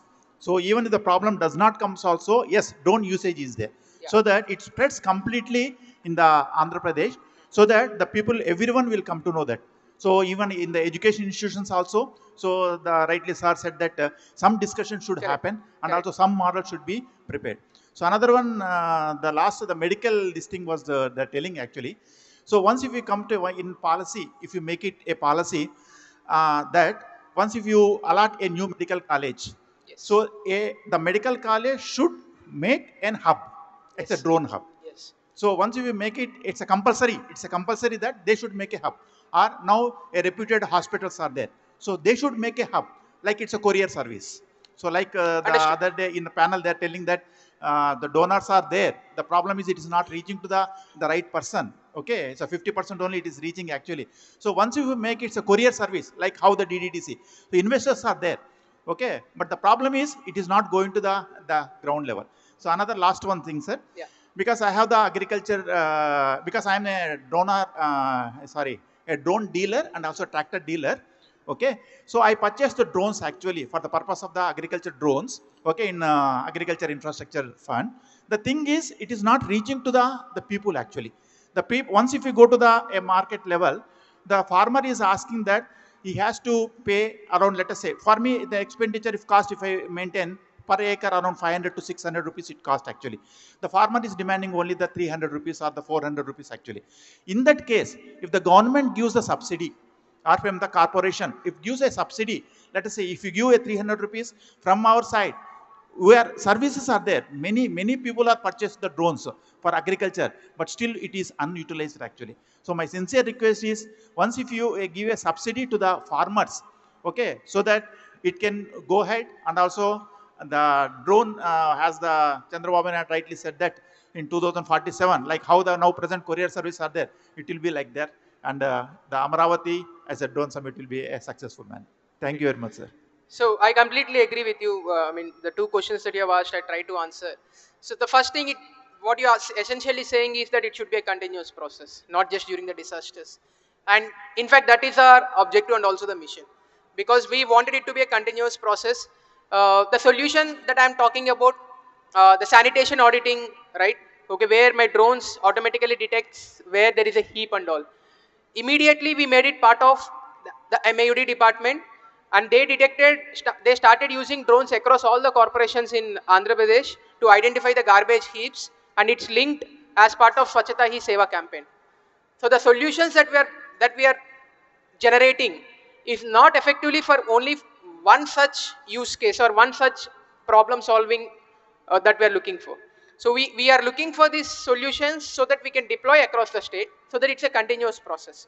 So now the sanitation auditing that we have done for the flood has become part and parcel of the regular day-to-day monitoring mechanism of all the corporations.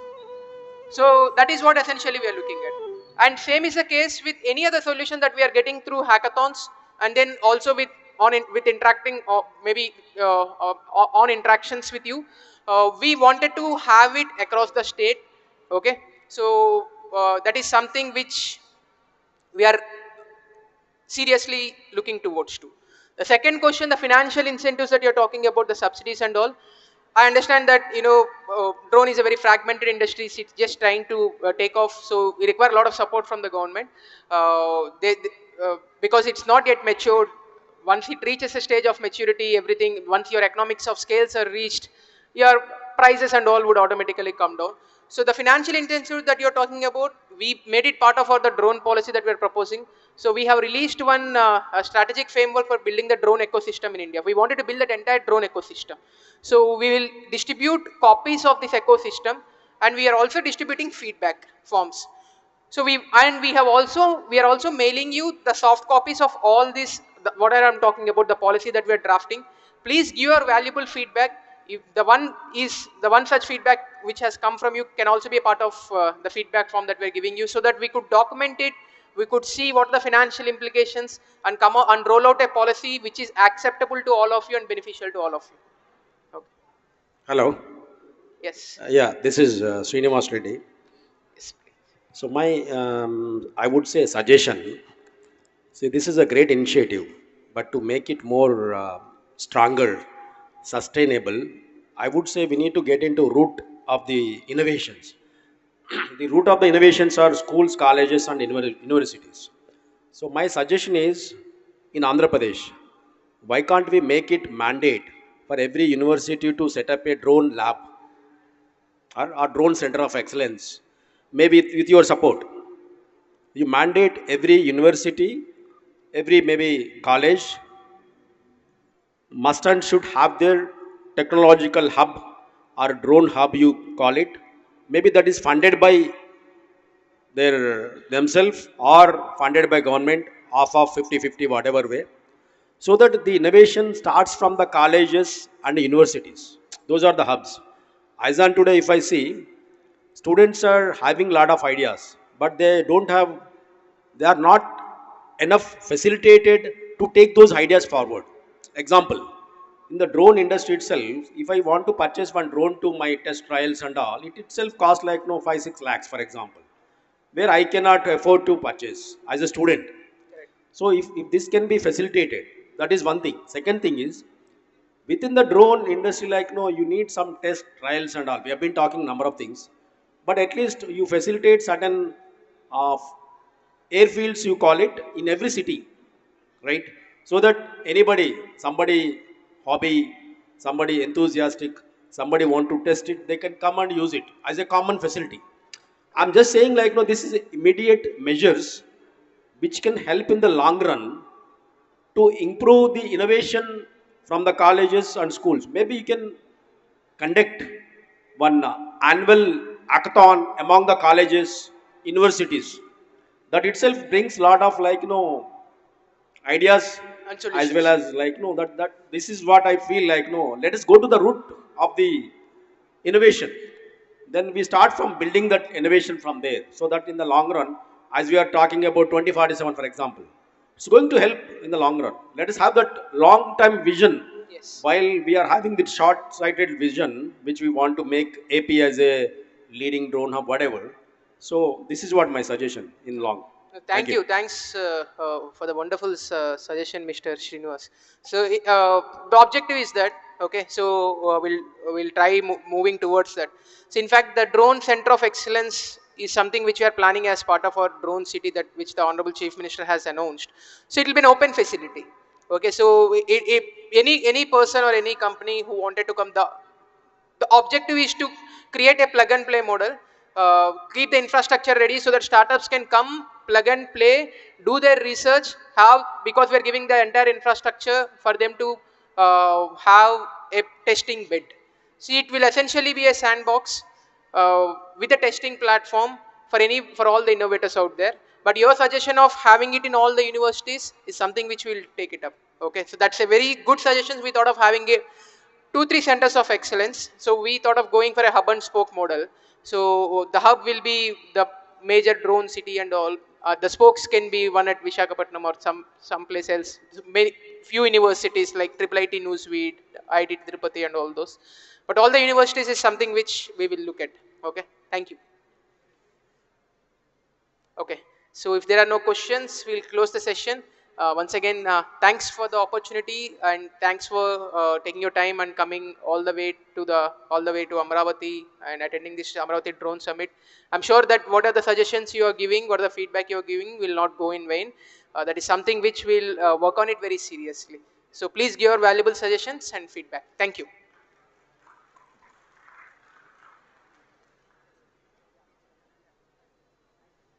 So for all the exhibitors who are out there and who are here, the entire team of Andhra Pradesh Drone Corporation would come, interact with each one of you, understand the solutions that you are giving us, and also a small token of gratitude from our side to the exhibitors. And I would also be coming and visiting all the stalls. So just in case if you are here and there, I'm just announcing it so that you can be here, because we are very interested, we are very keen on the solutions that you are bringing to the table.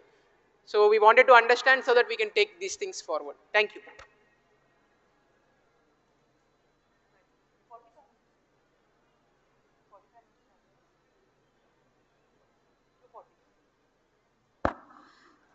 Thank you, sir. Thank you very much. We are breaking for lunch. We'll resume at 3:45, sorry, 2:45. And post lunch, we have a keynote presentation by Mr. Gopalakrishna, Joint Collector. And yeah, as sir mentioned, please be available at your exhibition with your products, and representatives from the AP Drone Corporation would come forward for interaction. Thank you very much, and we'll resume at 2:45. Thank you.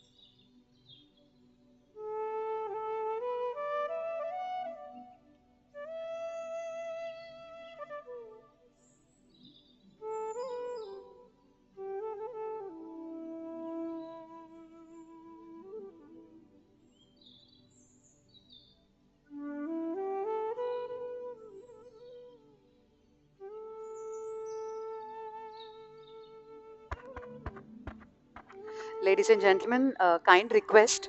One person has lost his bike keys. If you can look around your chair or somewhere, you'll be very helpful. And if somebody gets it, please give it to me. I will take the bike home. Bike keys పోగొట్టుకున్నాడండి ఒక అబ్బాయి. Please ఎవరికైనా దొరికితే నాకు తీసుకొచ్చి ఇవ్వండి. Thank you.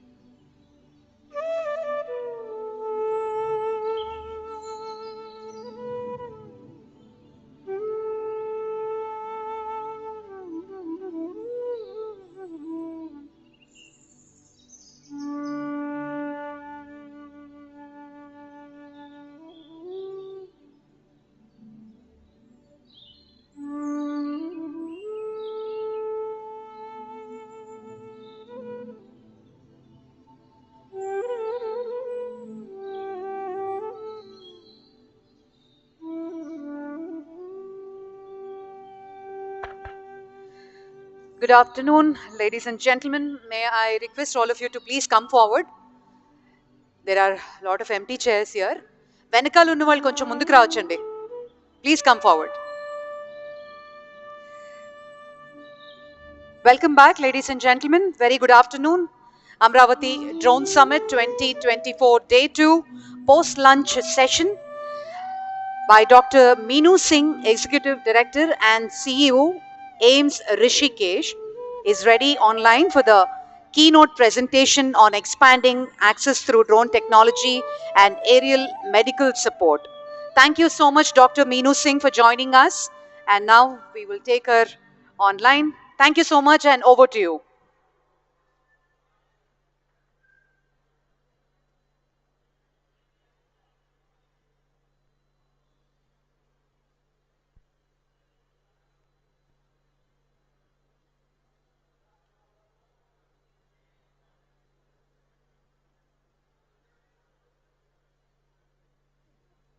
Yes, ma'am, we can see your presentation. It's live.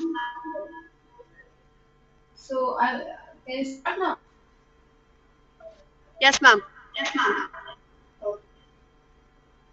So, I'm going to be talking about use of drones in healthcare, and we just show you experience what we for almost when we started our trials 2 years back. Next one, please. So we know that at least half the world's population still lacks access to essential health services. And application of drone technology is in the delivery of products, in search and rescue, in agriculture, as an internet carrier, and in military, of course, and also in space research.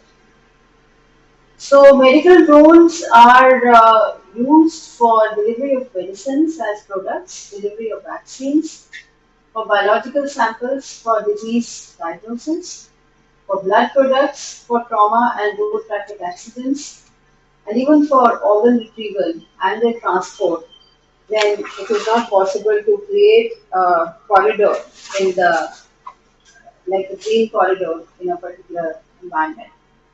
So beyond visual sight of line of sight, flights to deliver the payload is something which we are using.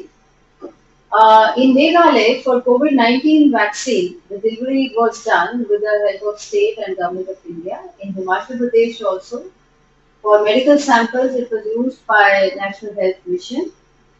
In the government of Uttarakhand also, National Health Mission and Diagnostic Agency had made efforts together to deliver blood samples. In AIMS Rishikesh, anti-TB medicines for adults and children we started distributing in the year 2023, and various other national institutes of national importance, which are other aims. They are also preparing operational sites, and in AIMS Guwahati, AIMS Vijayawada, that is where they have used, and also in AIMS Bhubaneswar. And on 29th of this month, actually the drones which are being used all over in the AIMS, the whole project is going to be inaugurated by Honorable Prime Minister of India from Rishikesh. So we have some guidelines from Indian Council of Medical Research for procedure for obtaining regulatory approvals, for selection of suitable drones, for type of medical supplies, for pre and post flight quality checks of medical supplies, HR requirement, and other training needs of health workers. So these are the flying zones and altitude restrictions which are there. As you can see, there is a red zone, there is a yellow zone, and there is a green zone. Green zone is beyond 12 kilometers of an airport, whereas within 5 kilometers of an airport, it is the red zone, and in between, we have the yellow zone. So we need interactive airspace maps in which one can use them for monitoring the drones.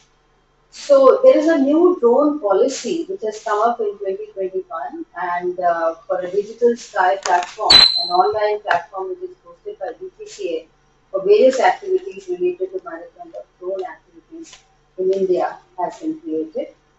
And so we had this project which was a Chardham project which recently, as you know, there is a Char Dham Yatra which takes place in Uttarakhand, in the state of Uttarakhand. And we know that due to hilly terrain, there is a problem of network, there is a problem of traffic, natural disasters, harsh weather conditions, which affect timely delivery of health services. And this also happens during these pilgrimages, and pilgrims and tourists from various states and globe visit this province in large numbers. And some of the pilgrims, they experience emergencies and illnesses related to altitude using acute which could be acute mountain sickness, fatal high altitude cellular edema, high altitude pulmonary edema, and furthermore, hypoxia at high altitude exacerbates any pre-existing medical conditions such as coronary artery disease, and these patients then suffer from heart attacks, and most commonly it is also seen in diabetic patients. So we started in the month of August and in 2022 in collaboration with NHSRC and the state government. We selected certain district hospitals and CHCs, and of course we selected the UAVs, and then in coordination with the district administration, we did packaging of samples and medicines.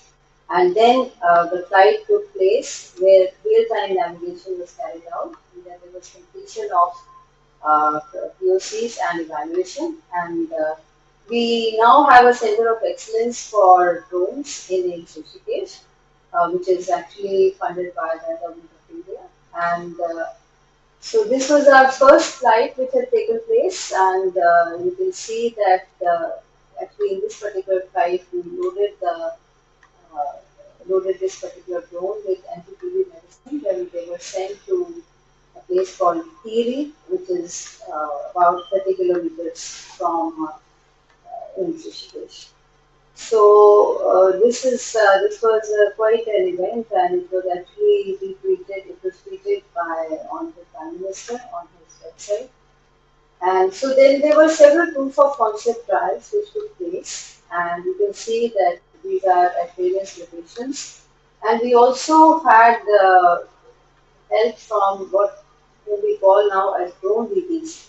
And these drone DBs are ladies who are trained in loading and unloading the drones after they have reached the place where they are supposed to reach, and they are local self-help groups, and that leads to some capacity building in the periphery as well.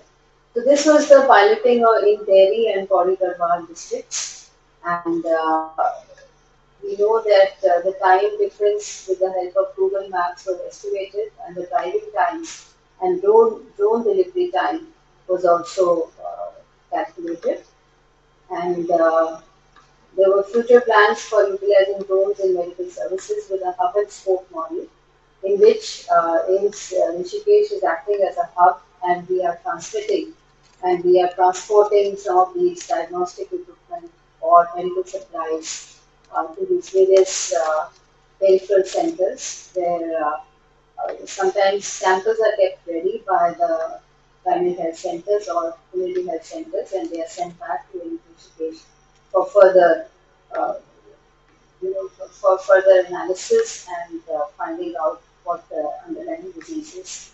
So we set up this center of excellence in Rishikesh, and this was our staff. We also had capacity building and building workshops, and we had these to raise the public awareness about this particular technology.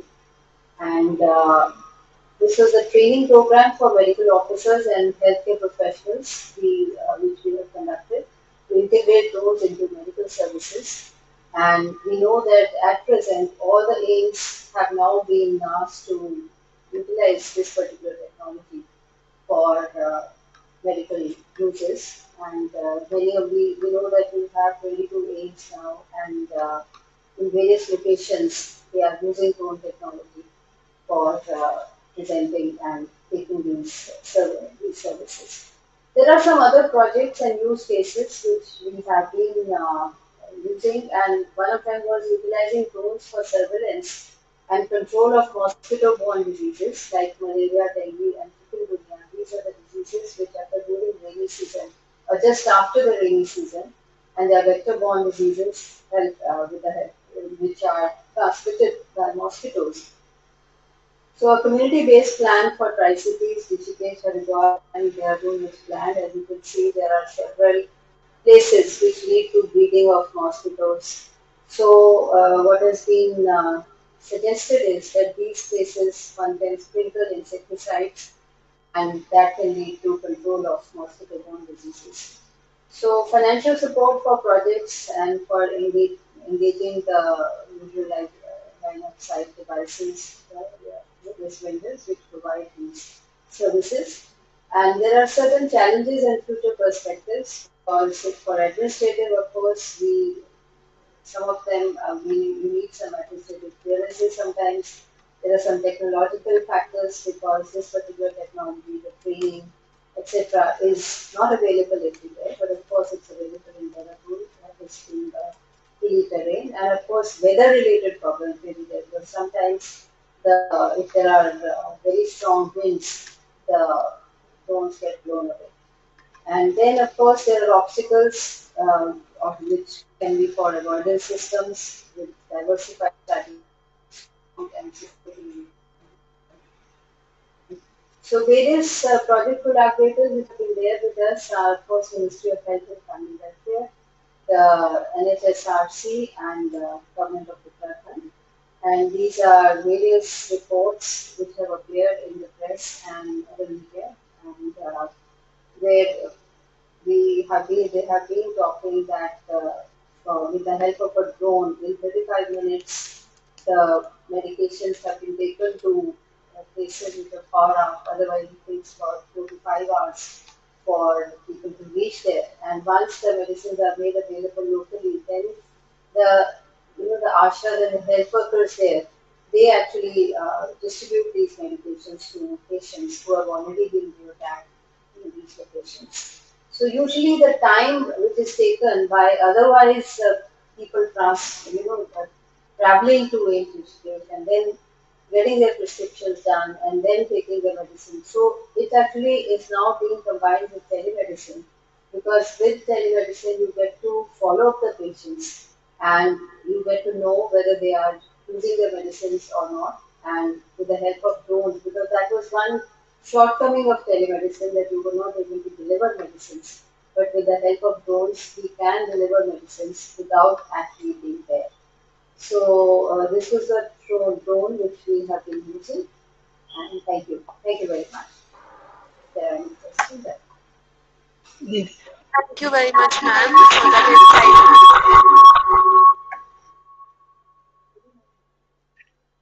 I'd like to show you a video if there is time. Thank you so much, ma'am.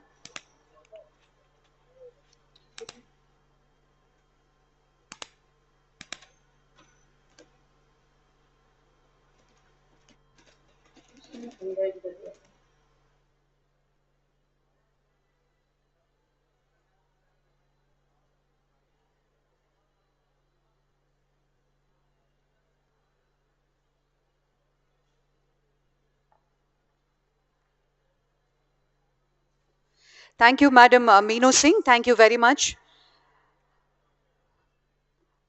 Ladies and gentlemen, the next panel discussion on drone technology, adoption and applications with focus on digital twins for urban planning. I take the pleasure to invite Mr. Ravi Singh, co-founder of InDrones, one of our speaker for the next panel discussion. Mr. Ravi Singh, can we have you on stage? Professor Ramachandra Prasad, Associate Professor, IIT Hyderabad, and Professor Vivek Shekrawat, Associate Professor, School of Law, Mahindra University. And I also invite Hanuma Madireddy, CEO and co-founder, Vyomic Drones. And another speaker for this session, Dr. Tarutal Ghosh Mondal, Assistant Professor, IIT Bhubaneswar. And this session will be moderated by Dr. Pranav R.T. Peddinti, Assistant Professor. Welcome to this session, and I now hand it over to Dr. Pranav. Thank you, sir. Thank you very much.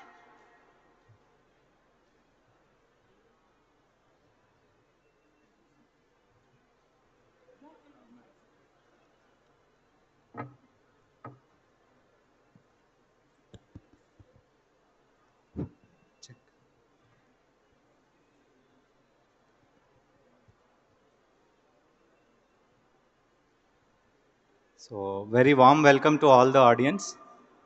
So, I was given a panel discussion right after the lunch. So, as a panel, we'll try our best to engage you. So, before we start the panel, let us can everyone cheer for this panel? Can you give a round of applause? Because I see very dull faces in some of the panel sessions. So, the motive of this summit is to actually encourage each social group. So, can I request all the policy makers and government officials in the groups to please raise their hands? Policy makers and government officials. So, morning I have seen many ID cards with government officials. Thank you so much. So, let others cheer for all the policy makers and government officials in the group. Next comes representatives from academia, educational institutions, students, researchers. So this is a big group, right? So a big round of applause once again. Yeah. And who are the other groups? So the industrialists, startups. So please raise your hands. Yeah. So should I repeat again to cheer this group? Yeah. So the motive of this summit is to cheer everyone, meet everyone, and try to understand the views and perspectives of different social groups. So timely topic was given to us to conduct this panel discussion. So our topic is technology adoption. So I think we have a good mix-up of panel here. Mr. Ravi, founder of InDrones, he has a 10 years of vast experience, so representing the industries. And we have representative Hanuma Madhireddy, startup Vyomic Drones, so representing the startup community. And we have senior professor Ramachandra Prasad sir with a vast experience on urbanization, vegetation monitoring. Thanks for joining, sir. And we have a young researcher and academician recently joined IIT Bhubaneswar. We have Tarutal Ghosh with us. So please cheer up to the group. And we also have a unique mix-up in this panel representing the law community. So to speak up on policies for regulations, rules, and framing up new policies. So we have Mr. Dr. Vivek with us from Mahindra University School of Law. So let us all give a big round of applause to all the panelists. So, so at the outset, I request all the panelists to take 1.5 to 2 minutes each to introduce your initiatives and stick to your initiatives on adoption of drone technologies from your end. Okay. Let us start with Mr. Ravi. Hello. Hello, everyone. Thank you. I would like to thank the AP government, APDC, and finally DFI for, giving me this opportunity to be here, sitting with so many people, like-minded people. Yeah.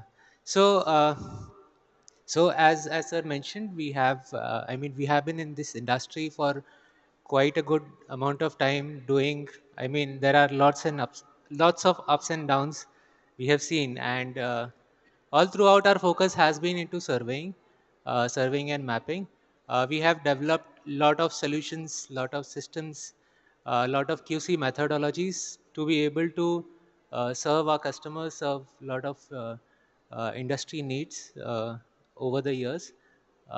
So, staying on the topic, I think in terms of urban planning, drones have been really useful.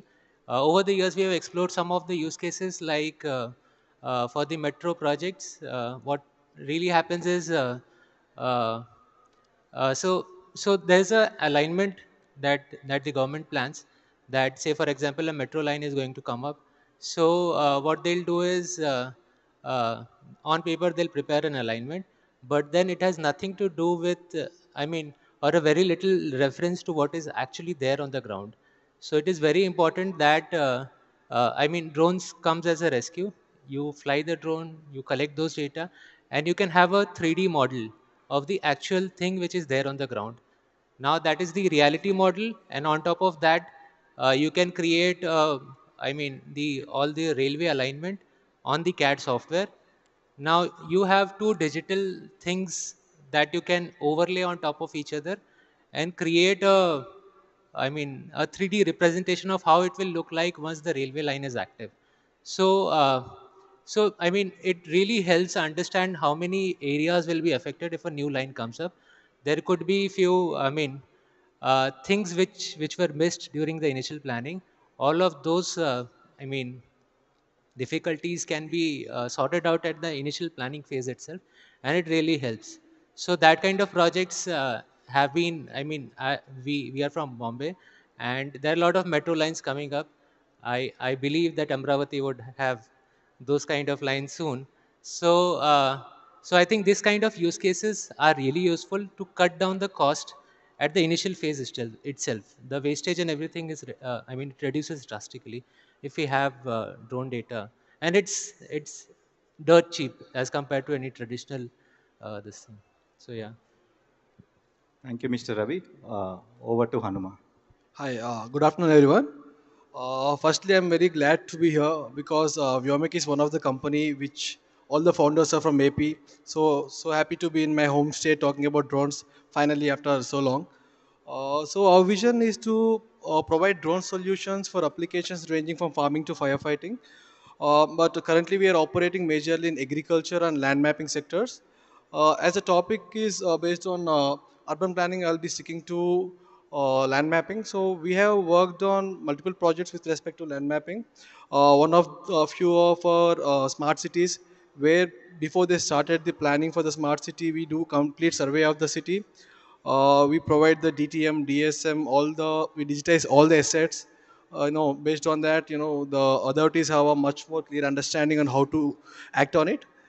That's one project, and recently with Swachandra Corporation, last couple of years, we worked more than with 40 ULBs in quantitizing the dump present in the legacy waste.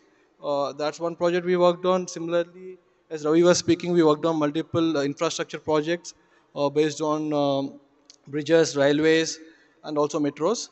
These are the few projects that we have done in with respect to land mapping, and also for urban cities, we can also use drones for surveillance. Last year, we worked on a project for Ganesh Nimarjanam in Hyderabad, where drones have been used for surveillance purpose and safety purposes. So these are the few projects that we are working on currently. Thank you, Hanuma. So mostly, I understand that the startup community and the industry community is looking for new use cases, and that's what they have tried from their end too. So now let's listen from academia. Professor Ramchandra, please give your views on. So basically, we can categorize this into as an application thing and data acquisition as well as data processing. So though there are different applications mostly related to urban, so specifically we can say typically we talk about land use land cover classification, where I try to assess what are the resources that are available in a particular location.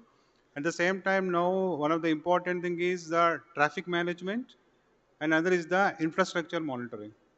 So then coming to the data acquisition part, we typically have started with maybe RGB cameras, but now the advance is that we can also use the sensors that actually having hyperspectral capabilities, thermal thing.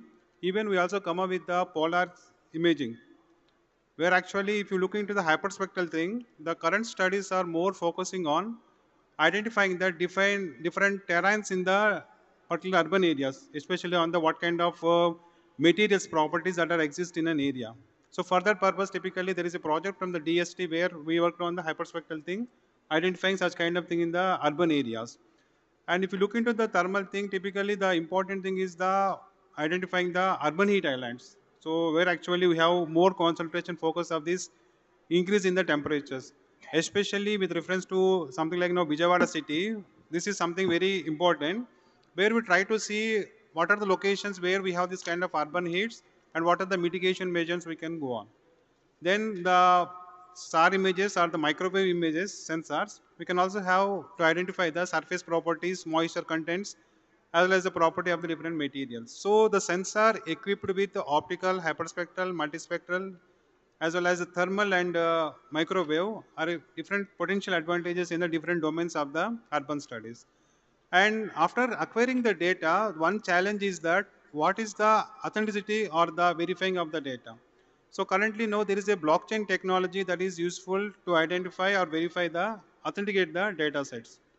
Then the data that is collected, now we have algorithms to process on board, or we will want to try to integrate them. Mostly we can also do with the cloud platforms. Then typically integrating drone data with the satellites or the IoT data that actually is what we call as the big integration will provide a more good data sets. And finally, we have the classification or the processing process where we use different types of AI and ML methods to exactly come up with a good accuracy of the classification of an area, showing what kind of land use, land cover exists in an area. So mostly with reference to urban, we have a multi-set of data sets that can actually use it for the multiple applications. Okay, thanks for having me. So basically, I work on structural inspection, robotic inspection of structures and infrastructures. So you have all these structures, buildings, bridges, dams. So they need to be inspected from time to time, just like we human being need medical checkup from time to time. So similarly, structures also require regular health checkup, which is called structural health monitoring. Now, the structural inspection can be of two types. One is routine inspection. For example, every bridge in US is inspected once in every 2 years. So this is called routine inspection. And also you can have a rapid evaluation. For example, if there is an earthquake or tsunami, then there will be some buildings which are damaged. And then the standard operating procedure is that a team of inspector will be sent inside each and every building. They'll go inside the building and they'll manually take note of all the damages that are present over there, and following which there will be some decision making. Now, as you can understand that this process is time consuming, expensive, risky, and it can be subjective also. So in future, we are going to have drones or UAVs to help us with the data collection. The drones can easily go inside the buildings and they can fly around and collect a lot of data in a very short time. But once we have the data, the next challenge that confront us is how to process such a large amount of data. By the way, this data can be of different types. As Sir mentioned, that it can be RGB data, it can be hyperspectral, thermal, LiDAR, so on and so forth. The drones can be mounted with different types of sensors for data collection. But once you have the data, we are confronted with the problem of big data analytics. So how do you process in such a large amount of data in a short time? Now, if you can automate the data collection process, but if you still need to process the data manually, that defeats the purpose, right? That takes a lot of time and energy, effort, right? But these days we are having this AI, machine learning, deep learning based algorithms, which can automate the data processing part. So that has mostly been my area of research over the last few years. Apart from that, during my postdoctoral research, I worked on a project which was funded by US Department of Transportation. So in US, different states use drones for data collection for inspection of bridges and other structures.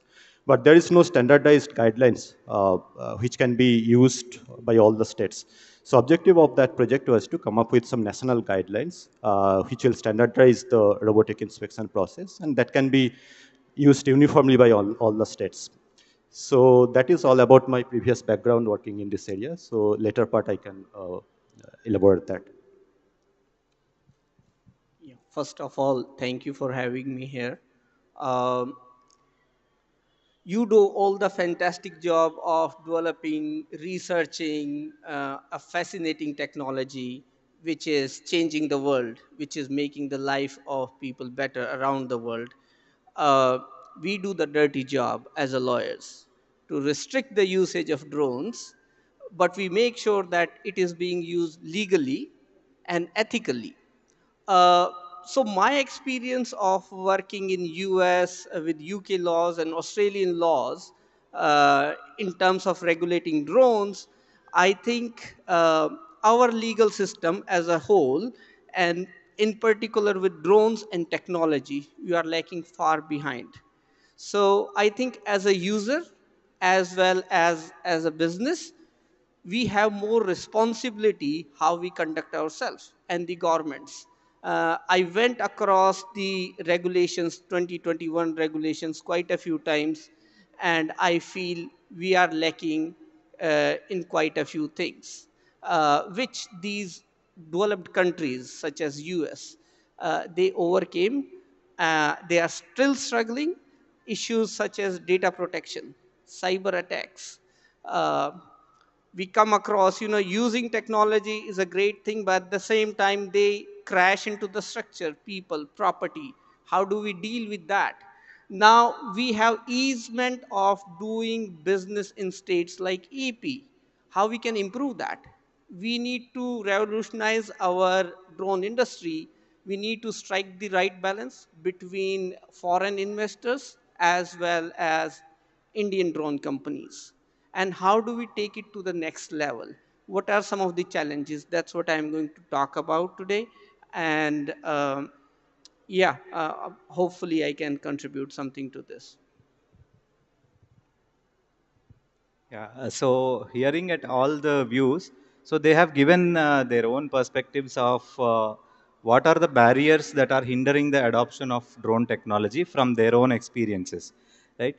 So at SRM University, we have actually done a research on uh, sticking to Indian context and agricultural area. So what are the actual barriers that are hindering the adoption of technology? So can I request the volunteering group to project the slide that I gave? The slide, yeah.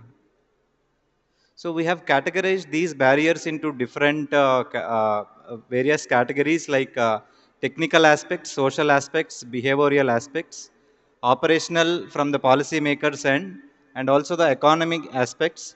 And someone in the morning spoke about the time taken for any technology to be adopted. So for example, when tractor was introduced in our fields, it took some time for our farmers to adopt it as a technology. So I think this information on various factors and barriers would be of interest to many of us.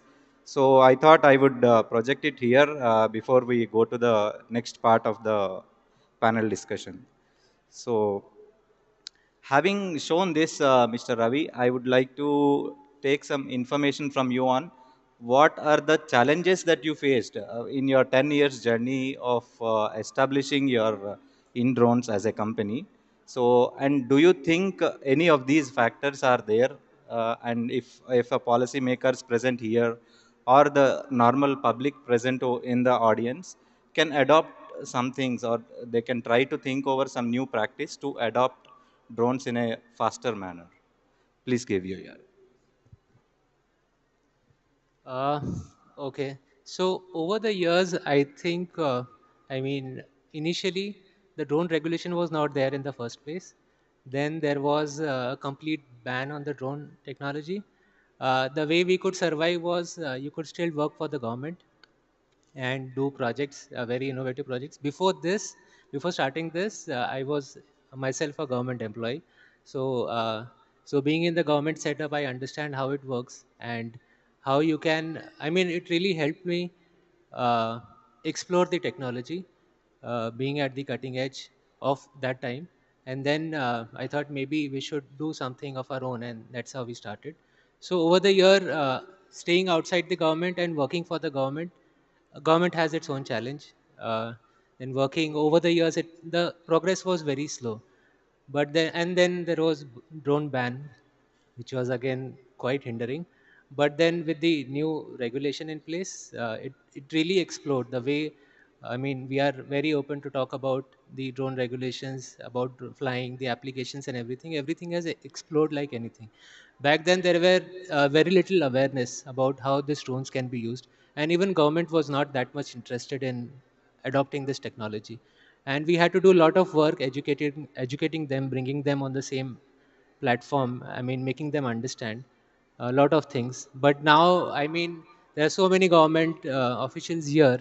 They'll learn a lot many things sitting here just in one conference. And there are so many conferences happening all over the country. So all of this is really helping. And we are still at a very nascent stage, I would say, at a very nascent stage, and are bound to grow like anything in the near future. And I just wanted, I mean, I feel a little pain when he said about the DGC or the regulation in the country is not that good, but it has really helped us grow the business and grab the eyeballs of the industry, which can really make a difference. I mean, it really makes a difference. Yeah.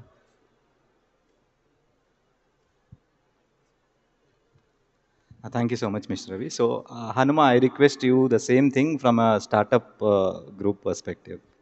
Okay, so interesting that you brought up tractors. So if you see in 2000s, harvesting machines were very rarely found, the very early 2000s, and we were not so sure how much they'll be helpful in the agriculture as well. Right now, if you see, there's no village or a crop that's happening without a harvesting machine. Similarly, drones are going to create impact in every sector, and I'm pretty sure that you'll be seeing drones day-to-day lives flying over your heads every day. And one more challenge, like Ravi was telling, was creating awareness to the industry people or even to the government officials. It was so difficult for us initially going them, convincing them on the accuracy of the results that drone will be giving. But once they agree with the POC, they're very much convinced, and we got the projects. But getting them to convince on the POC itself was a very huge challenge for us. Yeah, pretty much that's it. Right now, even thankful to the government, they have adopted a lot of policies and increased the use of drones in all sectors. Now everyone is talking about drones, making our life easy on creating awareness. Right now, our focus should be on creating impact and making sure that whatever the government is believing us in the startups, we have to create a proper impact in that. Thank you so much, Hanuma. So let us listen from the academic group. So, sir, what do you think is the challenge in uh, introducing these technologies? Basically, introducing some minor programs in the curriculum, or how do you see the response of student community? So, are they adopting the technology right away when we introduce, or is there any time lag between understanding the technical stuff, normal theoretical stuff in the classroom, and new technologies, emerging technologies like drone? Please let us know. So the data acquisition from the drones is something is challenging as expensive too, because being in academia, we mostly work with open data sets unless until we have a project that typically gathers a very high spatial data sets. So if we have such kind of a data sets, any open data set that is available with related to drones, then that is easily applicable, because when you have such kind of data sets, we'll try to implement algorithms to extract the features easily. The main constraint or the challenge is the getting of the data. So far what we have the open data sets is 10 meters sentinel data is one of the best high spatial resolution that is available. And of course, from the NRSC Boonidhi, we also get 5.6 LIS4 data set. That is the maximum spatial, high spatial data sets what we get. So for such kind of data sets, the algorithms what we do, even we say CNN or any kind of advanced neural networks, it works fine. But the challenge is to work with something on very high spatial resolution of drone data sets, the typical ranging from 1 centimeter, 2 centimeters or less than that, where actually we'll try to come up with some kind of object-based oriented classification approaches. So if you want to test such thing, data is the main constraint.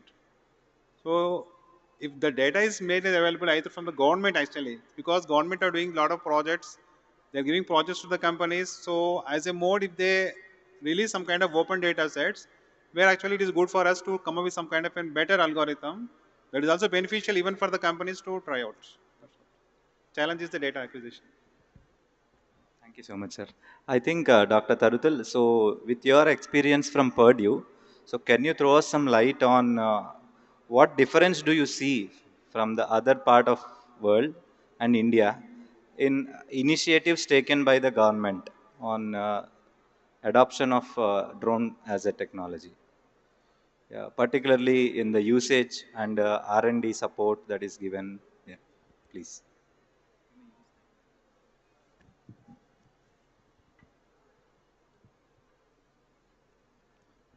Okay, so as I mentioned that during my postdoctoral study, I worked on a project which is funded by US Department of Transportation.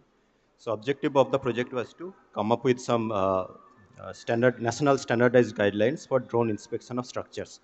So I am not aware of any such initiative by any government in India. So US government has already initiated that process and the guidelines are under preparation. It will be published anytime soon. So that is something which is missing over here. So apart from that, just touching on the question that you asked to other panelists. What are the key challenges that feel should be addressed? So during my short stint in the US, I was part of an inspection team which was responsible for inspection of bridges using drones. And so inspected around 72 bridges in the US, cutting across seven states. And based on my experience, I can flag two issues here. One of them is the limited flight time. So for example, you are inspecting a bridge and one battery can last only for 7 to 8 minutes. And in 7 to 8 minutes, you cannot even complete one span of the bridge. So again, you need to take down the drone. You need to replace the battery and again fly it again. So this process continues. So how many spare battery do you have? So soon you will run out of battery and then you need to go back and recharge all the battery and come back again. So that is one of the hurdle that needs to be addressed if you want to use drones for inspection. So that is one thing. And another thing is that during this project, I also got an opportunity to interact some of the district level engineers who are responsible for monitoring the bridges. So during our interaction, what came out was that there is a lack of trust about these emerging technologies. So they clearly told us that I understand that these are very sophisticated emerging technologies, futuristic technologies, but we don't trust these technologies. So that is something that we should be worried about and try to address. So that people are confident about adopting these technologies. Thank you so much. So, Dr. Vivek, can you throw some light on how regulations is having some effect on adoption of drone technology?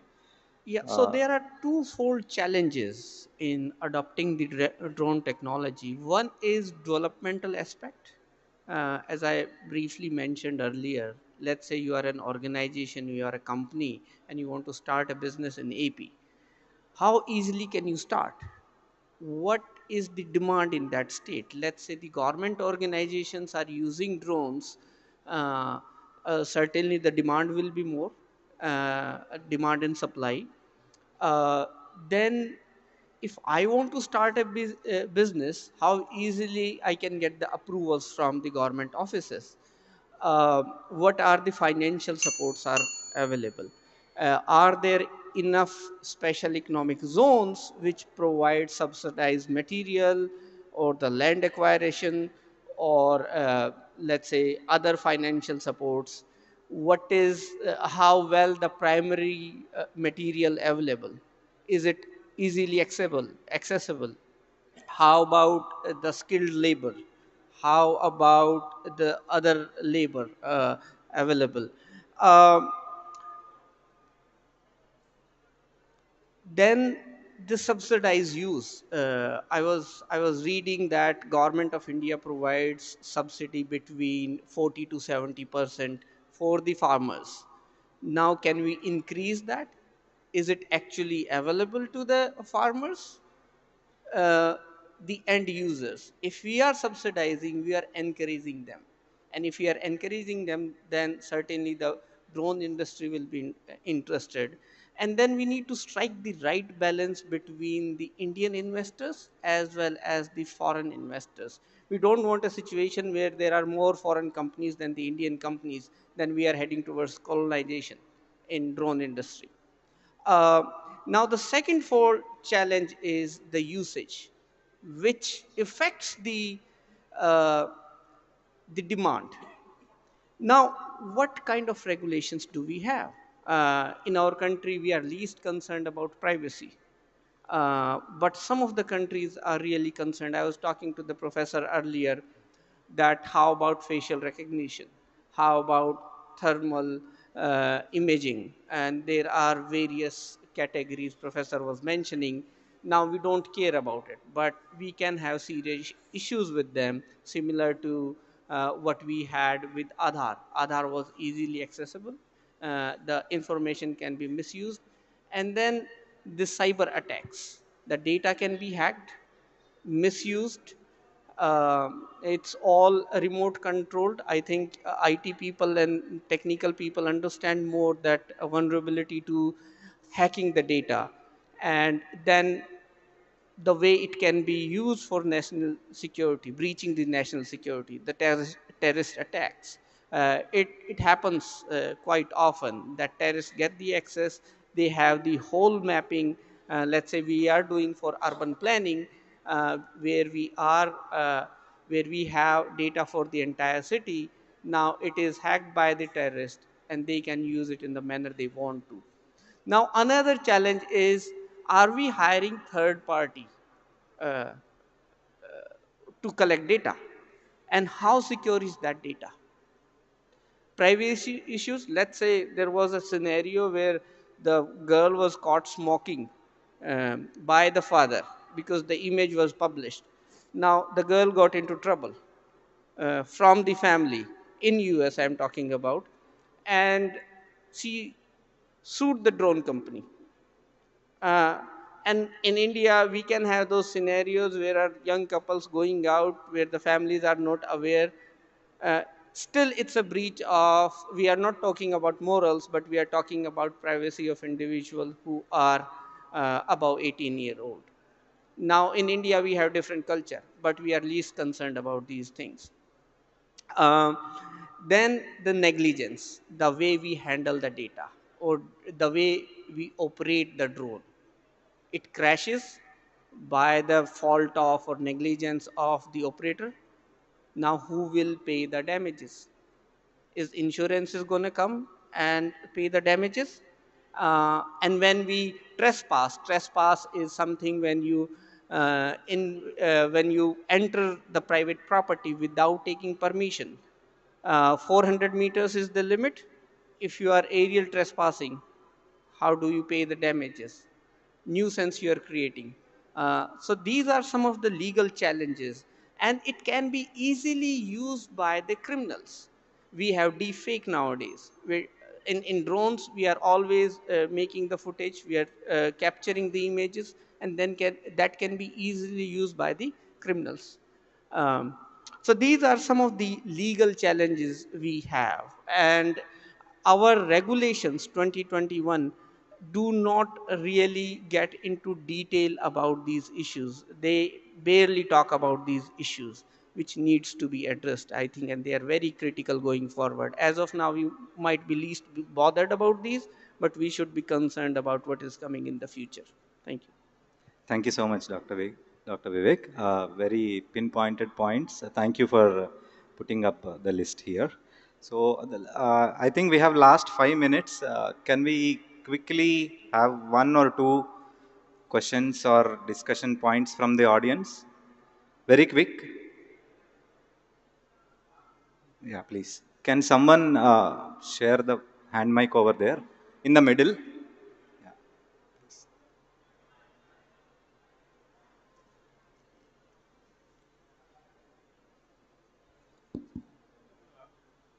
Yeah, can you request volunteers to place the slide? Panel names. Panel. They'll do it, sir, please. My question is related to that only. Oh, okay. So the topic for the discussion is different. Only the first speaker raised that point. After that, it was deviated from the point. Yeah. So it is confined point that what are the difficulties need to be addressed in the process of digital twinning. The Right. core area you are missing in the discussion, because digital twinning is the issue which will take the different use cases in different way. Correct, for sir. the government sector. Right. Unless the digital twinning is not finalized, no use case cannot be adopted directly. We take your point, So, sir. what are the policies you are proposing, discussing, we didn't understand. Because he started the digital twinning importance, other speakers not followed that. So, what will be the conclusion you will be giving on that particular note? We are missing. So we take your Sorry point, for sir. this. No. We input. take it. We take it, sir. But the thing is, in the interest of, we see that we have general audience here. So if we straight away start with digital twin, there may be a connectivity issue between the panel and the audience. So we take it, sir. We'll definitely address in the upcoming panel sessions. So any more questions?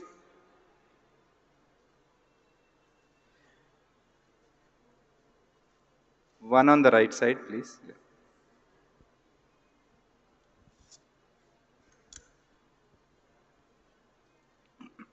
Good evening, all of you. Uh, I am Veeraprayan Roja, coming from Krishna district, Gudivada division, Gudivada Madam, mandal. if you don't mind, can you quickly put it up in Yes, half a yes. minute? Yeah, Please please. Yeah, sorry. tell us small drones because of safety purpose for houses and people. Please tell about these small drones, just for one point. So, do you wish to ask the question to any specific అంటే తెలుగులో ప్రజలకు చెప్పండి పర్వాలేదు. ప్రజలకు safety రక్షణ కల్పించే drones అంటే ఒక చిన్న డ్రోన్స్ మాదిరిగా ఏమైనా ఉన్నాయా, మేము వాటిని ఎలా అంటే వాడడం కానీ కొనడం కానీ ఎలా అనేది మేము ఆలోచిస్తున్నాము. Gudivada division Krishnaji Gudlavalleru mandal. I'm the women activist, so that I came here. మాకు ప్రజలకు రక్షణ కల్పించే విధంగా డ్రోన్స్ని ఉపయోగించే విధంగా ఏమైనా ఉన్నాయా అనేది బ్రీఫ్గా. డెఫినెట్గా ఉన్నాయండి. Hanuma will explain you more on this. Sir basically మీరు అడిగిన క్వశ్చన్కి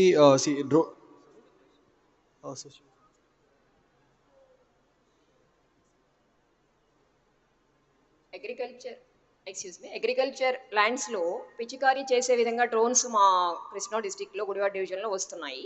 ఓకే అండి. అలాగే ప్రజల సేఫ్టీ కొరకు ఉపయోగించే విధంగా ఏమైనా ఉన్నాయా, మేము ఎలా ఎక్కడ పర్చేజ్ చేయడం కానీ యూజ్ చేయడం కానీ అలా ఆలోచిస్తున్నాము. ఆ క్రమంలో మిమ్మల్ని అడగడం జరిగింది. బేసికల్లీ డ్రోన్స్ ఉన్నాయండి. ఫస్ట్ రెస్పాండెంట్ డ్రోన్స్ అంటారు అండ్ సర్వేలెన్స్కి వాడుతున్నారు. రైట్ నా పోలీస్ డిపార్ట్మెంట్స్ వాడుతున్నాయి. ఎక్కడైనా భారీ పొజిషన్ కానీ ర్యాలీస్ జరుగుతున్నప్పుడు they are already using drones.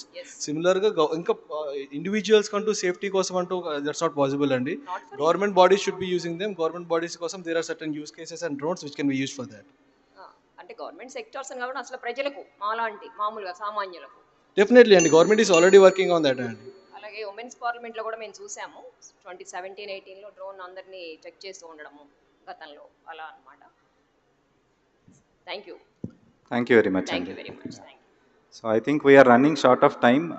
Can we take one last question there? Very quick. So sorry. Yeah.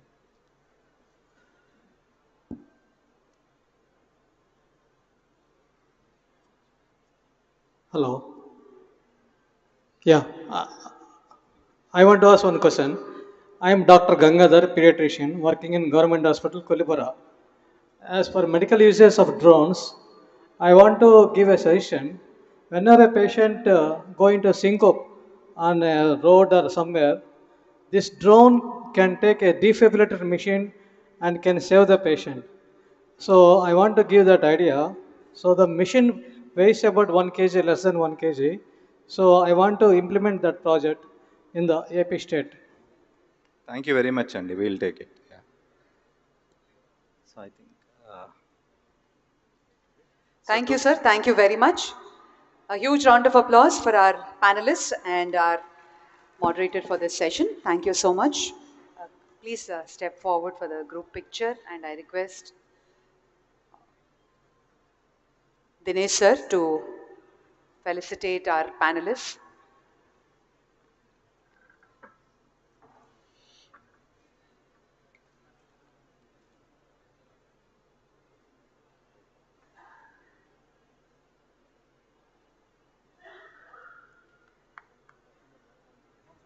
Mr. Ravi Singh.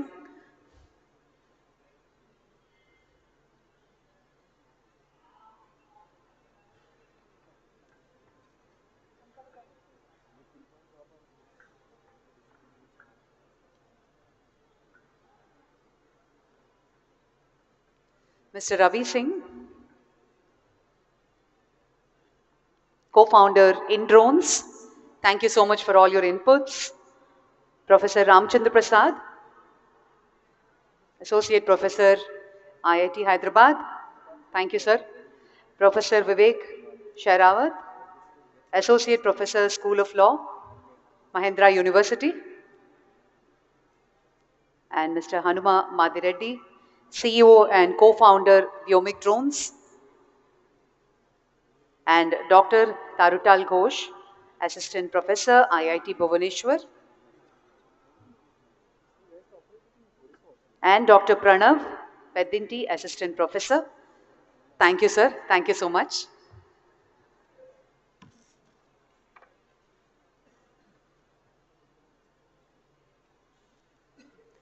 Thanks to all our speakers. Thank you very much.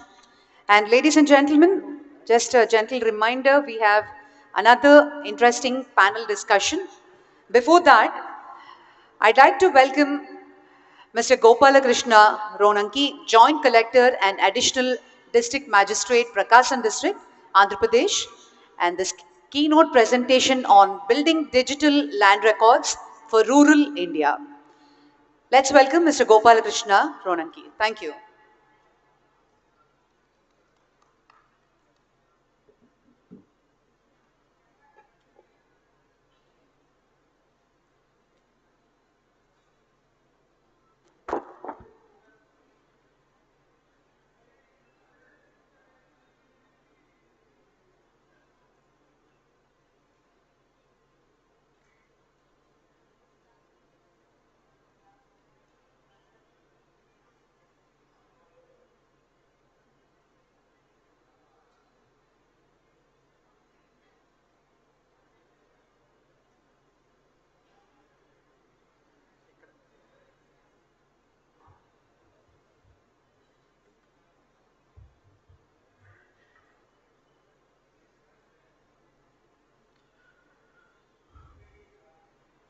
Good evening, sirs. Good evening, all. This is Gopal Krishna, IAS Joint Collector, Prakasam District. Just I will try to explain how drones can be utilized in resurvey or digitization of land records.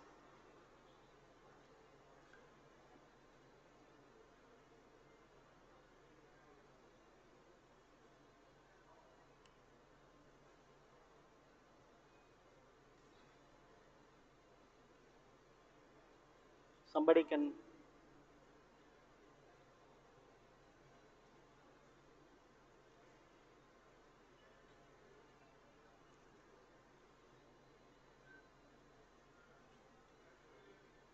Sir ఆ క్యూది facing మా side చూపించండి.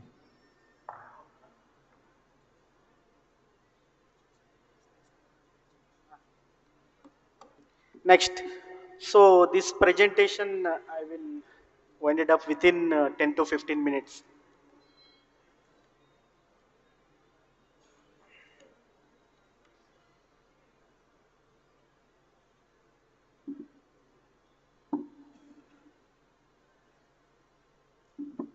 Next.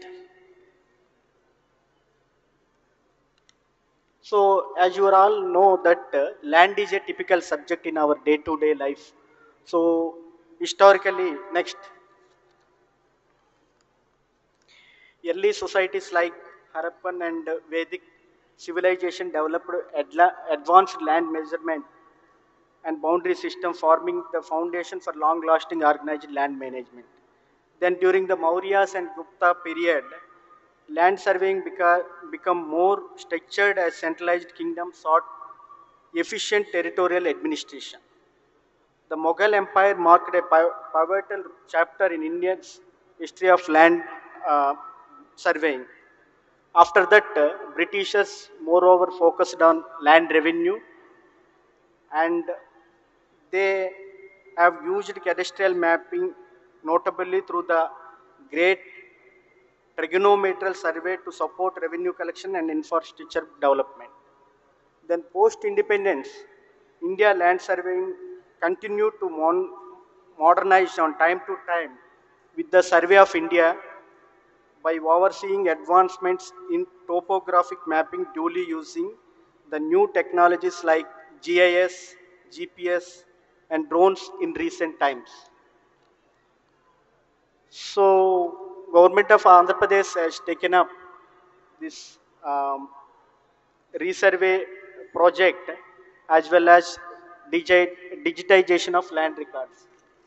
So, actually government used hybrid technology. Hybrid method of survey is adopted with geospatial technology, rovers, continuous operating refresh stations, will called as a CORS network, and drones to conduct comprehensive resurvey of agriculture lands. In fact, we have conducted the survey in urban areas also, as well as Abadi areas also, that will called as a Swamitva. It is a Government of India program. The Andhra Pradesh government has deployed nearly 90 plus drones in coordination with the Survey of India and private agencies. Not only drones, we have one helicopter and two aircrafts also employed in this project. The tradition of handling chain and cross staff is replaced with nearly 4,300 rovers. So, in the government organization, I proudly say one of the largest rovers are having with the survey department now. The primary control network is established consisting of 70 core stations and one central server also in Andhra Pradesh. So these core stations basically will work as a control stations across the state. Next. So these are the tools we have used in the AP resurvey project we are using now actually. So if you can see, these are the various companies rovers, though like Pentax rover, SatLab rover, Janak rover. So the upper side, if you can see, that will called as a head. Then that will supported by the stand and one mobile phone or some computer set kind of thing you are seeing on the slide. That will called as a controller. So by using these rovers, we can stake out any point or we can fix any point on the ground on real-time basis. That is the use of these rovers with fraction of seconds. Next. Then capacity building. It is the most crucial thing.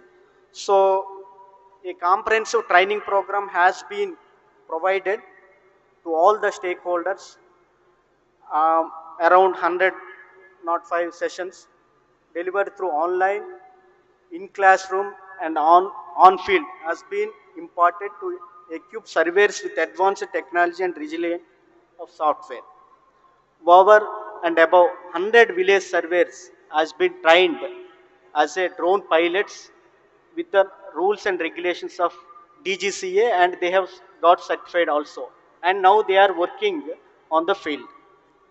And more than 25,000 personnel from survey department, revenue department, panchayati raj and municipal administration also have received training on aerial photogrammetry, digitization techniques and rover operations. These are the some of the pics on classroom trainings, online trainings and in the on-field trainings also. And now they are all well trained and they are doing the survey project on the field now. These are the standard operative procedure we have followed. There are 4 steps in this by utilizing the drones for the resurvey program. So first in this, if we want to conduct one survey for one village, we have to demark the village boundary as per the old village map. So for this, the objective is to create a new village map based on the latitude and longitude, adhering to the fundamental survey principle of whole to part. The survey principle is always whole to part. Field survey staff traverse the entire village, re-establishing old tri-junctions. If you see, this will called as a tri-junction stone basically, A-class stone. And bijunction stone also will called as a class stone. So bijunction stones according to the existing records. The new village map is then prepared using the geo coordinates of these intact stones. So that is the old village map. Across that village map, we will reflex the village boundary by seeing the tri-junctions and bijunctions. Then the second step is ground control points.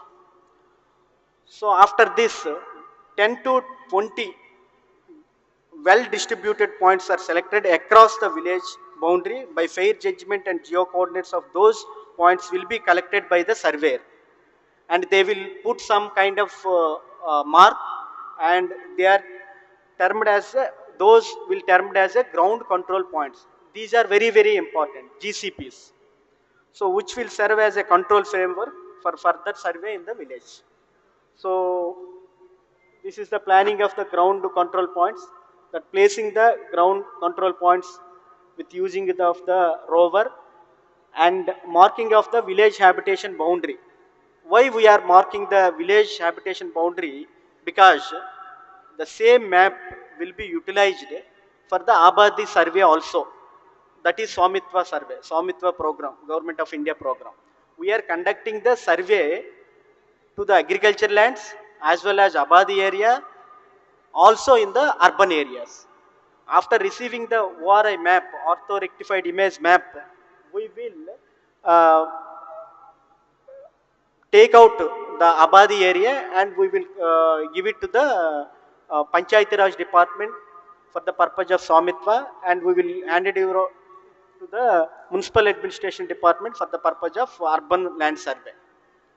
So that will called as a feature extraction of the from the ORI map. So planks on the marked on the GCP points. So this is the step 2, and now we are moving to the step 3. Of course, this is the most crucial point. So drones, helicopters and aircrafts are deployed to capture high resolution images of the field with significant overlap with KML. KML is a software language, keyhole markup language. So according to that language, that drone will fly and take the high resolution images. These raw images are then stitched and processed using pre-collected ground control points. Already we have taken that GCPs, resulting in an ortho-rectified image with enhanced accuracy, which is used to determine land parcel boundaries. So if you can see various drones and helicopters, aeroplanes, which were used during the collecting of the images. This is Trinity F90 plus drone, and this is Idea 4G drone. Of course, we have used very less extent for this. Helicopter in Rayalaseema area we have used, and aeroplane also. Next. So, last step. The fly logs and raw images saved in the dedicated folder and will be geotagged using Q-based software. One software that will provide Trinity F90 company. So Q-based software for Trinity F90 and Bluefire software for Idea 4G.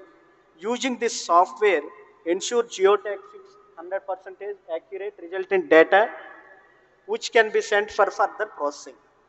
So further processing of the image actually. So now we have used so many drones in this project. So I will explain some 2-3 drones key features. So Trinity F90, most of the cases we have used this drone only. This is a German based drone, model Trinity F90 plus. The endurance 90 minutes in one fly. That cruise speed is 17 meters per second. Wind tolerance also 9 meters per second. Area coverage 4 square kilometer per flight. Number of batteries used for this drone is 3, and the life of drone is limited to the 5 landings. Of course, we are utilizing more than that also sometimes, but that is the maximum listing. This is Idea 4G drone Q6, and here we are using one battery only. Of course, it will cover very lesser area, so we have also used this drone in a lesser extent. And this is we have used in Rayalaseema area. So the speed is, this helicopter speed is 20 to 400 kilometers, and the altitude will fly 10 feet and to 10,000 feet. And payload capacity, payload matlab basically the camera, to 1200 to 4000 pounds. And this endurance time is 2.5 to 5 hours with one go. So range 320 to 640 kilometers per flight. So this generation of ortho-rectified image, this ortho-rectified image, it is a image on mirror image on ground, actual ground with real time. So the raw image are stitched, processed and geotagged with respect to the ground control points. The ortho-rectified image having an accuracy of plus or minus 10 centimeters. Earlier, when Britishers were conducted the survey, the accuracy is 10 percentage, 11s. Now, we are coming to more accurate and less than 10 centimeters only, the very exact kind of accuracy. This. The left side, if you are seeing, that is octo rectified image. It will cover all the entire image on the ground, all the topographical details on the ground, including water bodies, any rivers, everything. And that is the village map on the ORI, Abadi area map on the ORI. So that will use it for the Swamitva survey. So next, after this, once ORI received from the agency or SY, the survey field staff will conduct the ground truthing, validation and LPM generation. So the ground truthing is most crucial part of the entire resurvey program. All the village level staff like village surveyor and VRO and everybody will go to the field with the ORI, with the map, and they will mark the exact location and who is under enjoyment. So field inspection on ground for ground truthing, you can see those village field staff will go to the each and every field and they will mark on the ORI. Basing on that, after this, they will create the LPMs. So earlier we will called as a survey numbers. Now we will called as a land parcel maps. If you can see in the land parcel map, the upper side we can see district, village, village code, and every land parcel map have unique code. And right side we have extent in acres as well as in hectares.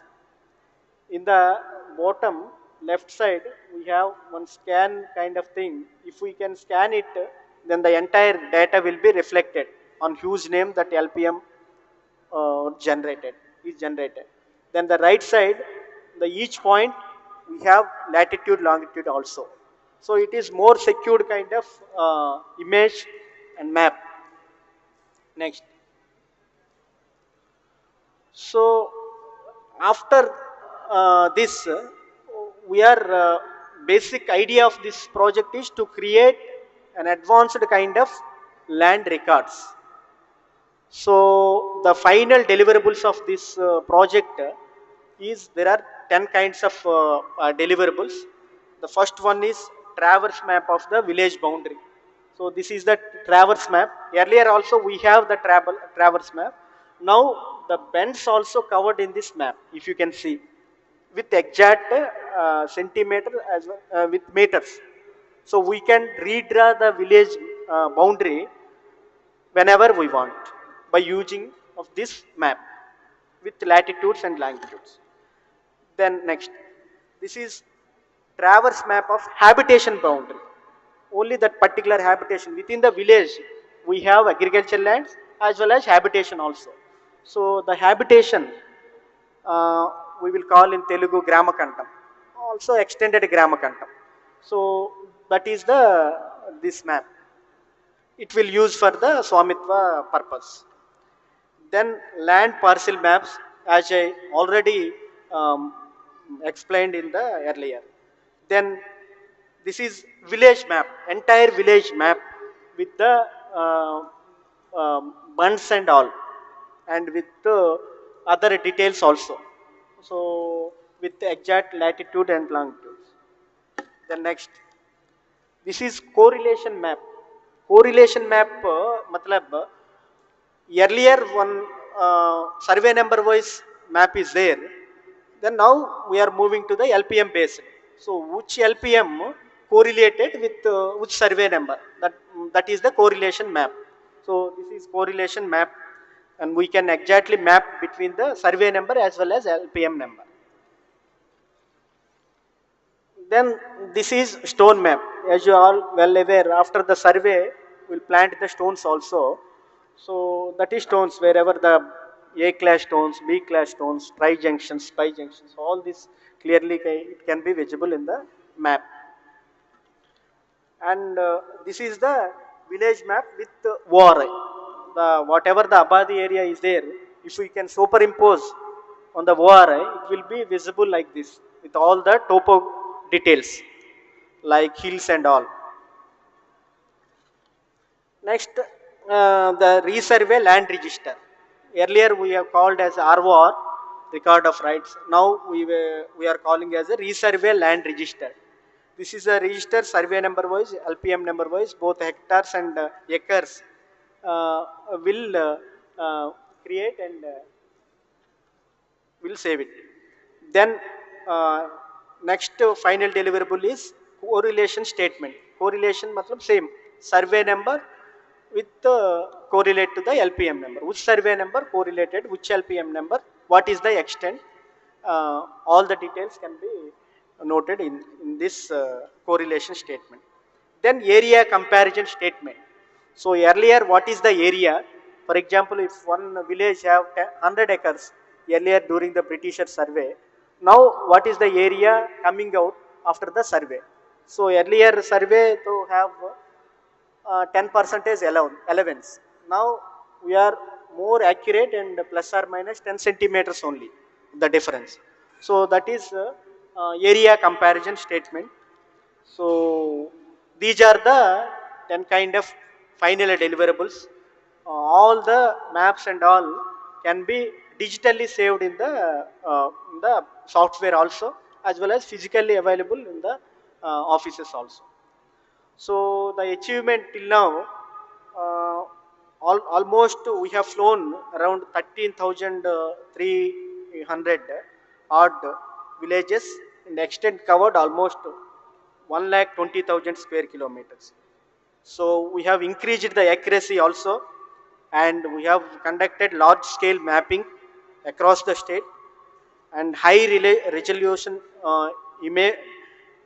imagery also we have taken, as I explained earlier in the ORI map. And this is all about the real time data, what is on ground on today. So mirror image principle and automated surveying with newly hybrid technology and cost effective and time saving method, and improved safety of the land records. Why? If you can observe, if you can take out your own land, we can go and ask some Tahsildar of somebody, sir, our record we are not there. So with this, we can save forever also. So that one, and enhance data quality also. The data also very much accurate, as I said earlier, plus or minus 10%, 10 centimeters. And digitization of land records. Entire land records now in digitized more with latitude, longitude, and we can geofencing, we can do the geofencing also by using the latitude, longitude. So during this project, we have faced some challenges also. Of course, some challenges already addressed. So this is the right platform to address these challenges also. So the entire day in a bigger village, battery life and cyber security. So that is the biggest threat. So when we have earlier panel discussion also discussed in an elaborate manner, when we have saved the data, important data, nobody knows how may the cyber attacks may occur. So the autonomy also one issue we were faced. Once you give the command through KML, the drone will not be under your control. So that is one problem we have faced. Sometimes the drones were crashed also. And sensor integration. So that sensors also sometimes out of our control. That problem also we have faced. Then the operational challenges. So of course, weather conditions. This is the most of our problem to conduct the drone flight. So almost around 6 months to 8 months bad weather only. So that is one thing we have to address. Then traveling time from one point to another point, because hilly terrain are there, tribal areas are also there. So much traveling time also taken. Then obstacle avoidance like signals, hills, forest, everything. Then maintenance, of course, in all like all other machinery, maintenance also there, and cost. Lot of investment is required. So other challenges we have faced, um, public involvement and acceptance. This is the most crucial thing. And environmental impact, of course, it is very less. And workforce impact, of course, we have enough number of village surveys and all. Then liability, the entire process under Survey and Land Boundary Act 1924. So under that purview only, we have designed this kind of this thing. So actually, my sir, earlier sir and all, they have designed all these SOPs and all, basing on the this uh, Survey and Boundary Act 1924. Present CSR also have designed the entire SOP. There are too many senior IAS officers who have directly involved for this SOP and all. The way forward. So for this, we have to give sufficient time as to provided, and proper training and capacity building shall be given to all the stakeholders. That is also important. Better coordination by involving various departments. For example, if you are conducting a survey with the Panchayat Raj assets, we have to involve the Panchayat Raj department, in municipal area, urban development department, and of course in agriculture fields, we have to involve both survey department and revenue department. So proper awareness and acceptance of the public also required, and improvement of existing technology, as I mentioned earlier, and proper utilization of the drone technology also required, and proper security of the data and final deliverables. These are all the some of way forward which I think. So this is all about drones were used in the land survey. So if any questions you may ask, otherwise I'm closing. Thank you very much.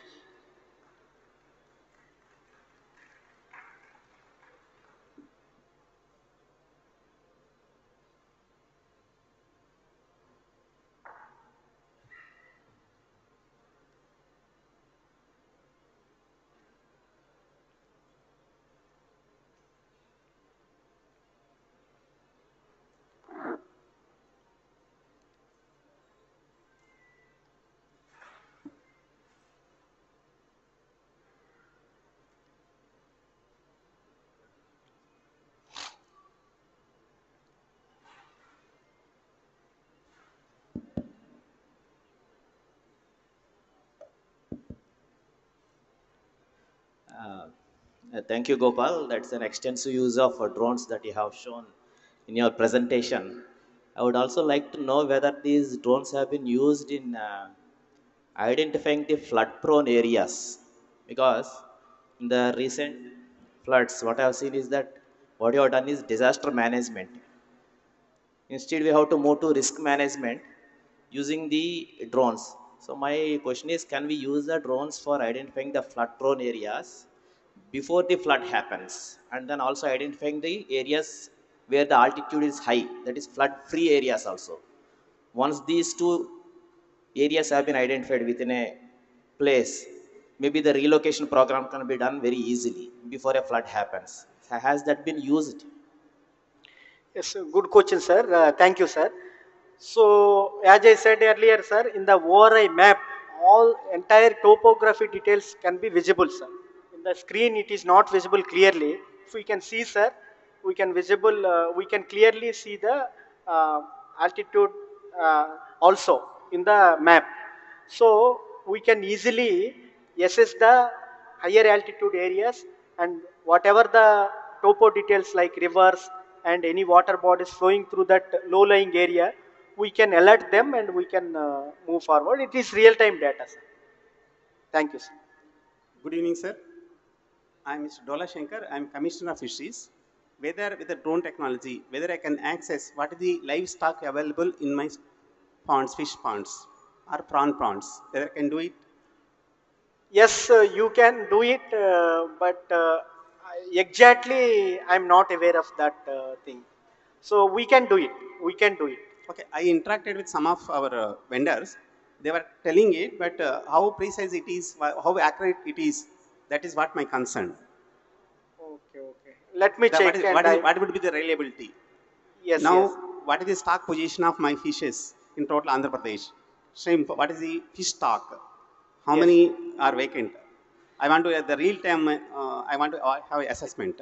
Definitely we can, but inside the pond we don't know how many fish are available and all. So I think some kind of payloads, more accurate payloads may be used for that. So I will also check actually. Okay, sir. So good question. I will follow up you, sir, in this regard. Okay, sir. Thank you. Thank you. Sir I'm Bandaru Srinivasarao, నేను ఒక రైతునండి. ఇప్పుడు గ్రామాల్లో మీరు చెప్పిన విధంగా మరి పొలాలు, ఇళ్ళు, చెరువులు ఇవన్నీ మార్చేస్తున్నారు. అంతకుముందు ఉన్నటువంటి మ్యాప్లు అంటే ఒక సర్వే నెంబర్కు ఉన్నటువంటి ఏరియా ఒక 180 సెంట్స్ అనుకోండి, అది 156 సెంట్లని మార్క్ చేస్తూ ఉంది. దానికి ఏ విధమైనటువంటి రెమెడీ ఆ రైతుకి ఏ విధంగా మరి చేయొచ్చు అనేది నా యొక్క పాయింట్. రెండవది ఏంటంటే ఈ వర్షాలు మరి కొన్నిసార్లు పురుగులు తెగుళ్ళు వచ్చి పంటలు దెబ్బతింటున్నాయి. వాటి మీద మన యొక్క సర్వే చేసేటటువంటి విధానంలో ఇక్కడ ఉన్నటువంటి అగ్రికల్చర్ సైంటిస్టులు కానీ అగ్రికల్చర్ వర్కర్స్ కానీ మీరు ఏదైనా ట్రైనింగ్ ఇచ్చి మొత్తం డేటా ఒక రోజుల్లో వచ్చేటట్టుగా పైర్లు అంటే మిరప లేదు వరి లేదా పత్తి పొగాకు ఇలాంటివి వేసినప్పుడు వాటిని ఐడెంటిఫై చేసి ఇంత మేర డ్యామేజ్ అయింది అని చెప్పడానికి తేలిగ్గా దీని టెక్నాలజీని ఉపయోగించడానికి ఏ విధమైన ప్రయత్నం చేస్తున్నారా? మంచి క్వశ్చన్లు అడిగారండి. నమస్కారం మీకు. సో ఫస్ట్ది మీరు అడిగింది అదే మెయిన్ ఇష్యూ యాక్చువల్లీ అడ్రస్ చేయాలి. సో దానికి చాలా మంచి ఎస్ఓపి ఉందండి, అది ఫాలో అవ్వాలి.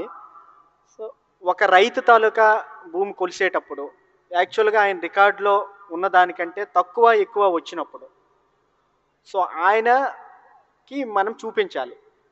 ఆ స్టాఫ్ అతను అంగీకరించకపోతే అతను సెక్షన్ 10 కింద ఫామ్ 10 కింద అతను అబ్జెక్షన్ నోటీస్ ఇస్తే ఇమ్మీడియట్గా ఆయన సమక్షంలోనే చుట్టుపక్కల రైతులు వాళ్ళ సమక్షంలో నోటీస్ ఇచ్చి ఇమ్మీడియట్గా మళ్ళీ మళ్ళీ మెజర్ చేస్తాం విత్ రోవర్ చేసినప్పుడు అదే ఎక్స్టెంట్ మళ్ళీ వస్తే కనుక అది ఇంకా ఫిక్స్ చేస్తాము.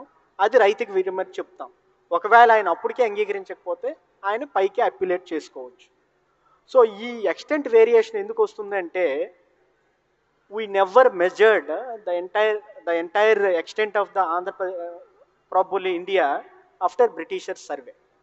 We have uploaded the webland, everything, we have updated everything, and so many transactions were also done. చాలా ట్రాన్సాక్షన్ జరిగాయి, అన్నీ జరిగాయి. కానీ మనం కొనే ముందు కానీ అమ్మే ముందు కానీ మనము ఎప్పుడు చేసి ఉండం. కొన్ని దగ్గర గవర్నమెంట్ ల్యాండ్స్ ఆల్సో కొన్ని ఎన్క్రోచ్ అయ్యి ఉండొచ్చు. And survey and land boundary యాక్ట్లోనే ఉంది 10% ఎలవెన్స్ అని. ఫర్ ఎగ్జాంపుల్ ఎకరా ల్యాండ్ ఉంది అని రికార్డులో ఉందంటే అది కొలిసినప్పుడు 90 సెంట్లైనా ఉండొచ్చు లేదా 110 సెంట్లైనా ఉండొచ్చు. సో ఇవన్నీ ప్రాబ్లమ్స్ వల్ల మనకి ఇది ఉంది. దానికోసమనే మొబైల్ మెజిస్ట్రేట్ అనే ఒక వ్యవస్థను కూడా పెట్టాము. ప్రతి తహసీల్దార్ ఆఫీసులో ఎడిషనల్గా ఒక deputy tahsildar rank officer who will act as a mobile magistrate, అతనికి ఎడిషనల్గా మొబైల్ మెజిస్ట్రేట్ అధికారాలు ఇచ్చారు. ఇచ్చి అతను he will conduct the mobile magistrate, అంతే ఊర్లోనే ఒక కోర్టు కండక్ట్ చేసి ఆ రైతు ఎదురుగా దాన్ని కొలిచి ఆయన తాలూకు అభ్యంతరాలని అడ్రస్ చేసి ఒక స్పీకింగ్ ఆర్డర్ ఇచ్చి దాన్ని క్లోజ్ చేయడం జరుగుతుందండి. అది మీ మొదటి ప్రశ్నకి నా సమాధానం.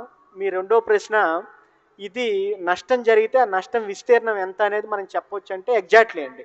అందుకని ఆ ఓఆర్ఐ మ్యాప్ ఉంది, ఆ ఓఆర్ఐ మ్యాప్ ఆ ఎల్పిఎం మ్యాప్ పెట్టి ఆ ఎక్స్టెంట్ ఎంత విస్తీర్ణంలో అది పోయిందనేది మనం ఎగ్జాక్ట్గా ఫిగర్ అవుట్ చేసి మనం ఆ ఎక్స్టెంట్ని వేరు చేసి మీది 100 ఎకరా భూమిలో వరేసారు, మీకు 20 సెంట్లో మీకు ఆ చీడపీడ పట్టింది, దానికి నష్టం జరిగిందని ఎగ్జాక్ట్గా మనం చేయొచ్చండి. మీరు మొదటి సమాధానంలో మీరు ఒక మాట చెప్పారు, 10% వేరియేషన్ అని చెప్పారు. కానీ కొంతమంది రైతుల దగ్గర వాళ్ళకి ఉన్నటువంటి ఎకరానికి ఎకరం 8 సెంట్ల దాకా కూడా వచ్చింది. ఆ వచ్చినటువంటి రైతు నేను ఇవ్వటానికి ఇష్టపడలేదు అని అంటున్నాడు. దీనికి ఎట్లా చేద్దామంటారు? అంటే ఇంకా మోర్ డీటెయిల్గా వెళ్ళాలంటే చాలా ఎలాబరేట్గా ఎక్స్ప్లెయిన్ చేయాలి దీంట్లో. So what ever the extent measured with hybrid technology that is true on the ground. అంటే భూమిని పెంచలేము, తగ్గించలేము. ఏదైతే గ్రౌండ్ మీద ఉందో అది వాస్తవం, ఎందుకంటే మనం హైబ్రిడ్ టెక్నాలజీతో మనం కొలుస్తున్నాం. సో ఏదైతే రికార్డు పరంగా ఉందో మేబీ ఆ రికార్డు పరంగా ఉన్న ఇది ఎక్స్టెంట్లో గవర్నమెంట్ ల్యాండ్ ఇన్వాల్వ్ అయి ఉండొచ్చు, లేదా ఎక్స్టెంట్ ఎక్కువై ఉండొచ్చు, లేదా వైడర్ బండ్స్ ఉండి అందులో ఇష్యూస్ ఉండొచ్చు, లేదా ఇంతకుముందు వెబ్ల్యాండ్ ఎక్స్టెంట్ని ఇప్పుడు కూడా మనం మెజర్ చేయలేదు అది ఉండొచ్చు. రకరకాల కారణాలు ఉండొచ్చండి. స్పెసిఫిక్గా అక్కడ ఫీల్డ్లో ఏ కారణం అనేది చెప్పగలిగితే దాంతో మనం దాన్ని అడ్రస్ చేయగలం. Thank you. Yeah. So, thank you very much for this patient hearing and all. Thank you.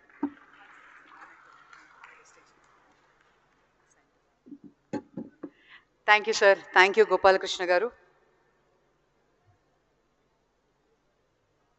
On behalf of our AP drones, we'd like to felicitate you.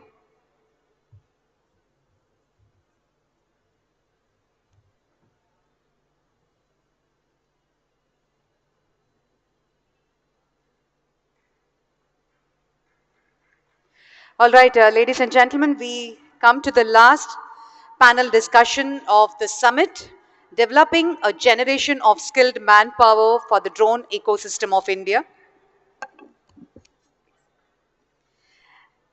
And this panel, we have eminent speakers, Sri Raghu K, AD AP State Skill Development Corporation, Mr. Chirag Sharma, CEO Drone Destination Limited, Mr. Raghavendra BS, Director, RPAS Operations, Agni Aerosports, and Mr. Pavan Chitty, Founder, PBC's Aero Hub. We also have J. Anil Kumar, CEO, Centurion Agri-Business Incubator, Centurion University of Technology and Management. And this session will be moderated by Mr. Smith Shah, President, Drone Federation of India. Thank you very much.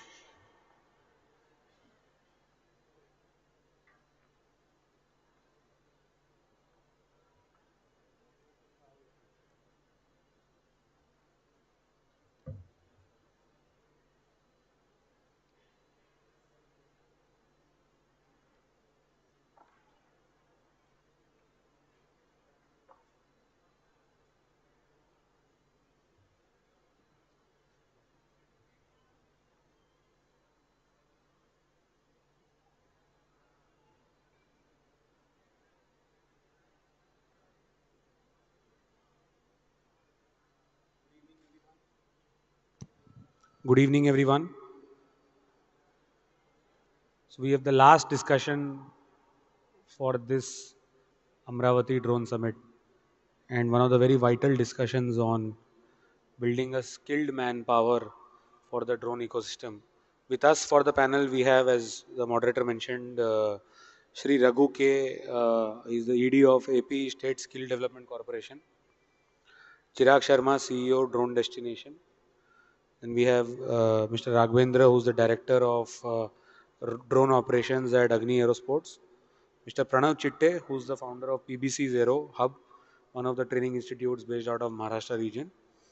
And J. Anil Kumar, CEO, Centurion Agribusiness Incubator at the Centurion University, AP. So all of us have a very important responsibility. You saw maybe Honorable CM yesterday announce that Andhra is open for drone business and we will deploy 100, 150, 200 plus use cases, find out their benchmark and then deploy them across the states. Now, to a person like me who loves expanding the drone business and to, sort of motivate the entire industry, these words were very exciting. But with so much excitement also came the pressure of ensuring that the right talent is available for, supporting these use cases. So that will be the key discussion theme today.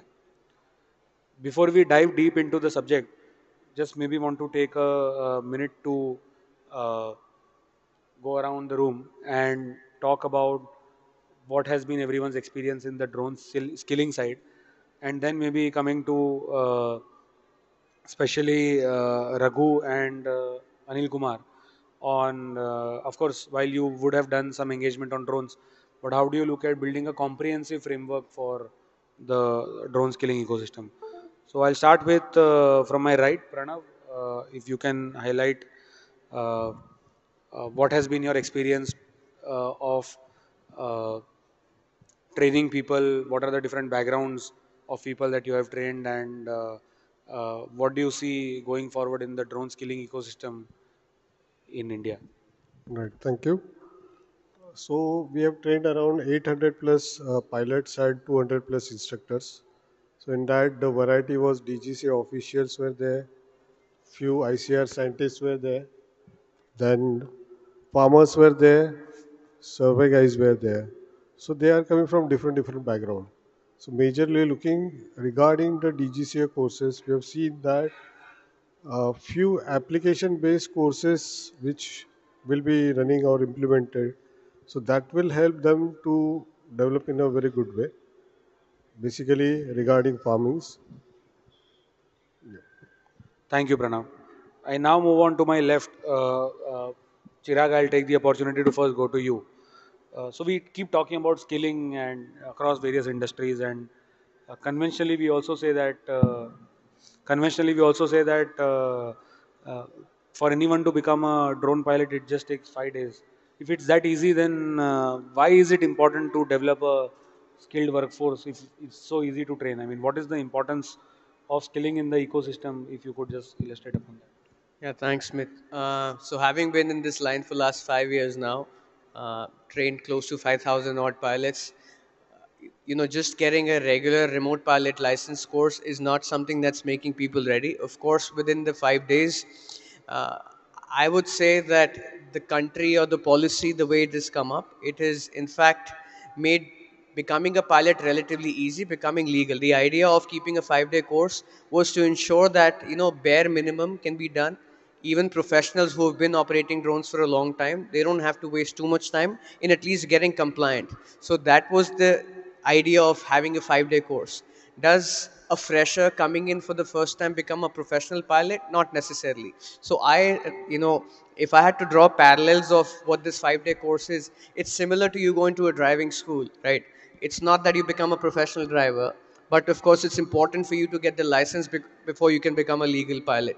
So I think from that aspect, having just 5 days makes it very easy for people to come and become compliant and become legal, and that's how this ecosystem has moved forward. Yeah. Thank you, Chirag. Move on to Mr. Raghavendra. So, Raghavendra ji, what are the specific skill sets that a drone pilot would typically require? If you could highlight on that.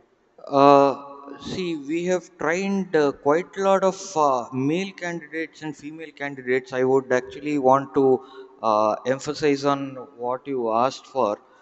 Surprisingly, what we found is most of the women candidates are doing much better than the male candidates.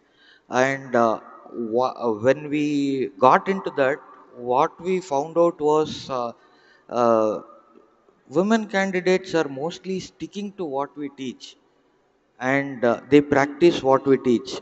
But so many times it happens that the male candidates are more experimental, and they want to explore out of what we are teaching.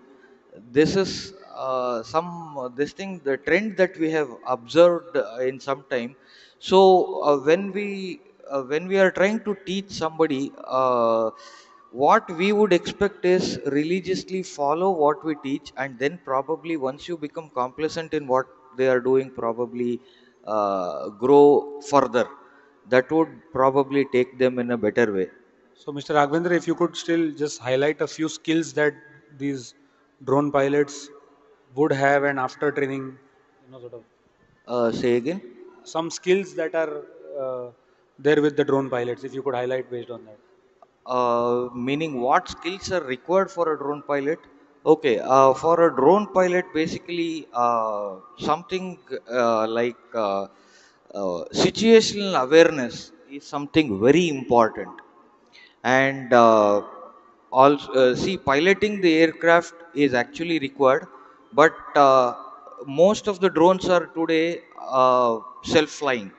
So if you let go the stick at any given point of time, the aircraft will stop where it is.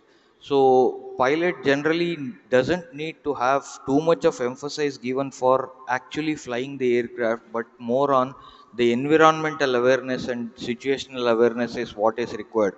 And if you see, there are so many accidents and incidents reported for this thing.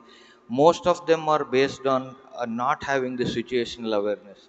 So that is the skill that we have to actually make sure that the pilots we train have it properly.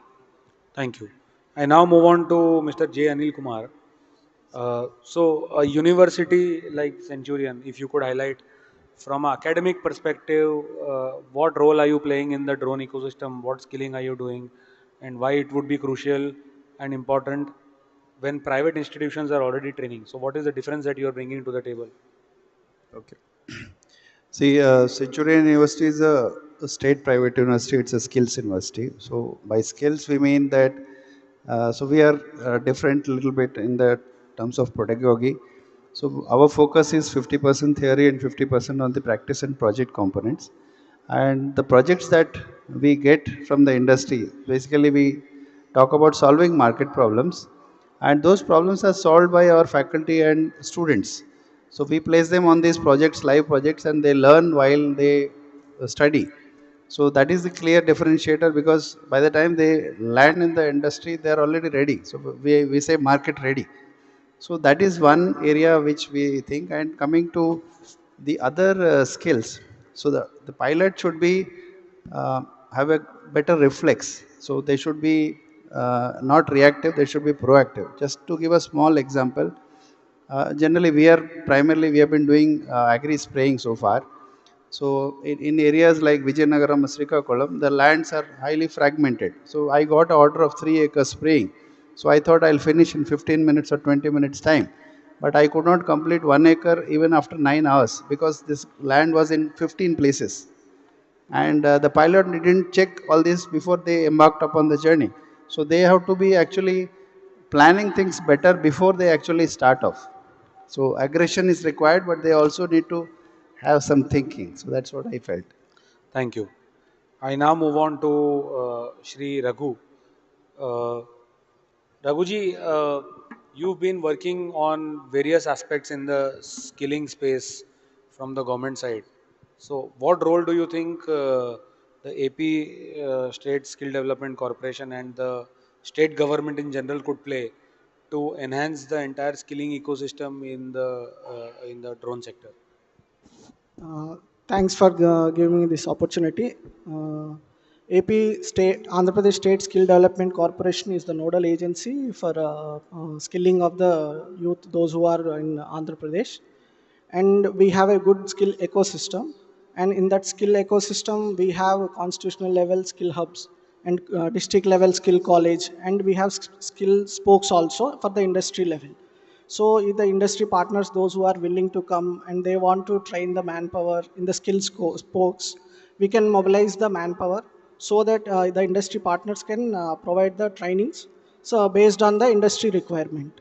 And we are recently skill development corporation started skill census, which is a prestigious project, and based on that project we are going to assess the existing skills and the gaps, and at the same time the industry demand. So based on that, in the future upcoming days we will assess the skills so that the industry, drone industry, can participate and as a training partner to provide the required skills. That's from my side. Thank you. Moving on to Chirag again. Uh, Chirag, what do you think are the challenges in the skilling ecosystem today? Are those challenges only on the side of the training institutions, or there are challenges before and after the candidate gets trained as well? And how do you think the ecosystem will move, and what solutions could emerge to counter these challenges? So challenges as well as some proposed solutions in the skilling ecosystem for drones.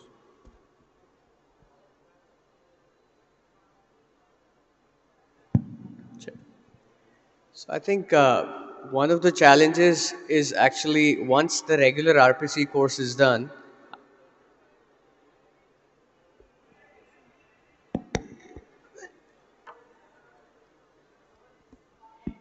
one of the challenges that we are witnessing is the fact that we anticipated the industry to grow at a certain rate, and commensurate number of jobs should have come by now.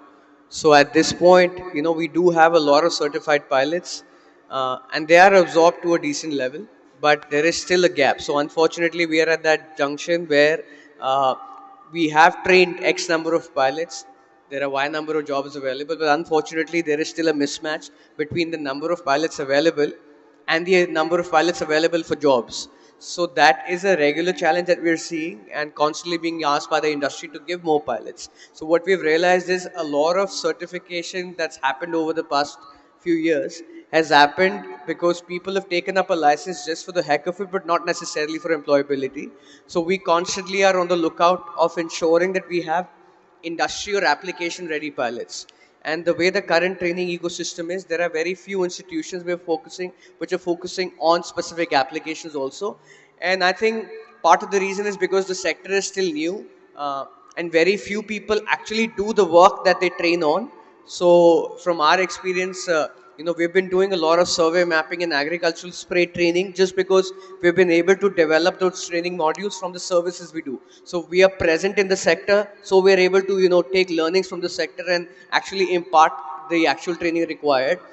But since the exposure is still relatively low overall in the ecosystem, so a lot of the training is happening on a theoretical model because people don't have field experience, so they're unable to curate those customized modules. So having said that, the solution here would be, as more field exposure comes up in the market, in the industry, and we would see programs tailor-made to those specific applications, and then recommend students to pick up that career path. Currently, since this is a completely new sector and everyone's new, so there are issues in terms of this person identifying where they want to broaden their career horizon. And the second gap, this is a catch-22 situation, is the fact that an engineer or a BTech or even let's say a diploma holder does not want to stay in the field for too long. A drone pilot job particularly is an out-and-out field job. So how do you identify those people who at that caliber are willing to come in to take this course, but then also go back in the field? In agriculture, we're all talking of, creating lakhs of pilots. But I can be honest, my current experience of finding people, we ourselves have 300 pilots on rolls. To retain these pilots, once they go on the field, after 15 days, 30 days that they're out, they're going back to their hometowns. So we have to find new pipeline of such pilots. So the youth that we're dealing with today, unfortunately, does not want to stay in the field for too long. And being in the drone business, if you're not in the field, you can't perform. I mean, there are autonomous missions like Raghavendraji mentioned where you may not need a remote pilot. But as we speak, that's the second challenge that I'm seeing. But of course, we do see a wave of skilled manpower coming from tier 2, tier 3 cities who are exposed and are experienced in staying in these areas, and they're okay with staying in the field. So I think there is a completely new line or pipeline of skilled manpower that's going to originate from these regions, which is going to help counter this problem. Thank you, Chirag. Uh, Now to Mr. Anil. Uh, do you think there is a requirement of application level training, application specific? Sorry. Do you think there is a requirement of application specific training, or there should be some broad 3-4 categories in which the drone flying training should happen? I don't get it. You think there's a need for application-based training? Okay, yeah, got it.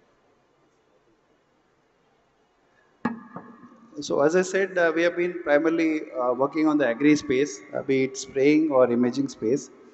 Uh, so although we say that 10th is the entry level, there is a lot of scope for agriculture engineering, even engineering students. So we are talking about just a drone pilot QP. We can also look at a cluster supervisor kind of QP in the business development, operations, technician, repair, service side. So there's a lot of scope for people who can actually manage pilots. Probably they are good in troubleshooting, people with technical background. Or the second part is at the entry level, at the pilot level, uh, especially in agriculture, if they know about the crops, if they understand the chemicals, if they understand the compatibility, if they understand the dose required, SOP is there, but many of the pilots may not know. Okay, so for their level, it's okay. But if you're looking at making it a career, then it is better to understand the crops, chemicals, compatibility, what is the dosage. If it is required to go for a higher dose, they should be able to suggest. The farmer may say 2 ml, but if it is required, they should go for 2.5 or 3 ml. That will happen only when they are having that understanding of that particular uh, ecosystem or whatever. So I can see a lot of gap there. I mean, while I say gap, there's also a lot of scope for career growth in that. Those who make it, they can actually grow faster than the other people. Other people will just remain pilots, while these people can actually go up the ladder quickly. Got it. Thank you. My next question to Pranav and Mr. Raghavendra. So there is a clear need for some application level training. You cannot just have drone pilots generic role. You also need application level training. Do you think this application level training should be regulated, or it can be taken up by training companies generally, and there is no need for any regulation? Market will find who is the best person giving training, and then they can keep doing. Because there is a DGCA requirement of giving the certificate. But after that, for application level training, do you think it should be regulated or not? So maybe Pranav first and then Raghavendra. Yeah, so according to me, it shouldn't be regulated, but it should be regulated by the universities. So as the application-based majorly research will be done in the universities and which can be helpful for the candidates for the research purpose. So that can be regulated by universities, not but DGC. Got it. Mr. Raghavendra. I actually second Pranav's this thing. It should be in a regulated form, and it should be actually regulated by whoever is the either universities or the manufacturers, whoever has got the best experience on that. So, depending on case to case basis or a lot to lot basis, it should be in a regulated form. As of now, it is a completely unregulated sector. Got it. Thank you. Coming back to Mr. Raghu, uh, under AP Skills Development Corporation, do you have any drone programs? Are you doing any drone activity? And how do you look at building a framework for drone skilling in the state? Do you have any plans for that? Actually, since inception of APSSDC, we have conducted some drone training programs. In 2017, we have trained 120 people in drone as a drone pilot and image resolution technician also in Kuppam, Dravida University. We participated there. And after that, in 2022, we have the state of the art technology center, one of the skill colleges, and we train there also drone pilots and other drone technician related activities. We also trained there 71 people, and after that we have placed around 40 people also in different industries in different places. So we want the industry partners to associate with us to provide the training and as an industry, so that we can mobilize, and whatever the support required from our side, we will try to accommodate. Thank you. Now we move to everyone from the left to right. Uh, Last closing thoughts on, we have a lot of people from the academic background. So what would you want to tell people from the academic background on how can they contribute to the skilling ecosystem in the drone side? Maybe from left to right. So first of all, man, I was just talking to somebody in the morning. It's like tractor. So earlier we thought tractor is only used for agriculture industry, but now we realize that it can be used for even transportation, basic transportation. I see a lot of farmers going from one place to another place in a tractor. So drone would become like that. But only thing is we have to see where it is making sense. We should always look at sustainability. Okay, the other day somebody was asking me, why don't you use drone technology to pull Econia crassfish, water, aquatic weeds? So we'll pull using a drone. I said, if a human being can do it, why use drone? So we have to look at specific cases which make sense, commercial sense of course, and start using it. Okay, so while we say that it is actually automation, but it is actually making the lives of both academicians and researchers better. It's like generative AI. So if I make use of it, I can actually use it more efficiently. But if I say don't want to use it, so I'll stay away. I'll be staying lagging behind. So Thank you. yes. Chirag. So just one adding to a specific aspect when you ask regulating application or not. So my personal suggestion or recommendation would be that we should sit with domain experts and curate a curriculum. See, regulation means you have to regulate and enforce. I don't foresee industry bodies or industries coming and regulating, you know, what you're running. But if there could be standardized modules created for mining, for GIS, for various applications, and that's a recommendation you give to the different training companies. Now, whomsoever wants to onboard whichever training program, they can pick and choose and have some kind of a benchmark to look up to. And then I think standardization happens accordingly. I mean, unfortunately, even today with 130 RPTOs in place, expecting one regulator to manage so many people is a daunting task, and it's a unfair expectation or a ask. So when I think this industry eventually will have to go on a self-regulated model as well. It will evolve, and ideally this is where we also have a challenge because we have all kinds of players. So maintaining quality and maintaining sanctity of what we are doing is going to be very critical. Unfortunately, because this industry does not have a high barrier to entry, so this is a struggle we will have as a sector. So managing regulated companies versus unregulated companies, where unregulated companies are maybe much bigger than the regulated entities. Now, how do you manage that, and where does enforcement come into play at a macro level? There is going to be critical for the whole ecosystem, which involves skilling as well. So Thanks, Chirag. yeah. uh, Upskilling, as Smith said, there are a lot of academics, people from academics background. My From my experience working with a lot of engineering colleges.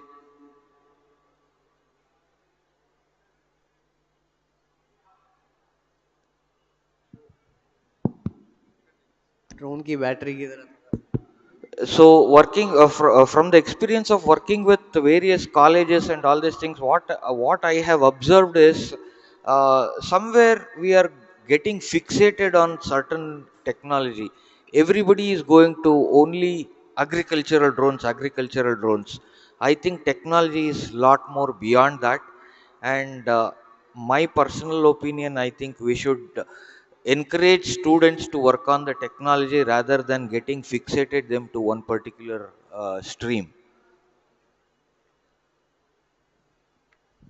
Thank you. Pranav, what would you want to tell the academic people from various backgrounds on how can they contribute to the skilling ecosystem of the drone sector? Yeah, I second with Chirag that standardization module should be developed, and the same module should be replicated in different universities, so that the skill set which we get at the, what you can say, a top level, where they can be industry ready and they can be utilized directly by the industries. Got it. Raghu, if you, from your experience of running so many various types of skill courses, if you want to advise people on how they can take up drone related skilling and what could be the fastest way to essentially get into this?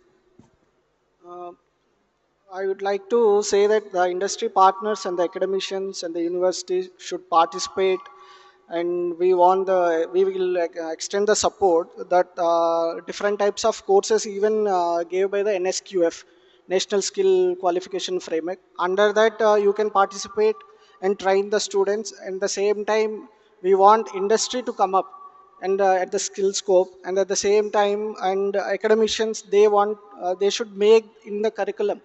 So these kind of courses should be given in the 6 months level or 1 year level. They get a certificate. They are the trained technicians. So that in this way, and academicians and universities, and at the same time, industry should participate in this.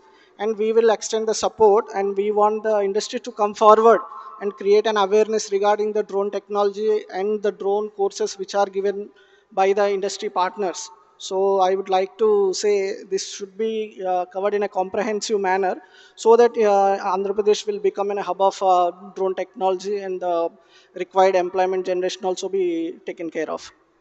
Thank you. Thank you. So now we have a question from the audience. We'll take up 5 questions. That's it due to paucity of time. So if someone can just move the mic around. Console. Sound console. Mic, mic. Mic for the audience.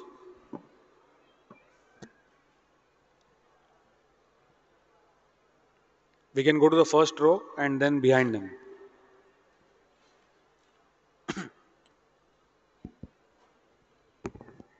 My question is directed to Mr. Chirag. You have said that in your speech that if there are X pilots, then there are Y jobs. But you didn't tell the nature of the equation, whether X is more than Y or less or equal. That is the first question. So that I'll be able to know how lucrative is that job prospectus. And the second is, once they take up that job, how long can they retain in that job? What is the career retention period? Because this is only a 5 years old industry to my understanding. It might be too premature for me to ask or for you to assess also, but with your experience, can you suggest for how long this career is going to be? Thank you. Yeah, that's a valid question. So when I said X and Y, I meant that although we have, decent number of certified pilots, uh, but is it true that the same number of pilots are absorbed in the industry even when the industry is seeking for them? The answer is no. So technically, X is greater than Y at this point. So while there are decent number of certified pilots, the industry is still feeling a shortage of pilots. So if you go and talk to various drone companies, they'll still say we are short on pilots. So what's really happening is so we realized that early on. So many people in the beginning wanted to just get compliant and become individual entrepreneurs. It's very easy to get into a drone business as a solo individual, or as an individual as well. And we have seen many people as freelancers, working as photographers, videographers, getting a license and going on their own. So not necessarily getting absorbed by the industry. That's one.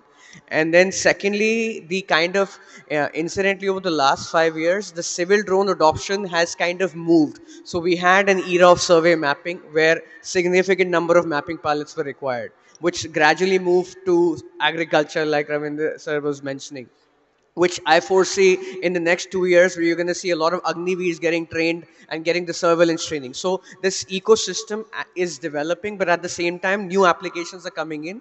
So more specialization is required. So constantly, as we evolve, more skill sets would be needed, and the pilots will have to upskill accordingly. So just the traditional pilot skilling will not be required. And I had mentioned that second, and one of the other reasons for the mismatch is just because once they go out in the field, we're talking of average youth, let's say 18-year to a 25-year-old. Average life of a pilot, I would say, it can go up to 25, 30 years. Sir here has been flying for 40 years. So the trajectory is pretty decent. You keep upskilling and you keep, getting a better pay scale. Thank you. I'll just request everyone to restrict to one question. Sir. Hello. Sir, my request is to AP skill development. The whoever given the training to the pilots, drone pilots, DGSA will be given license.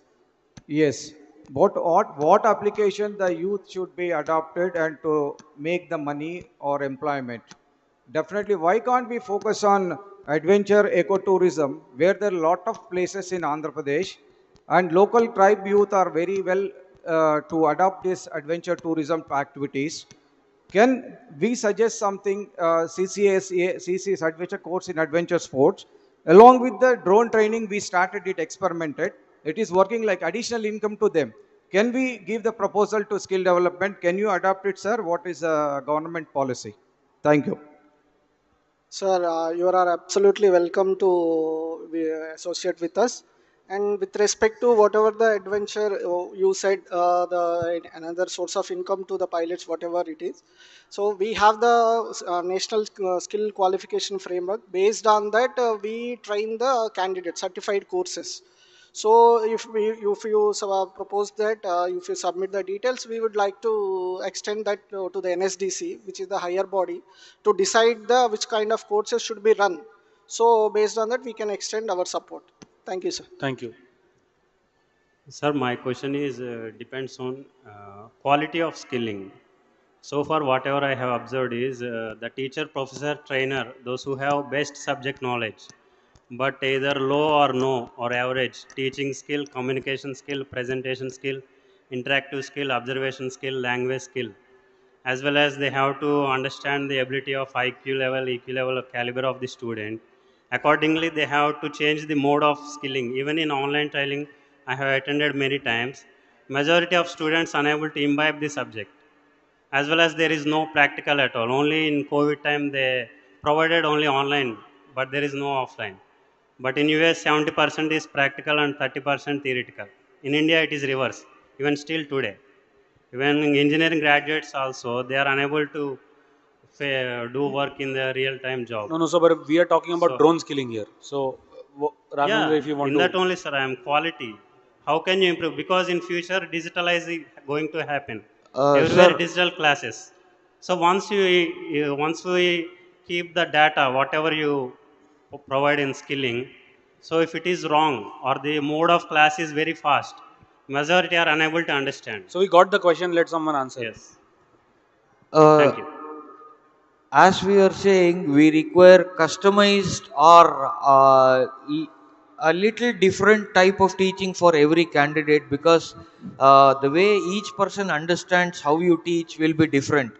So this is what we always stress on when there is a mix of different types of candidates. So that is the reason why we always insisted on having a smaller size of the batch, wherein we can people can give personalized attention to each people. And when we are teaching candidates for doing a flying training or even teaching the regulations or anything, we always make sure that they are catered to what they understand or they do not understand. So many times it happens that after the class, ground class, the candidates will come back and say, I did not understand anything.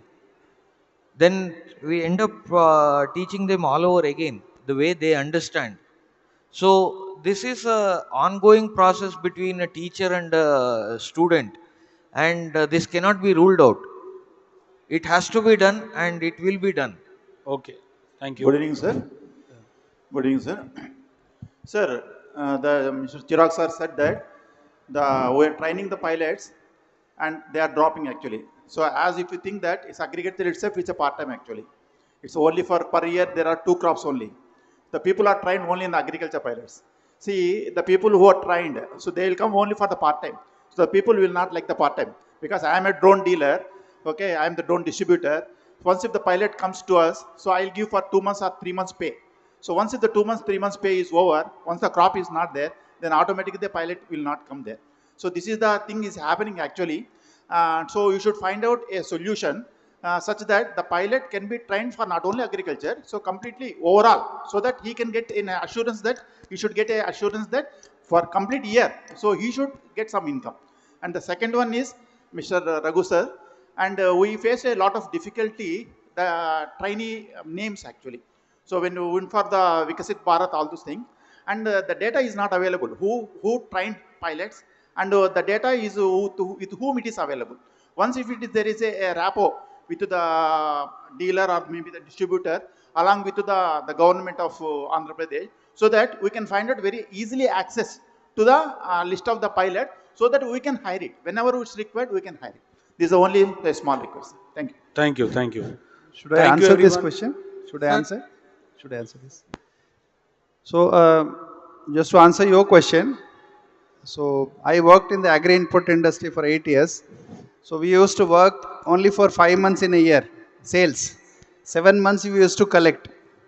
So we used to go to the field, do demonstration, business development activities. We used to do that. So the pilots can also do business development activities, like booking orders, getting in touch with the farmers. And the second part, you talked about the pilots. If you go to the Digital Sky portal, which is of the DGCA, you can find a list of pilots there. So who are having RPC, the people who are certified by these RPTOs. So you can actually, you can also find the locations and all those things subsequently. You can get in touch with them and you can hire them.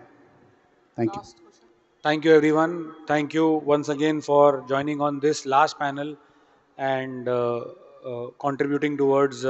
We are out of time actually, so we'll not be able to take more questions now. But all the panelists are available here, so if you want to connect with them, you can connect with them offline. So thank you everyone for joining at Amaravati Drone Summit and staying back for this last session, which was on building a skill ecosystem for the entire drone sector. And now I'll request all the panelists to join me for a group photograph. And then we will have the closing session. So please hold on for the closing session, where we will have representatives from Government of Andhra Pradesh who will come in and will give the final closing remarks. Absolutely. Thank you, Sumit. Thank you very much. I'd like to invite Mr. Satya Bharadwaj from our AP Drone Corporation to kindly come up and felicitate the panelists. Mr. Satya Bharadwaj, may I request you to please come up onto the stage?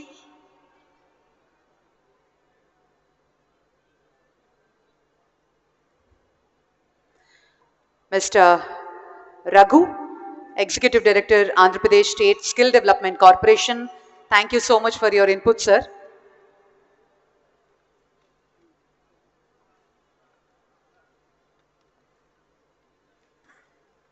Mr. Chirag Sharma, CEO, Drone Destination Limited.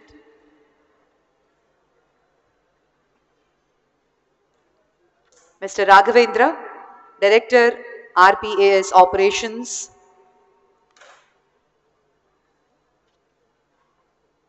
Mr. Pranav Chitte,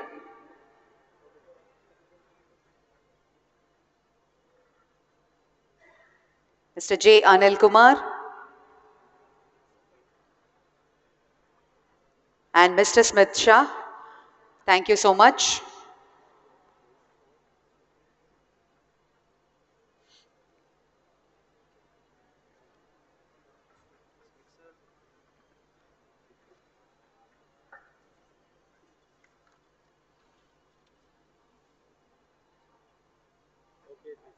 Thank you. Thank you once again, gentlemen.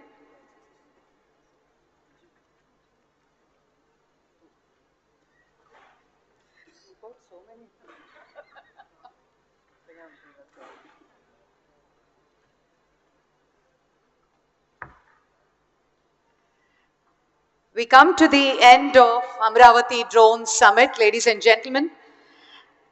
To summarize and recap the entire two-day summit, may I call upon Mr. Dinesh Kumar IAS, Chairman and Managing Director, Andhra Pradesh Drone Corporation. And also, Sri Suresh Kumar Garu will join us in a few moments, Secretary to Government. And firstly, I request Dinesh sir to please come up and summarize the session. Thank you, sir.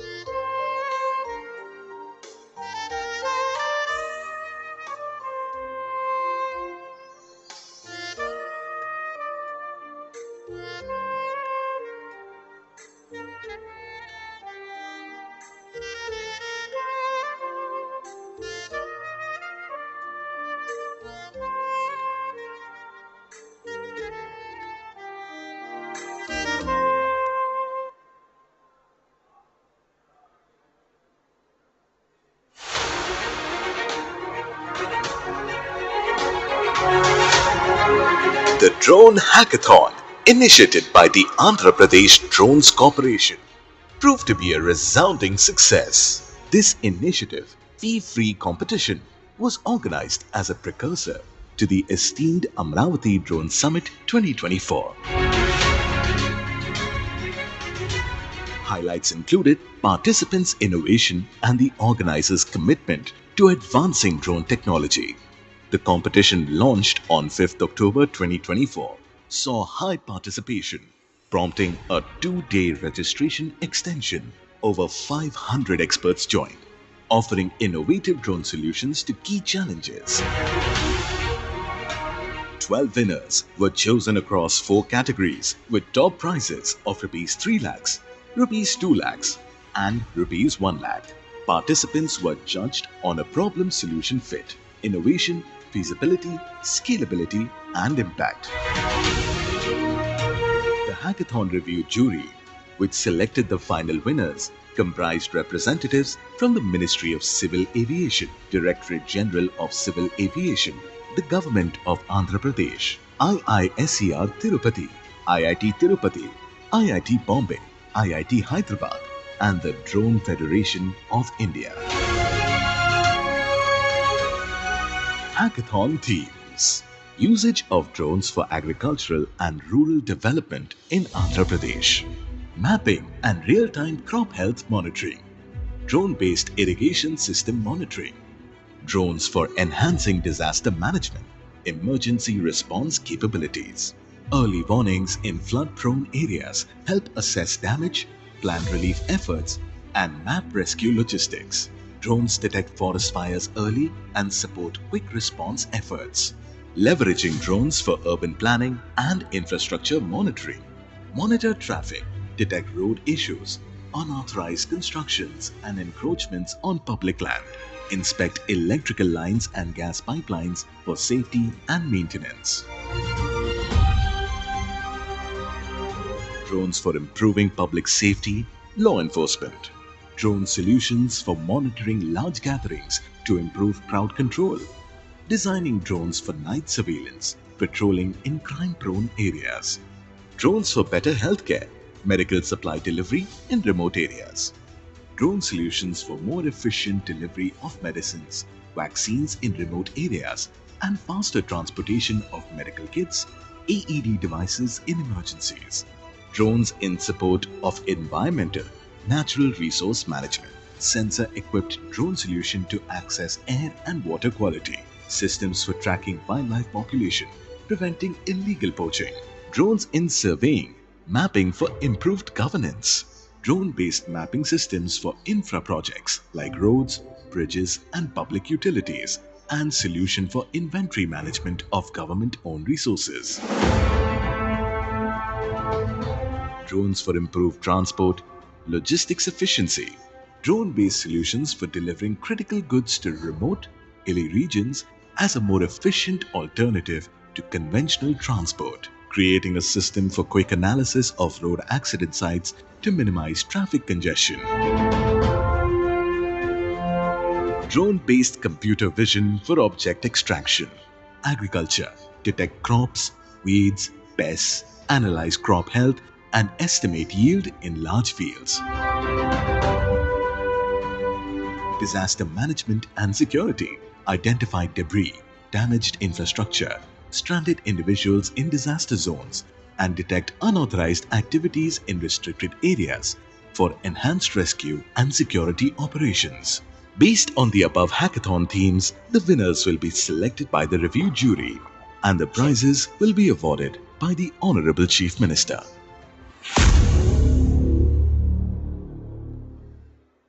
Thank you very much, ladies and gentlemen. Here we come to the end of the Amaravati Drone Summit 2024 Day 2.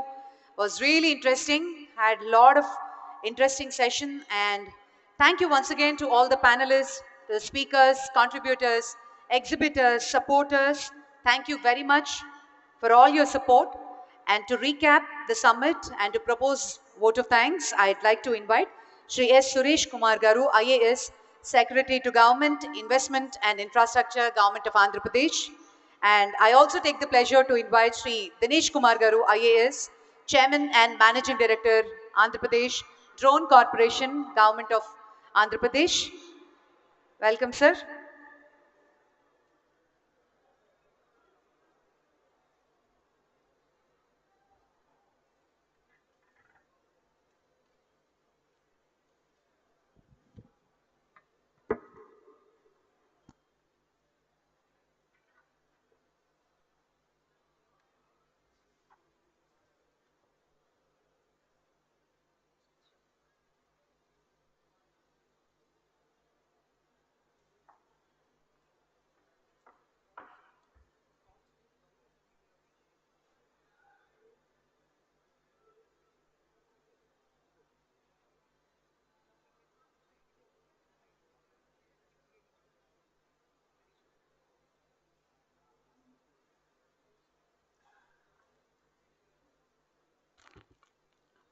I request Smith Shah,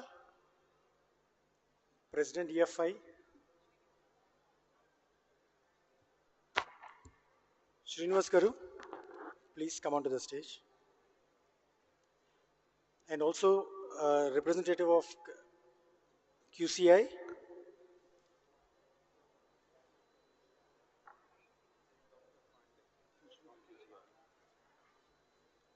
SRM University నుంచి కూడా ఉన్నారు partners.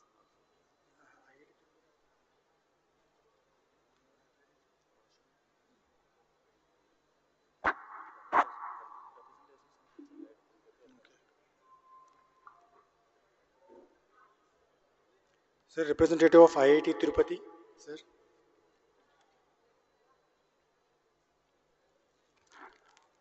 And SRM University also.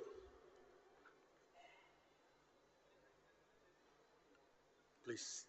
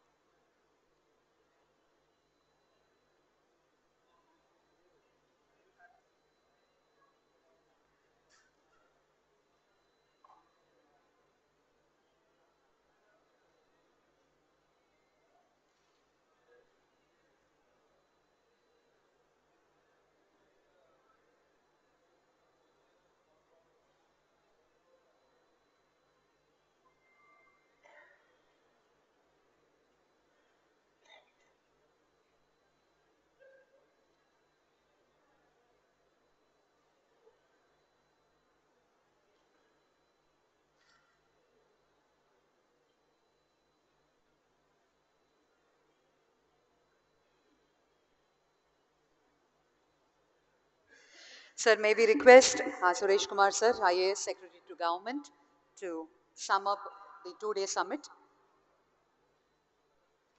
Dinesh Kumar garu మాట్లాడతారు ఇప్పుడు.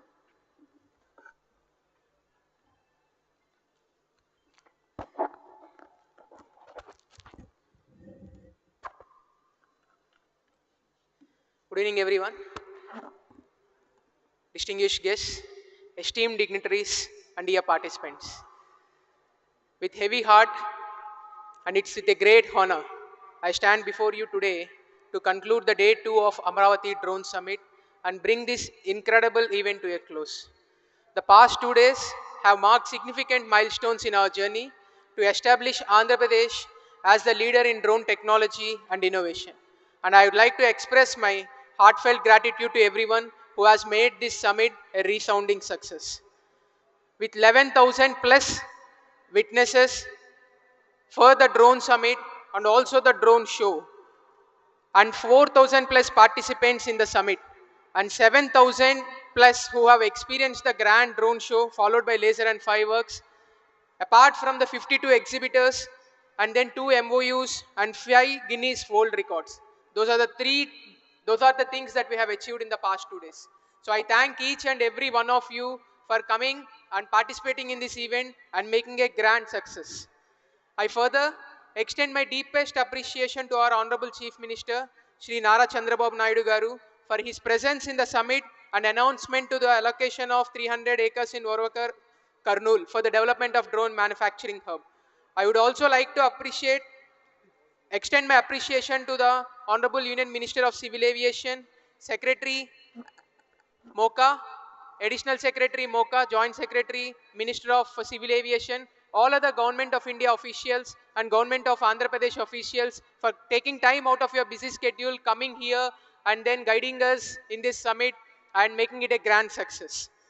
I'm sure that the proposed drone manufacturing hub will initiate and pave the way for the state-of-the-art infrastructure, attract investments, and position our state as a front-runner in drone technology. We're also grateful for the commitment to being the brand ambassador for the drone industry, which will undoubtedly boost our presence in the global drone ecosystem. We have also witnessed the signing of 2 significant MOUs with the Quality Council of India and IIT Tirupati, strengthening our efforts to boost Andhra Pradesh's role in the drone ecosystem. In addition, the Andhra Pradesh Drone Corporation has drafted a comprehensive drone policy framework based on the valuable inputs received from the industry and the ecosystem players during the summit. This draft will be revised and final policy will be released in the coming days. So I would again like to thank all the stakeholders who have given your valuable feedback and suggestions, all the exhibitor, entire companies, all the companies, manufacturers, and then academia who helped us in receiving these suggestions. We are also mailing this policy framework to all of you. So please give your valuable suggestions, which we wanted to make it part of the policy. The hackathon, which was another highlight of the summit, focused on key areas such as agriculture and environment, disaster management, urban planning and public safety. We have got tremendous response for the hackathon with over 520 registrations and 254 participants were selected for evaluation. And out of whom 24 best cases, 16 best cases were identified for the winners across 4 categories and 24 lakh prize money was awarded by the Honorable Chief Minister yesterday. At the end of the day 1, we made history with the Amaravati drone show, setting 5 Guinness World Records near Punami Ghat in Vijayawada. The show featured a breathtaking display of 5,500 drones, followed by a spectacular laser show and dazzling fireworks, making it a truly an unforgettable evening. Throughout the summit, we engaged in valuable keynotes and panel discussions on various topics, including the utilization of the drones in sectors like healthcare, urban planning, and agriculture. The insights shared here will be instrumental as Andhra Pradesh Drone Corporation will integrate the key points discussed to redefine the draft policy which we have released, which will be unveiled in the coming days. Lastly, I would like to extend my sincere thanks to the delegates, partners, and attendees for their active participation and enthusiasm. Your contribution have made this summit a truly collaborative effort, and I look forward to continuing this journey together as we shape the future of drone technology. I would like to thank the District Administration of NTR, the District Administration of Guntur districts for doing all such wonderful arrangements on a short notice and then ensuring that the summit is a flawless event. Thank you, and let's keep this momentum going as we conclude the summit. Together, we can soar to new heights and make Andhra Pradesh the drone capital of India. Thank you. We tried to capture whatever that has happened in the last 2 days in the short of a small AV with the permission of the chair and with the permission of all the delegates. We'd like to show that.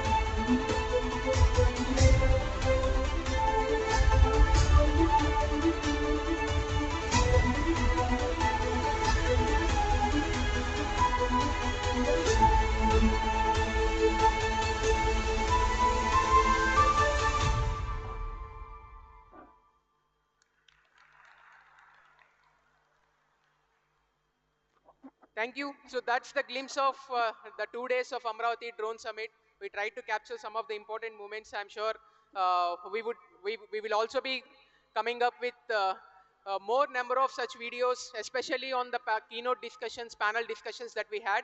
I would like to once again thank everyone who has come to this summit. I'm sure that you must have uh, reached here with a lot of, leaving apart your important works and all. So once again, thank you. I would like to thank again everybody who was involved in the organization of the summit, Grudu Productions team, Anchor Bhargavi Garu, and then my own entire drone corporation and SFL team, every worker who has worked for this, for making this a grand success. Thank you.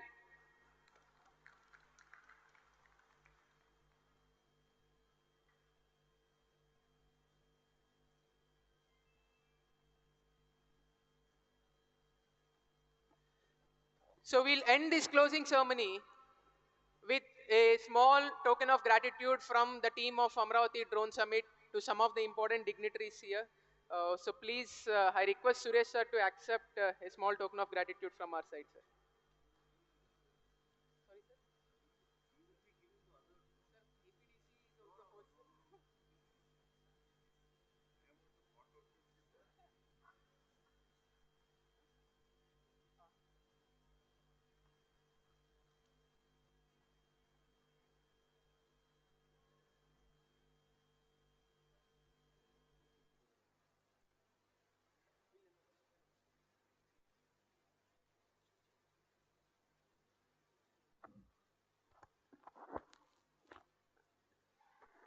Suresh sir, first we'd like to felicitate our knowledge partner and the logistics partner, Mr. Smith Shah, the Drone Federation, the President Drone Federation of India.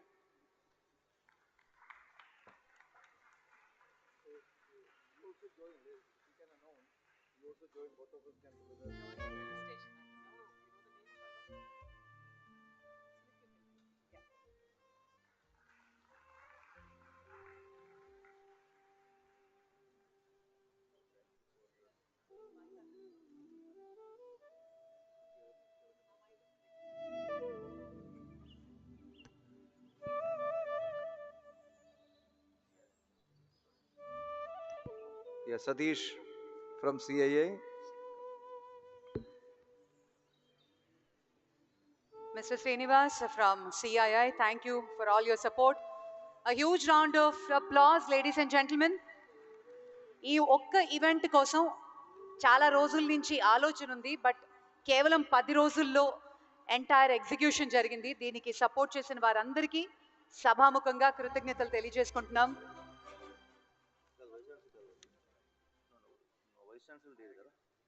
IIT Tirupati,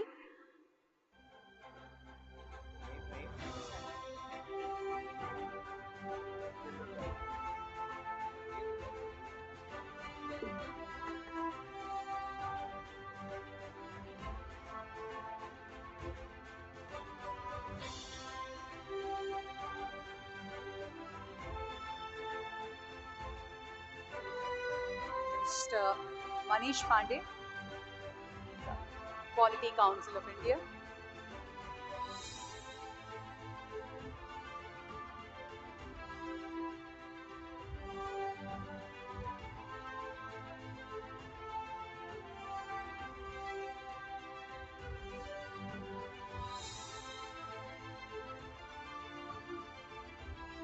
Dr. Pranav from SRM University.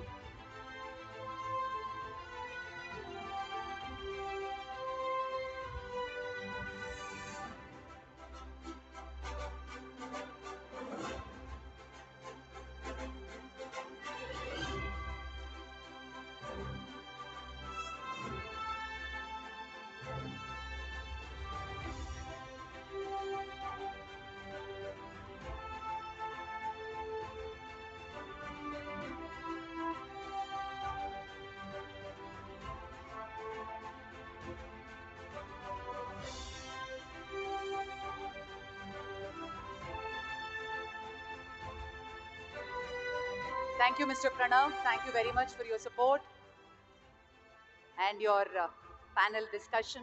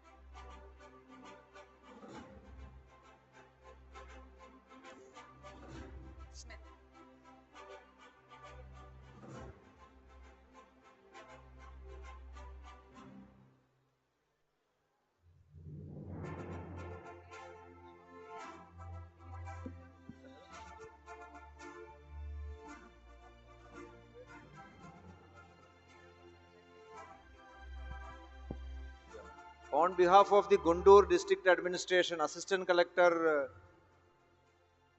Shubham and Swapnil, Krishna Assistant Collector and Guntur Assistant Collector, both of you representing the District Administration of Krishna and Guntur, please come.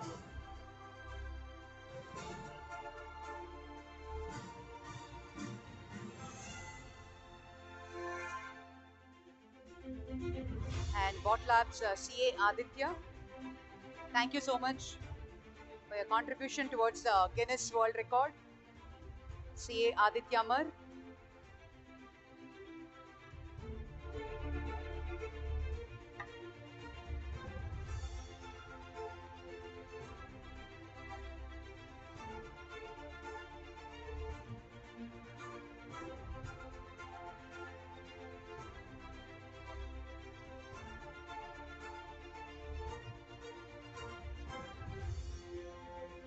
ఒకసారి అందరం గట్టిగా చప్పట్లండి.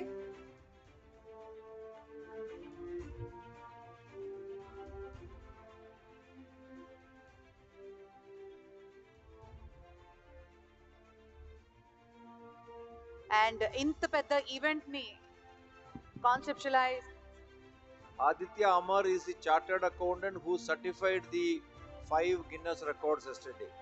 Because as per the Guinness record committee, somebody will have to certify whether really it has happened or not, how many drones were used. He is the one who has certified the 5 Guinness records yesterday.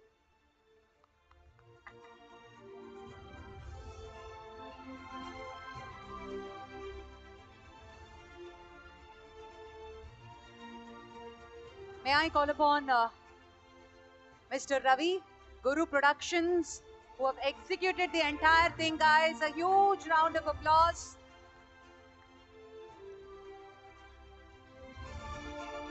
Ravi Kumar, come.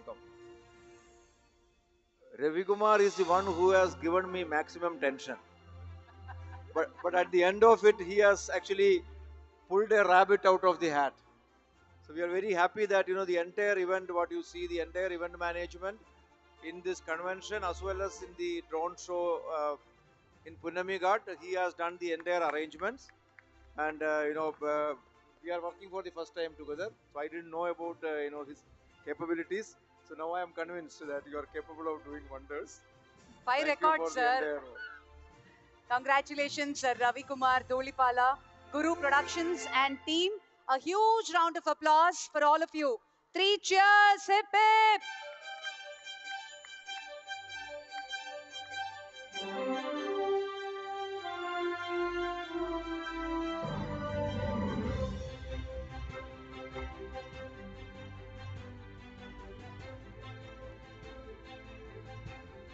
Bot Lab Dynamics, Mr. Ayush. Bot Lab Dynamics is the company which has done the drone show yesterday. This is I think the biggest drone entertainment company in the country. You would have seen drone shows in many places, but yesterday's was the biggest drone show conducted in a public event in the country. Biggest. And there they have done total 7 formations you did. Out of the 7 formations, 5 formations were Guinness records. So that is the beauty of it. So the second largest event was conducted in 2022 January 29 in Delhi in Raisina Hills. After the Republic Day, there is something called Beating the Retreat ceremony in Delhi. After that Beating the Retreat in 2022, they did a drone show with 3,500 drones. That was the record till now. So we broke the record yesterday by doing it with 5,500 drones. Not only that, we making 5 formations, unique formations. One was the stamp, one postage stamp. So biggest drone formation for a postage stamp. Then biggest drone formation for a monument, Buddha statue. You would have seen that Amaravati is represented by Buddha statue. Then biggest moving vehicle, moving object, which is the aeroplane, which has come out from the clouds, which would have given goosebumps to many people yesterday when they saw the plane emerging out of the clouds. Then the globe, you saw the globe also, and the national flag, and also the logo of International Aviation Organization, the biggest logo, a drone logo which was displayed.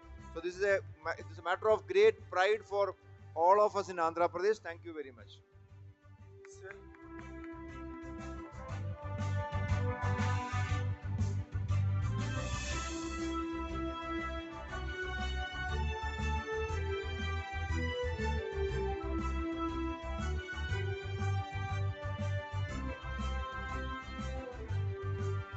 Our esteemed MC, R.J. Bhargavi garu.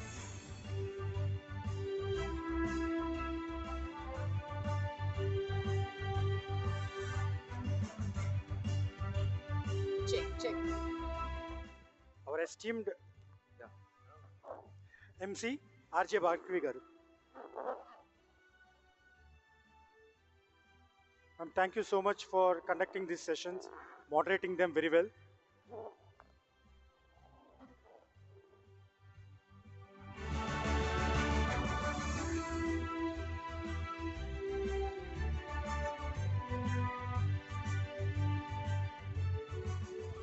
And there are many people who are not here today, but we would like to place our thanks to them. One is the police department. If by chance any senior officer is here, I was told that nobody is here today. Police Department of Guntur district and NDR Police Commissionerate, they have done excellent arrangements in terms of security arrangements here, traffic management, and all the other support which was required for conducting this big event. So this was one of the biggest event held recently in Vijayawada. We were all apprehensive about how we could really do it. So we thank the police department of both NDR district and Guntur district for this, police commissioner and the SP and all their team. Similarly, media is very, very important for the success of any event. So from the INPR department, Director INPR Himanshu and his team was there, and they have coordinated well with the entire print electronic media from Andhra Pradesh and from outside. We had several media people coming from Delhi, and they were all coordinated very well, and they gave us very good support also yesterday and today. So we thank the media also on behalf of the entire team. Sir, surprise for you and Dinesh sir. On behalf of Drone Federation and Bottle Up Dynamics, they have a surprise thing to present to you. And that is a miniature drone. Will that fly, Smith? Actual drone. Which broke the world record, guys. Akashanlo manam chusina one of the drone as a token of remembrance. Such a wonderful piece.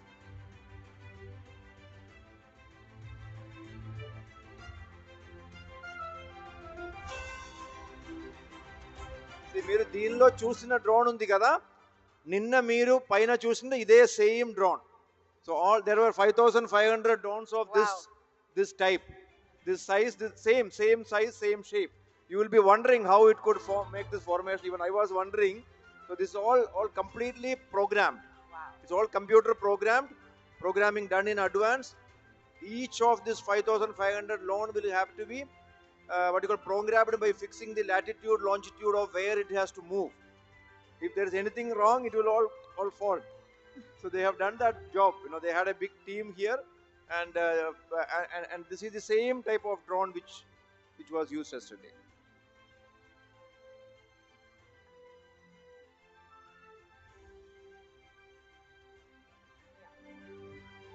AP Drones Corporation staff, quickly please come onto the stage for a group photograph.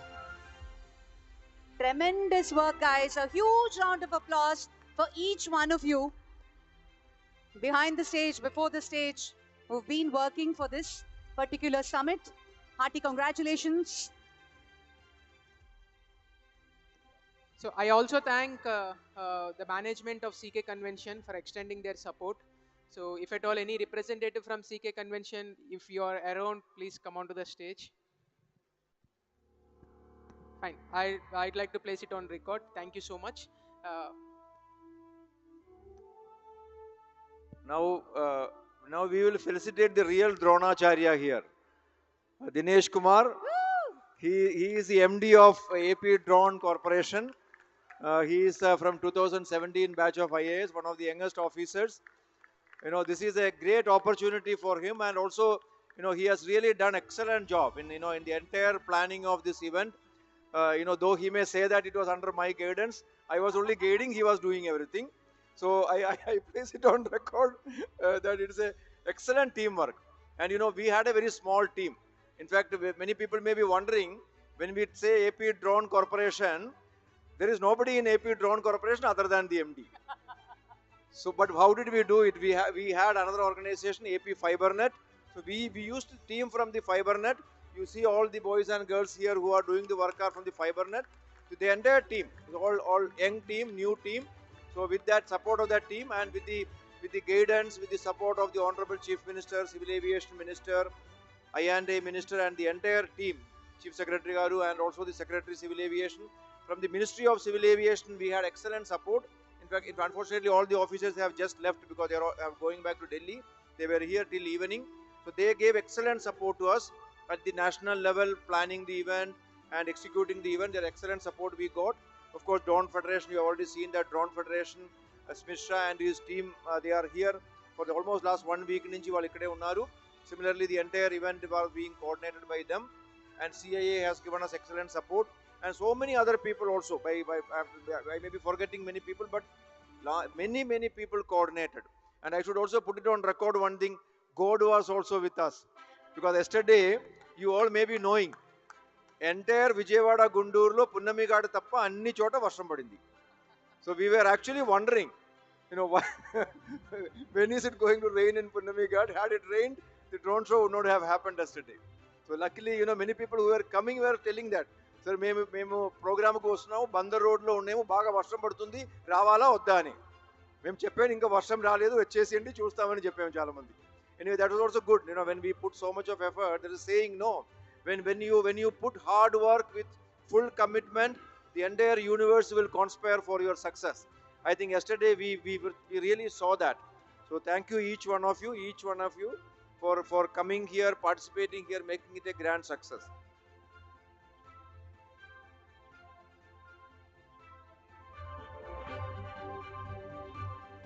So the ఇందాక sir చెప్పినట్లుగా like the FiberNet team, GM Suresh, so he's spearheading this entire planning, entire effort, coordinating with everybody.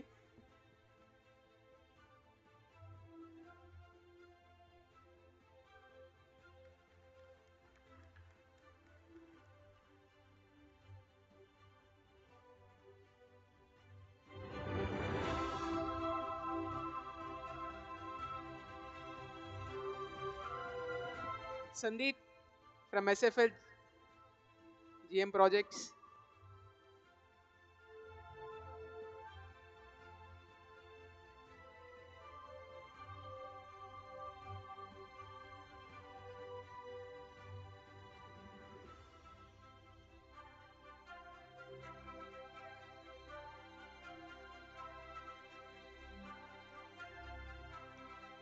Satya, Chief Technical Officer.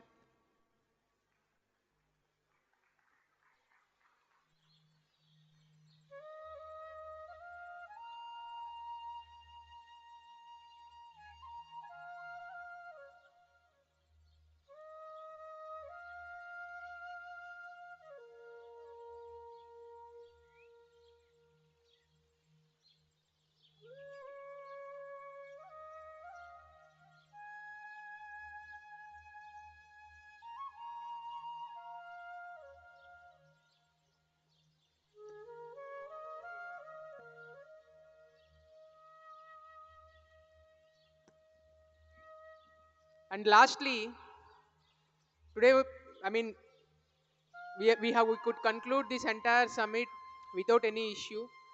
And in fact, as you all know, the summit has garnered a lot of attention across the country.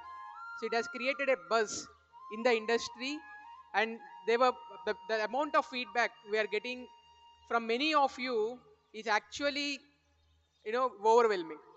So it sort of paid off the entire hard work we have done. But I must say, and I must place it on record, that it is because of the Secretary Investment and Infrastructure, Suresh sir, continuous guidance. He has taken a lot of effort in planning each and every aspect of this, right from organization of the summit.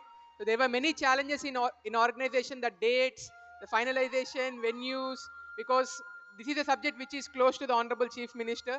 So at every moment, at every single point, Sir has led the entire team and made what you are seeing today. So I thank you, sir. Thank you so much for supporting and then continuously guiding us. Thank you. So please accept our token of appreciation from the Andhra Pradesh Drone Corporation side, sir.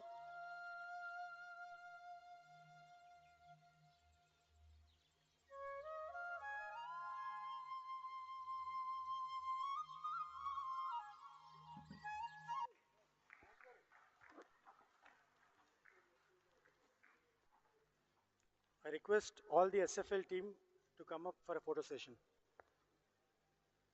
Mahesh, Venkat, Koti.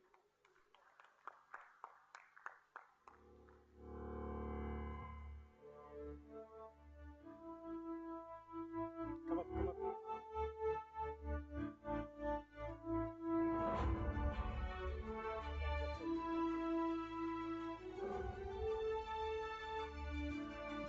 So we'll have the group photo of the entire team, the FiberNet team, Drone Corporation team, RTGS team. Come up.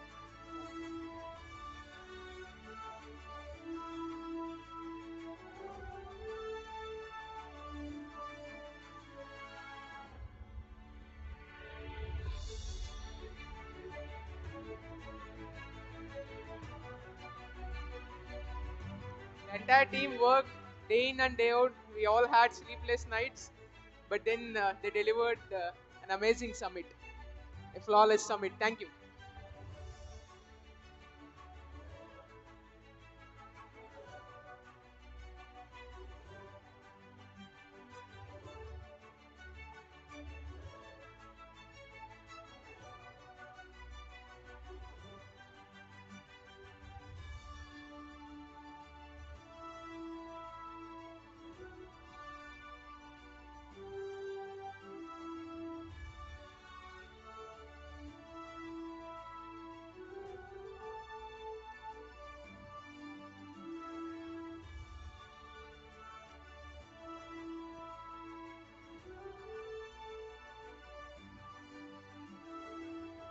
Thank you.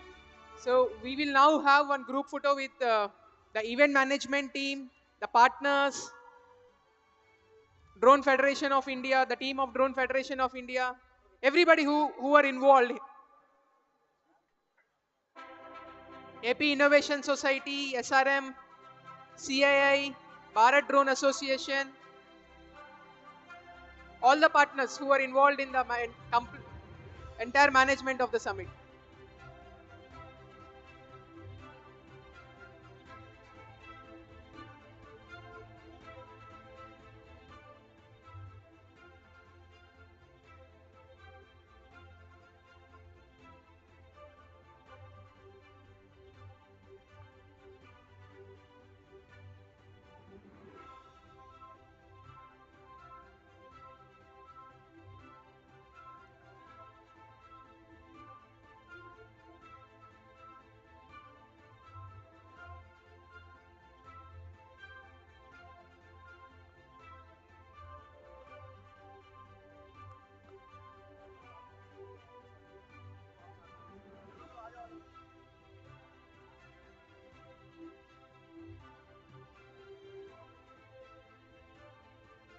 So first we will have with the team of DFI, followed by the other partners and many others who have contributed also.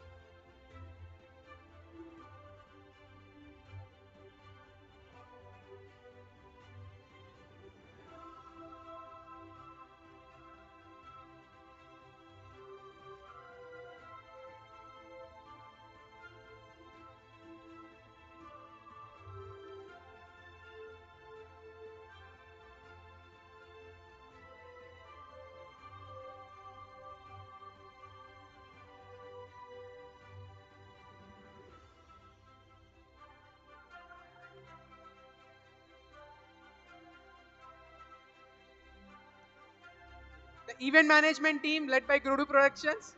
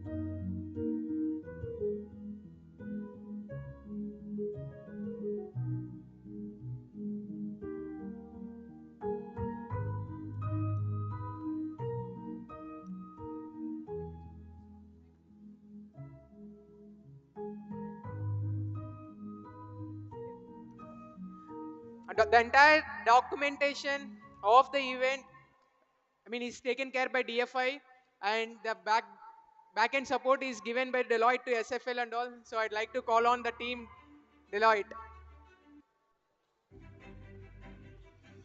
Manik, please.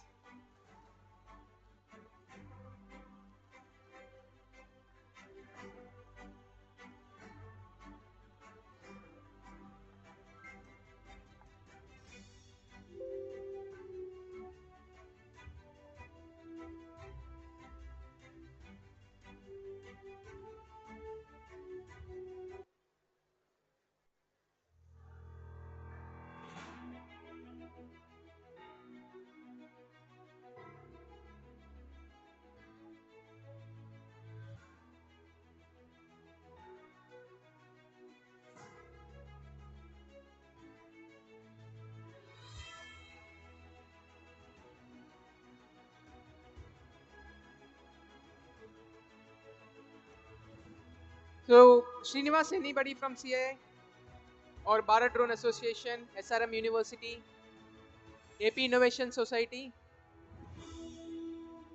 Okay. Thank you. We'll conclude the closing ceremony of Amaravati Drone Summit. It's a honor to host all of you. We're looking forward to host you again. Thank you. I thank media as well for having such a wide and beautiful coverage of the entire event. Thank you. Looking forward to meet you again in Amaravati.